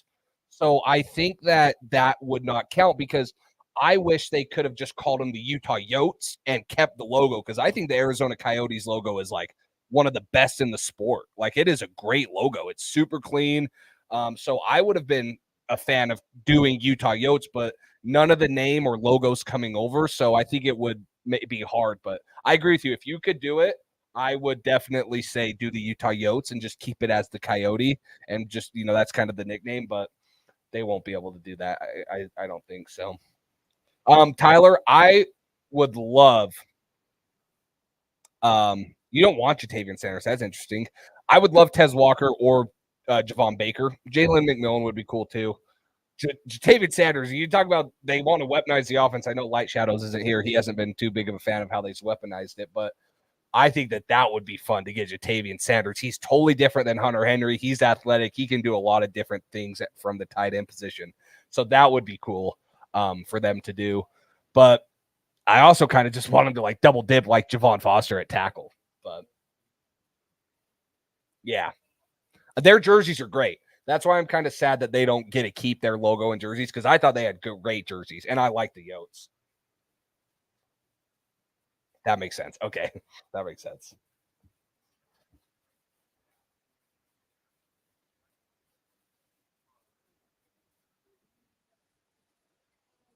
So this was like a logo concept that someone made on Twitter for the Yeti. Can it focus? Can my camera focus? It's not going to focus, but like, and I think that's a little cartoony logo, but you could make it good. Ooh, Bub Means. Bub Means is a receiver. Jaylen, what is it? Jaylen Crocker from Holy Cross, hometown boy.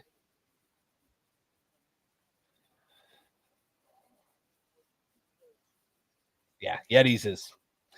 I think Yetis gets my vote. I wouldn't be mad about Outlaws, but Yetis gets my vote. I'm big on Barmore too. I would prefer more of a run stuffing guy. So some of the guys at D tackle that I like are, sorry, let me pull it up. So I like Dwayne Carter out of Duke.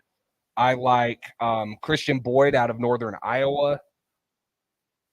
Austin Booker's like a weird tweener out of Kansas. He could be a 3-4 defensive end, but he could be a bigger guy. He didn't test very well. Gabe Hall out of Baylor is a guy that like is a big sucker too. So those would be like my run stuffers. Brandon Dorless, but I feel like he's more of like a pass rushing Christian Barmore. So if they're going to go front seven help, I would rather address interior D-line than edge, and it would be one of those run stuffers, two gapping, a gap type of players to play opposite of Christian Barmore, because Barmore's going to get paid. They've pretty much already said it. Like, Barmore's getting paid. But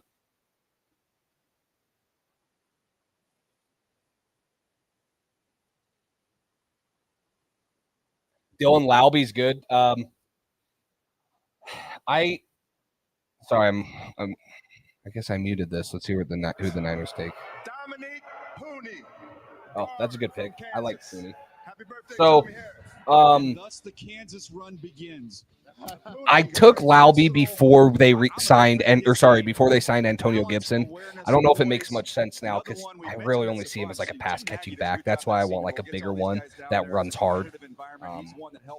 Estemi or Braylon Allen hasn't gone. That dude's a freak. Really, really strong hands. He plays well in space. He's efficient in all of his change of direction movement, can get out there. Again, someone who's played left tackle, CD, I believe he's going to be one of those tackles that has a chance to be a starting guard in the NFL. I think that's where he's headed. That certainly feels like it, and that's what we saw in the versatility at Senior Bowl. We took a lot of reps. But he is part of what we're seeing, Joel. Is that the right name, Cujo, or I'm not familiar with a Jarvis Green. Am I missing someone? This kid played at Central Missouri and then did his thing at Kansas. What school does he go to? That would help me. He's done a fantastic job with that program in the Jayhawks. So those are your 3 49ers. And now the Dallas Cowboys are coming on the clock for their final pick of the night. 87th overall. And we'll find out what comes out of the draft room in Frisco into a microphone here in Detroit, Michigan, with the Packers, Bucks, and Cardinals again on the clock. See if they trade up here. So the third round goes to 88, 89, 90. Verizon small business days are here from April 27th. So it goes right to 100. So the Patriots will be up at 103 as of the third pick in there. When you have auto glass damage, we can come to you. I get what you're saying. Yeah. I thought you meant a guy here. I'm just so much in the draft mode. So your question is, could Jarvis Green had played DT in 4-3? Well, would he have been a decent pass rusher? So that's the thing is like, I feel like the Patriots have always liked like the Derek Rivers type of guys who are like DNs, but in a 4-3, they could be like a really good 4-eye, or in an odd front, they could be a good 4-eye. So he probably could have. The only thing you worry about is like some teams might just see them in there, and if they know they can't hold on double teams or whatever, they might just run at them.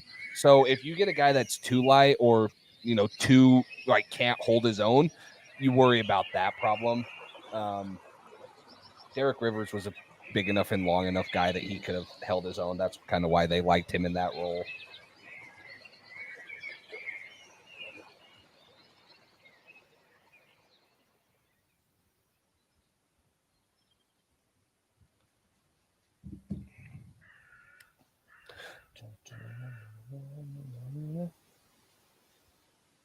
Prices to paradise. My dad was a I will farmer. put my Apple The guy Watch on was the charger living real life. quick.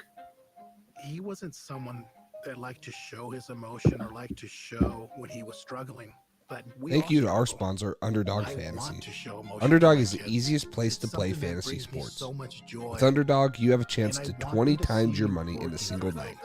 You just have to choose higher or lower for whatever player stats you want, and you have a chance to win big. Pick anywhere from 2 to 5 players by downloading their app or going to UnderdogFantasy.com. And I made an assistant to help you out, because only you can prevent. And now with their pick 'em insurance, you don't even have to hit on all your picks to win the money. So what are you waiting for? Make sure you use code PATCHDRIVE today for your first deposit matched up to $100. Don't just toss them out. Put them in a metal container. Guys, it is legitimately probably like a 20s. That's like, it's legit. Probably like a 8 to 10 degree difference from the room I'm in right now to what it is outside. But I do have my ceiling fan on. But Gonna head to bed. Don't think a trade up is happening. I just got home from my third. Wow. Dang, man. Hey, really appreciate you hanging out. We'll be live tomorrow, 12 p.m. I guess, 12 p.m. Eastern time for the 4th, 5th, 6th, and 7th rounds. It moves to 5-minute clock, so it'll be a little bit faster than this. So really appreciate you hanging out, man. Good talk. Hopefully, let me know tomorrow if you made that trade, if he decides to do it. So appreciate it, man. Have a good one. So that's something that I'm sure Ian can do some track that down for us there. But that's the only explanation for why he's still out there. He's a first-round caliber player. Well, one of those. He has some pretty good wrestling video of his own too. Yes, he does. And great lettuce. He's got a great head of hair. Well, for me, that's a great metric. Brother throws some pretty good cheese too. Carlos. Pitchers for the Brewers. Yep, absolutely. So the Dallas Cowboys pick is in. The Cowboys have just hit the line. Guys, if you want to, click that link. I will join. You could say that. I'm gonna put it in there right now. That's essentially what they have done. That will let you join StreamYard. All we ask is don't join with camera. We'll just pull your audio in. We'll mute the stream mic and stuff and just chat for a minute. Chad Hutchinson's coming out right now with his son. Cowboys are going Cooper Beebe, I believe, which is a good pick. He's a freaking massive offensive guard. I like that. Tyler Guyton and Cooper Beebe. To announce the third-round draft selection. All right, here we go. And Marshall Nealand, I believe. In the 2024 NFL Draft, the Dallas Cowboys select Marist Liufau, linebacker, Notre Dame. Wow. Peyton Wilson's fallen, man. Peyton Wilson's fallen. Carlos, what's up, man? What's up? Can you hear me? Yeah, what's up? Dude, I don't know. It's been it feels weird just having the picks super early and then you just sit and wait instead of the opposite, if that makes sense. That's what I told Cole last night or before the draft when we did our final mock draft. I'm like, I don't know how I'm going to feel because it's like you get the number 3 overall pick and then you're going to just have to wait. And so it's not going to be very fun. So yeah. But so what are you thinking, man? I mean, I don't know if a trade-up's likely. I believe there's like 12 picks left in this round, maybe 10, 11. So, I mean, trade-up not likely, but like, what are your thoughts on how the draft has been so far? Who we've taken? Who's still available? I don't know. I'm like happy, obviously, but obviously the Kaden Wallace pick is the one that everyone's going to talk about. That's going to be the one that's like, because obviously the Jaylen Polk one was somewhat of a head scratcher. I like the pick, but as far as like the value there and everything, everyone's gonna complain about it for sure. But the Kaden Wallace one is for sure gonna be the one that everyone's gonna be like, this is a reach. Like, why would they take a right tackle? So I'm not gonna lie, I somewhat feel the same way, but I am optimistic about it. So I do think there's good players falling though. So.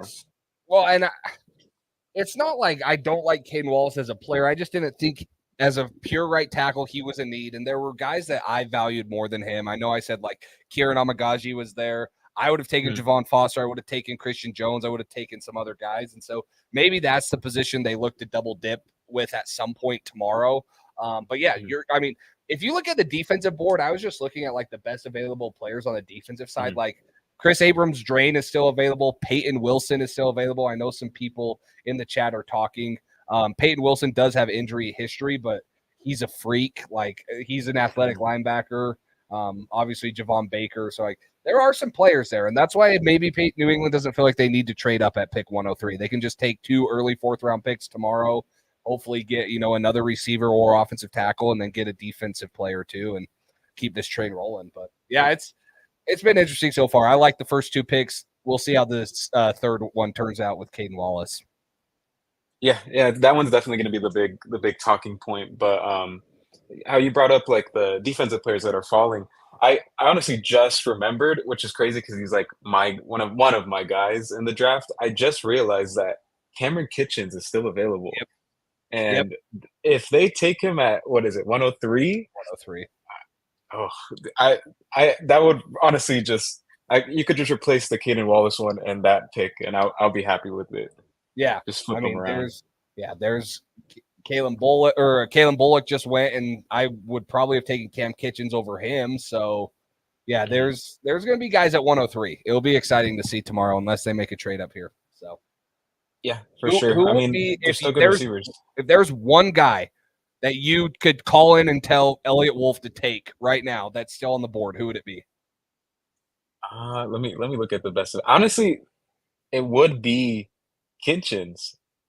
That's like the one that really stands out to me. The other ones that and somewhat like I'm okay if they don't end up making it to us, but like a guy like Kyrie Jackson, um, get two ducks on the boundary, that would be pretty cool. Kyrie Jackson would be cool.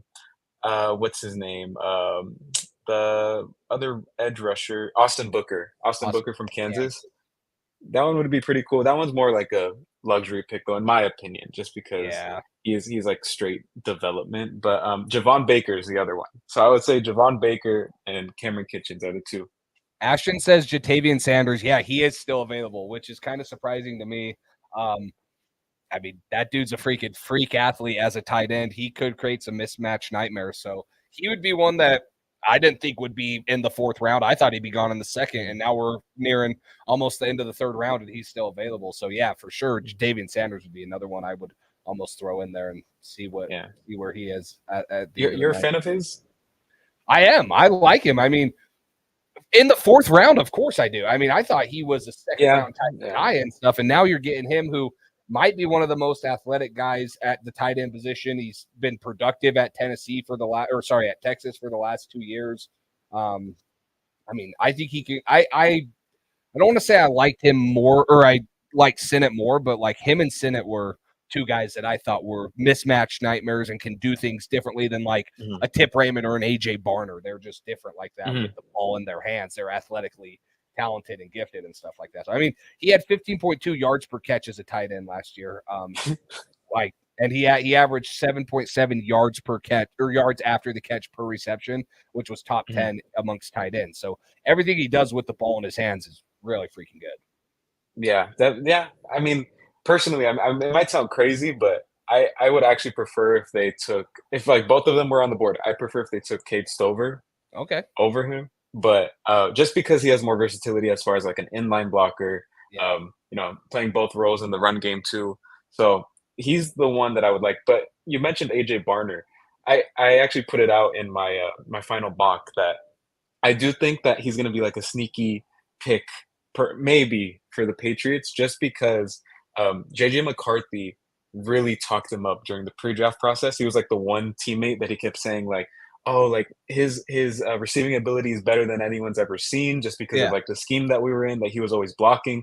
I just think because of all the contact that the Patriots had with him in the pre-draft process, I think they might have picked up a little more information than most about him.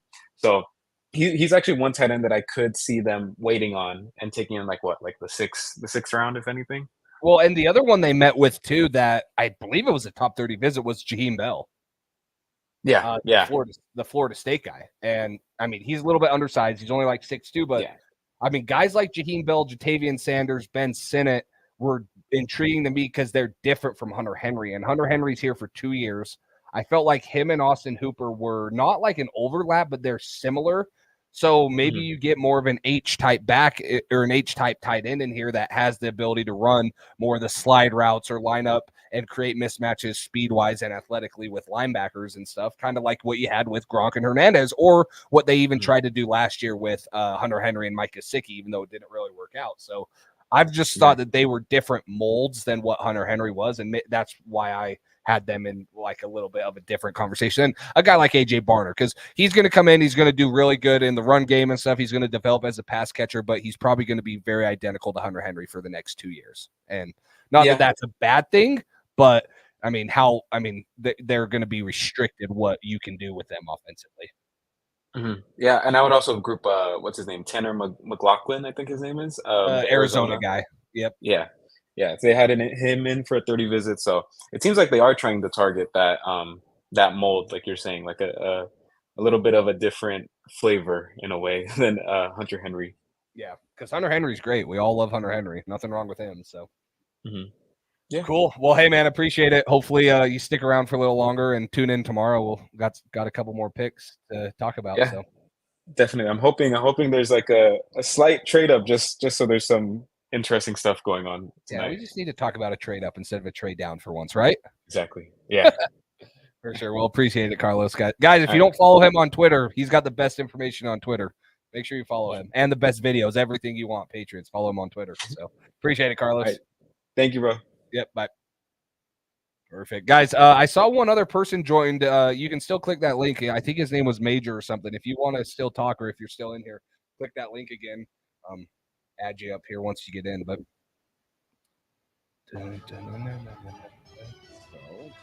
Cujo, yeah, Dalton Keene, you know, like Jonnu Smith, like the Patriots have tried to do that where they have one of those guys. So. Yeah, I was just looking at the best available, Pat Scout, and I thought the same thing. I was never a Troy Franklin fan. Like when they were mocking him in the first or in the second, I was like, there's other guys I like more. So, I mean, the value at 103 is crazy. Would I take him? No, I think he's Tyquan Thornton. I think he's very similar to Tyquan Thornton. So I don't think I would. They're like, if it's Javon Baker or Troy Franklin, Javon Baker, I'm taking. If it's Troy Franklin or like Devontae Walker, they're pretty dang similar. Maybe I just take Devontae Walker because he's a former teammate of Drake Mays, but it is kind of crazy that Troy Franklin's fallen this far. People have kind of forgot about him. I wonder what it is because I didn't hear anything. Like there wasn't really much in the pre-draft process. With the so-called conventional weaponry in their process. Well, I think they must believe that there's 7, 8 guys with similar grades on their board. That's why they're willing to wait. With the 91st pick in the 2024 NFL Draft, the Green Bay Packers select Tyron Hopper, linebacker, Missouri. Now, Tyron Hopper, we didn't get a chance to see him work out there at the combine, but it's Lots of linebackers coming off, but not Peyton Wilson. So that might be a dream pick for me at. Might be a dream pick for me at 103. He's only 231 pounds, but he plays heavy-shouldered. He'll take on blocks. Chris Abrams' drain is great too. He does have as a some corner. to chase TJ Tampa is also good as a corner. Instinct-wise, I thought okay, so in that department. I didn't put him in the elite category. Adisa Isaac is good as a edge rusher. Kyrie Jackson or DJ James is a corner too. Not being what it's been in years past. We have NIL. We have the COVID year.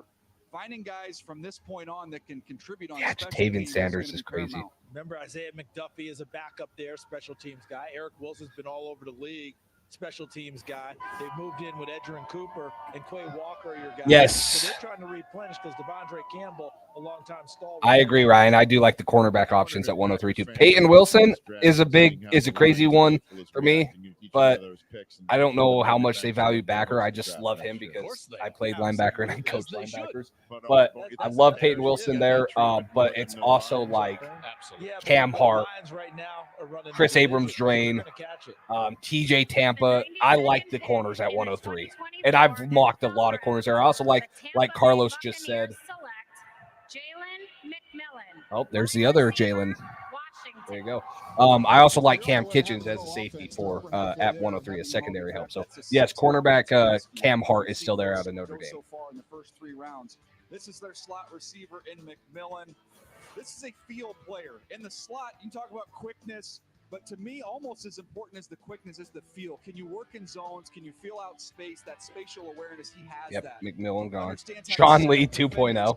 And see, that's the concern is like he's had a ton of injuries. He's playing a linebacker position that already is undervalued in the NFL.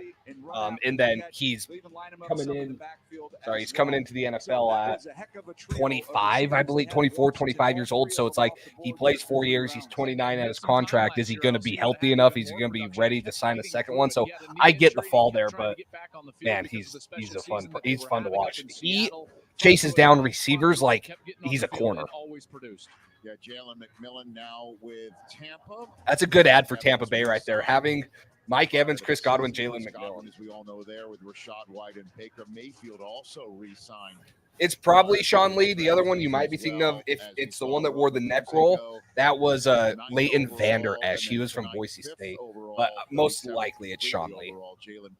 They're both white linebackers for him. Now you've got, to New England. And then you just saw Jalen McMillan go to Tampa. So that's the 3 wide receivers. I mean, look at that haul for Washington. Yes, he does. How come we didn't have I universal think he does, Wi-Fi guy Carlos. sitting on the desk tonight?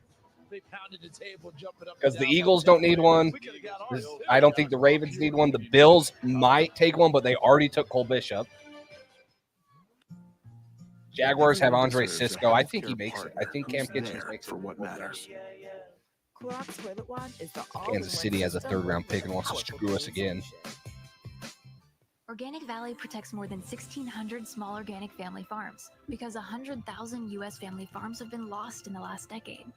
And land that produces nutritious organic food. Ryan, I agree. I'm sitting here looking at my big board, and I have Cooper DeJean as corner 1, Quinion Mitchell corner 2. When you go to my actual big board, Cooper DeJean was 11, Quinion Mitchell was 15. It was crazy. They freaking made out like banshees because they thought they might have to trade up for him. So, yeah, the Sua Mattia one's going to sting because it's the Chiefs. I don't know if New England was trying to trade up. Maybe that's why Kansas City felt like they needed to trade up. It just irks my soul that both Buffalo and the Niners, who have not beaten the freaking the team that stops them every year in the playoffs or the Super Bowl is the damn Chiefs. They both made trades with them. Freaking pisses me off. So, but I don't know if you were in here when that was coming around. I was like, guys, San Francisco and Kansas City were rumored to want to take Kingsley Sumatia in the first round. Also, Andy Reid's a BYU guy. Kingsley Sumatia, obviously from BYU. He knows he has no more connections to any other building than he does there. Probably knew everything he wanted to about him. So that pick hurt. Yeah. Yeah, you're good. I was just recapping what it was. Yeah, it's that one hurt. That one will not sit good. So watch. Is it on their Twitter or YouTube, Carlos? So I'm looking at guys that were still on my top 60 big board that are still available. TJ Tampa, Cam Kitchens, Christian Haynes, I think was taking Peyton Wilson, Troy Franklin, Jatavian Sanders, Javon Baker, and that's it. So there's a couple guys that were still on my top 60 that are on there. Highest ranked one for me that's still on the board is TJ Tampa at 26.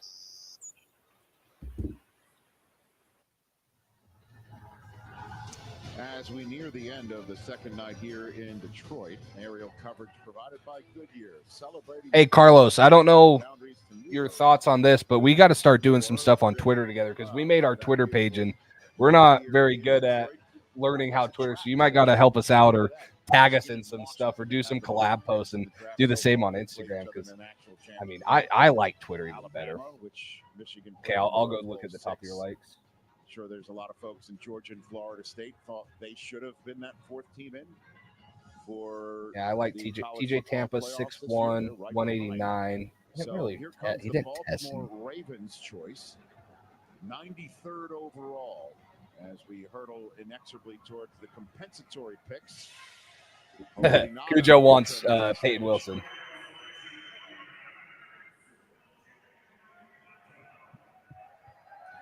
What's up, Detroit? Carlos. I'm here with my sons, Sam, Max. Loti Nata. They were all born in Baltimore, and they were all raised to say one thing. Steelers suck. Oh my goodness. Okay, Loti Nata. That's funny.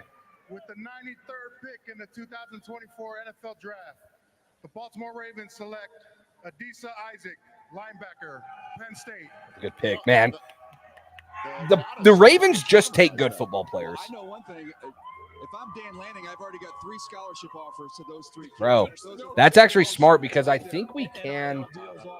I think you can link Twitters onto here. That's smart because we've done it on our. We've done it on our freaking Instagram before, so I'm pretty sure there's a way to do Twitter on StreamYard. But yeah, for sure. Let's be in talks about that. So yeah. Right. I mean, I didn't really love the left. Ryan, you actually would probably know. What do you think of or maybe you didn't hear or haven't looked at him. What do you think of Kaden Wallace for the Patriots, the right tackle out of Penn State? What do you think of that pick? Because I almost want to just double dip at left tackle with like Javon Foster, one of those guys, but there's going to be a ton of corners I really like. All right, so he'll be able to work half a man, but Joel, you Javon Baker. Cool. Yeah, we'll have to do it, man. To understand the numbers, because Isaac's numbers were better. Yeah, the Ravens just take good football players. Better potential. Like they're going to be like, oh, I don't care if he tested bad. They take good football players. Like Kyle Hamilton fell because he didn't test as well. That dude's a dog. Keaton Wilson, one of his top players, not yet taken. Here's why. He has a multitude of injuries. First, there's a left shoulder injury that was operated on, was not a great operation. That certainly is a lingering injury. Okay. But that's actually not the worst of it. He has torn his ACL twice. And my understanding, after talking to several sources, is that one of his knees does not have an ACL. It does not have an ACL. We've actually seen this. A couple other players, Greg Lloyd, Thurman Thomas. For Peyton Wilson, he has not missed a game in 150 tackles. There's some secondary stabilizers in that knee, but that's the reason why. That was Peyton Wilson. So they're saying Peyton Wilson does not have an ACL in one of his knees because he's had 2 ACL surgeries. In the 2024 NFL Draft, the Philadelphia Eagles select Jaylen Hunt. There's Jaylen Hunt. They take good football players, too. The Eagles take damn good football players. The Eagles and Ravens just take good football players, man. Wow. Vic Fangio's going to do some crazy shit with him, though. Yeah, well, I mean, it's rare to do that because not a lot of people can, but I don't know how long he has had an ACL for, but you just heard him. He's played like 100+ games, straight games. So it's crazy that he's doing that. But yeah, that's obviously the concern why he's falling. Pick on the Ivy League. He beat up on a lot of guys. He's not going to see that caliber of player, but you look at how he dominated. You should be able to watch a player that's an NFL player and you put on Houston Christian tape. You shouldn't have to look up his number. You should figure out who it is within 5 snaps, and that's exactly what you did when you put on their tape. So what's the explanation? Good job, Chris Ballard, standing up for A.D. Mitchell. He was the safety. How did that transformation go? Because you try and find numbers. I mean, I don't know why he's so mad because he just got a steal at 52. As an Notre Dame fan, I was hurt he got picked by the Ravens, LOL, but he's going to be a dog. This guy being drafted at a defensive end. Boy, put on some weight. He lifted some weights, and apparently it's a case study. I mean, it's all on him because he's going to have to be the one to deal with it. Obviously, I don't know if he's taking cortisone shots or what. There's something that he's doing that's helping him play. But yeah, it's going to affect him down the road. Sorry, here's the Bills. NFL Draft, the Buffalo Bills select Dwayne Carter, defensive. That's an interior defensive lineman I like. So, I mean, that's probably why teams are taking him, is because he's already 25. He already has this no ACL in one knee. He's probably not going to make it past 4 or 5 years. So, not worth it for. I mean, talent-wise, film-wise, he's a first, second-round talent. That makes sense while he's sliding. So, yeah, I like Carter too. Hunt is a weird one to me. Didn't love the tape. I don't think he dominated at his level. Maybe I just watched the wrong games. He's just like, he does a lot of things good. He doesn't do a lot of things great. And that's probably why, like, a guy like Vic Fangio likes him, is because he's going to do a ton of different things with him, disguise with him, simulated pressures, do a lot of stuff with him. But I agree. I didn't think he was, like, great at one thing. He doesn't have many elite traits. He's just a good, solid football player that does a ton of things for a team. Captain. You ask someone at Duke, you know what they're going to tell you? There was one leader on our team. It was Dwayne Carter. That's right. This guy's a big-time guy. I love that. And going to Buffalo, that makes a lot of sense for what Sean McDermott wants out of his players, the type of guy he wants to add to his locker room. And you have a name now associated with the pick Buffalo acquired in the trade with Kansas City last night. So Kansas City moves up for one of the fastest players we've ever seen in the combine, and a defensive tackle lands in Buffalo for it. 5 picks. That's why I liked him next to Armour. I thought they were total polar opposites, and it would be fun to watch. So, what's my house really worth?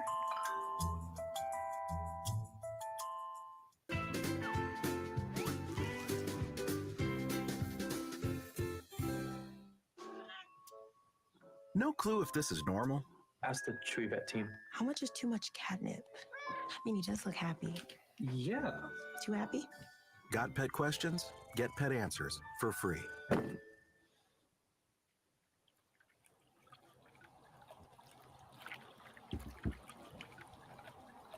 Dwayne Carter probably is older than Barmore. I'll find that out right now.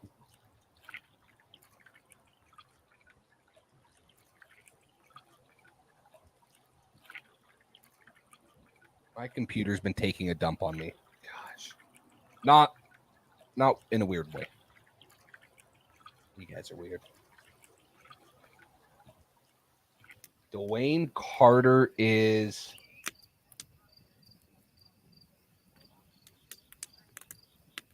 I'm sorry. 12. Come on. He's going to be 23 and a half in August, so he's almost 24.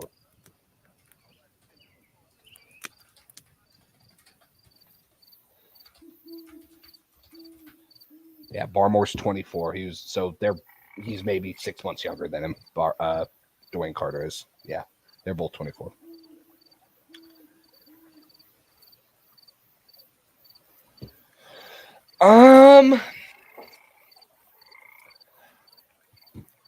I'm gonna say no.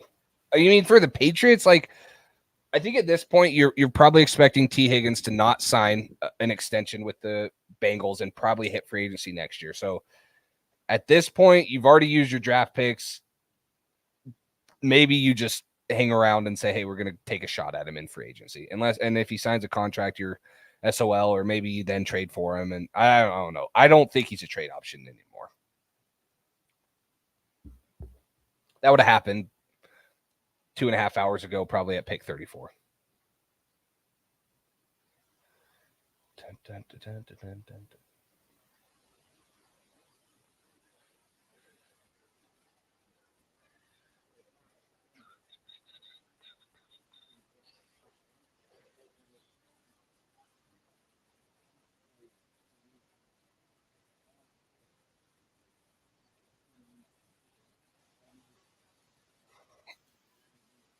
Yes, if it's an option, you're going to pay him.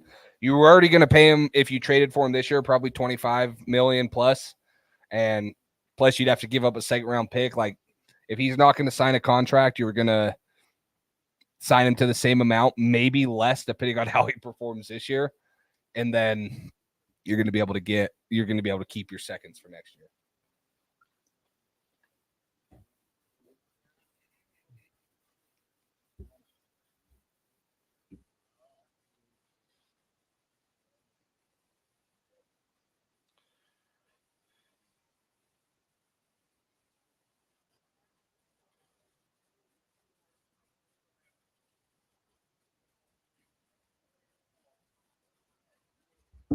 Okay.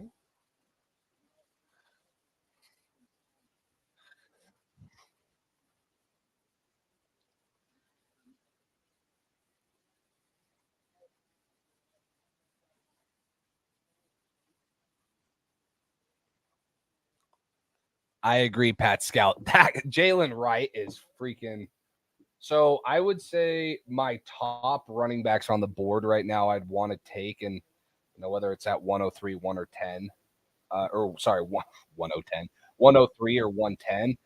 I would go Jaylen Wright, Braylon Allen, Audric Estime, Ray Davis, Tyrone Tracy, and then probably like Isaac Garendo, Dylan Johnson. Like, my top 4 running backs there would be Jaylen Wright, number 1, because I think he's so versatile. With like Alvin Kamara. Like, I know that's cliche because he was from Tennessee too, but he reminds me of Alvin Kamara. Then Braylon Allen, because he's the youngest player in this draft class. You can sit him for a year, let him get a couple reps behind Ramondre. Then I like Estime out of Notre Dame, Ray Davis. Those are shorter, bigger, stouter backs. So I do like some of those players in the 4th.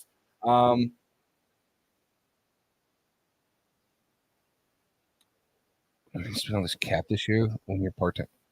I don't think we use most of it. You got to save some. All right, Bengals are up. McKinley Jackson, nose tackle, Texas A&M. Okay. I think that they probably you sign up most of their draft picks. They aren't going to use it all, and next year they're going to have $100+ million, and you're going to need to re-sign Barmore to a huge extension. You're going to have a couple other ones. So I don't see them spending much more cap space. There's not much out there. Maybe there's a couple other guys they need to fill the holes in with, and they're $2 or $3 million. Ryan says Stephon Gilmore. I would rather take a young guy and develop Stephon Gilmore, because if you sign him to a one-year deal and he leaves, and then John Jones leaves too because of age, or maybe you don't want to pay him whatever, then you don't draft a development old plan and don't let him get some reps, then it's just Christian Gonzalez, Marcus Jones. So I don't know how I feel about Gilmore. I mean, obviously it depends on what the contract is, but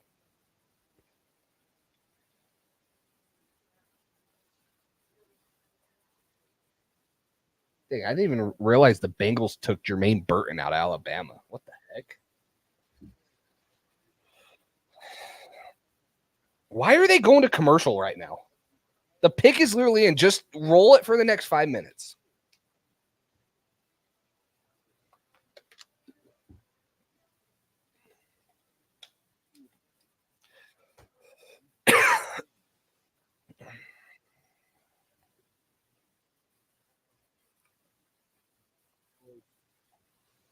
Yeah, Gilmore would be a great mentor for Gonzalez. That would be one of the intriguing things why you probably do bring him back.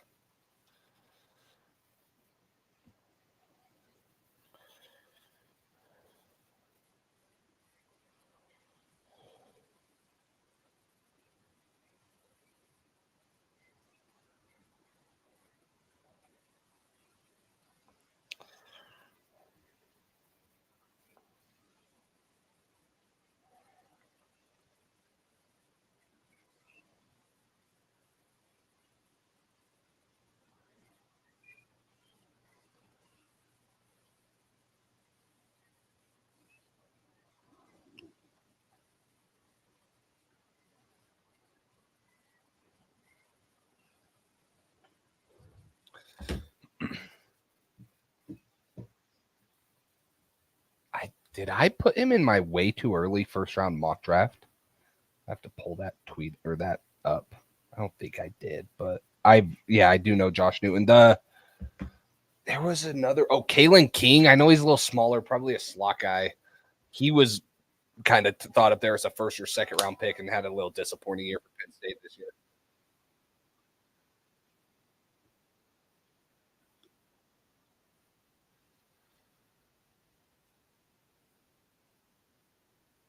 I can't believe they just took a commercial break with literally the pick in for the Steelers and 3 picks left. Let's freaking get it over.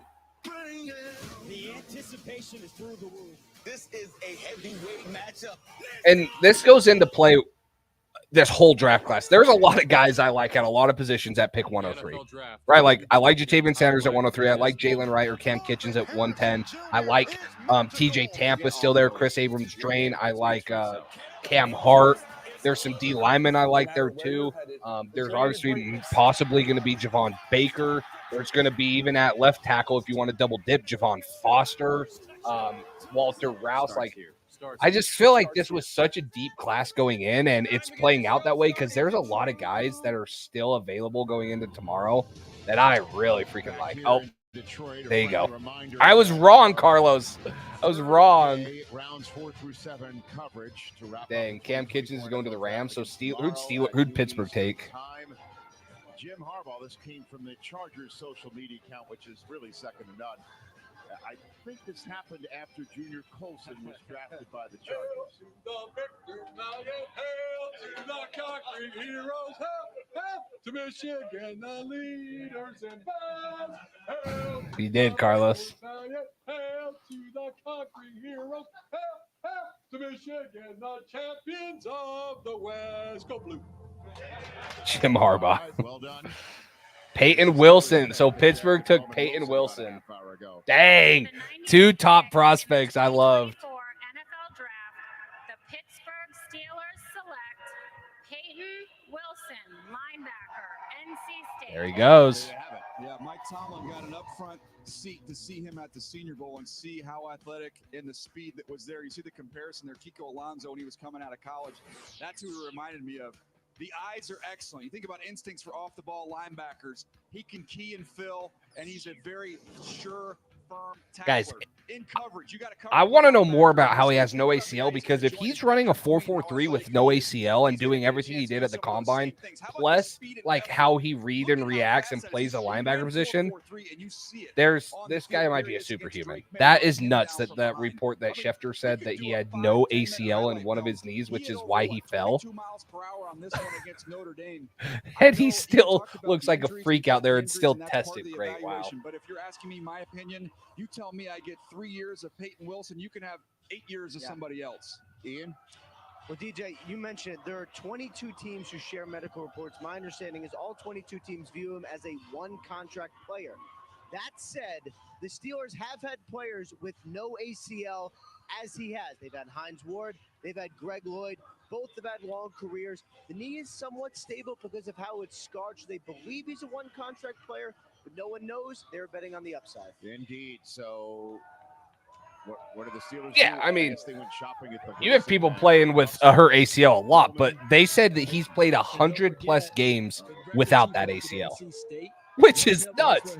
And you're running a 4.43 on that without it, and yeah. Pittsburgh Steelers. And by the way, Hines Ward kind of worked out. You know what I mean? Cam Kitchens is going to the Rams. He didn't need his ACL for the 400 tackles he made at NC State. I mean, my goodness, he can play football. And then Pittsburgh has been trying to get linebacker Joe right Clapp. for a while. With the 99th pick in the 2024 NFL Draft, the Los Angeles Rams select Cameron Kinchens, defensive back, Miami. Well, there's two really highly rated prospects that I had at pick 103 going at pick 98 and 99. Penn State, what's the comparison? They ran the identical 40 at the combine, 4.65. He runs 4.55 or lower. You would see him off the board. That was the Cam Kitchens hurts. Oh, hey, Cam Kitchens hurts a little bit more than Peyton Wilson. I loved Peyton Wilson, but Cam Kitchens probably would have been a better player for the Patriots just with the concerns of the ACL and stuff, but they were both like great options. So he's right here against Texas A&M. And there's who's still available at safeties. On the ground. The one negative play he had was in the crazy finish against Georgia Tech. The ball got over his head late in that ball game, but on the whole, this is a very Jaden Hicks, Trey Taylor, James Williams, Tony Vaki, but that guy's a box safety. Braid. There's not really many true like free safeties like I thought Kitchens was. San Francisco and the way they pitch it around, Seattle and all the receivers they throw at you. In NFL football, if you can take away one possession. Damn, the Rams added a ton of good defensive pieces last year. Kobe Turner and Byron Young last year, Braden Fitz, Jared Verse, and Cam Kitchens this year. In the last 25 years, Miami players have 11 double-digit picks. Shocked by this mic. And the final pick of the third round. What do you know? Luke McCaffrey. That's fine. I mocked Luke McCaffrey a couple times, but there's receivers that I would have taken over him. I would take your guy that you just mentioned, Pat Scout, Troy Franklin. So, you know what I'm enjoying? Devontae Walker, Javon Baker, Troy Franklin. Those would probably be my top 3 receivers as of right now. With the 100th pick in the 2024 NFL Draft, the Washington Commanders select Luke McCaffrey, wide receiver, Rice. Adam Peters came from the 49ers. Yeah, I'm not big on either. I don't know. Like, I like Luke McCaffrey and Brendan Rice. I wouldn't take either of them over like Troy Franklin, Javon Baker, some of the guys that are still available. So I'm fine with him going here. I would have thought, like, I don't think I'd take Brendan Rice at 103, 104, or 110 with who's on the board at receiver, assuming you're only going to get one more. So I'm fine with not taking one of those guys. But I mean, if Brendan Rice was there at 180 or I guess we got rid of 137 at 180, then it's a different story. But it all depends on Well, guys, that's going to wrap it up. That is that is the end of the day 2, the second and third rounds. A little disappointing third round pick. I like the second round pick that they get, but we'll see tomorrow. So yeah, hope we take Hart or Sanders next pick. I mean, we're gonna have, and barring a trade down, we're gonna have the 3rd pick and the 10th pick tomorrow. Pick 103 and pick 110 because of the trade we made with the Chargers. So we're gonna have 2 early picks, and there's still a lot of guys I like at a lot of positions. So. And then we'll sit through the 5th round and maybe have a trade up. If not, then we'll have 2 6th-round picks at 180, 193, and then one more in 230 somewhere. So appreciate everyone hanging out, guys. If you guys haven't already, please hit that like button. Use code Patriots Drive at SeatGeek, code Pats Drive at Underdog Fantasy, and make sure you guys subscribe to the channel. Turn that notification bell on. I'll be going live around 12 p.m., maybe 5 or 10 minutes early just because of how early our picks are. Talk a little bit about the prospects that are still there. So really appreciate everyone tuning in. Hopefully see you guys tomorrow. And, until next time, or until I guess what's not even 12 hours. Maybe it is. It is 12 hours. It's like 12 and a half hours. I'll see you guys in 12 hours. Thanks for listening to this edition of the Patriots Drive podcast. Follow us on social media to stay up to date with all things New England Patriots. Make sure you tune in to the next episode and check out patriotsdrive.com for more great content. We're on to Cincinnati.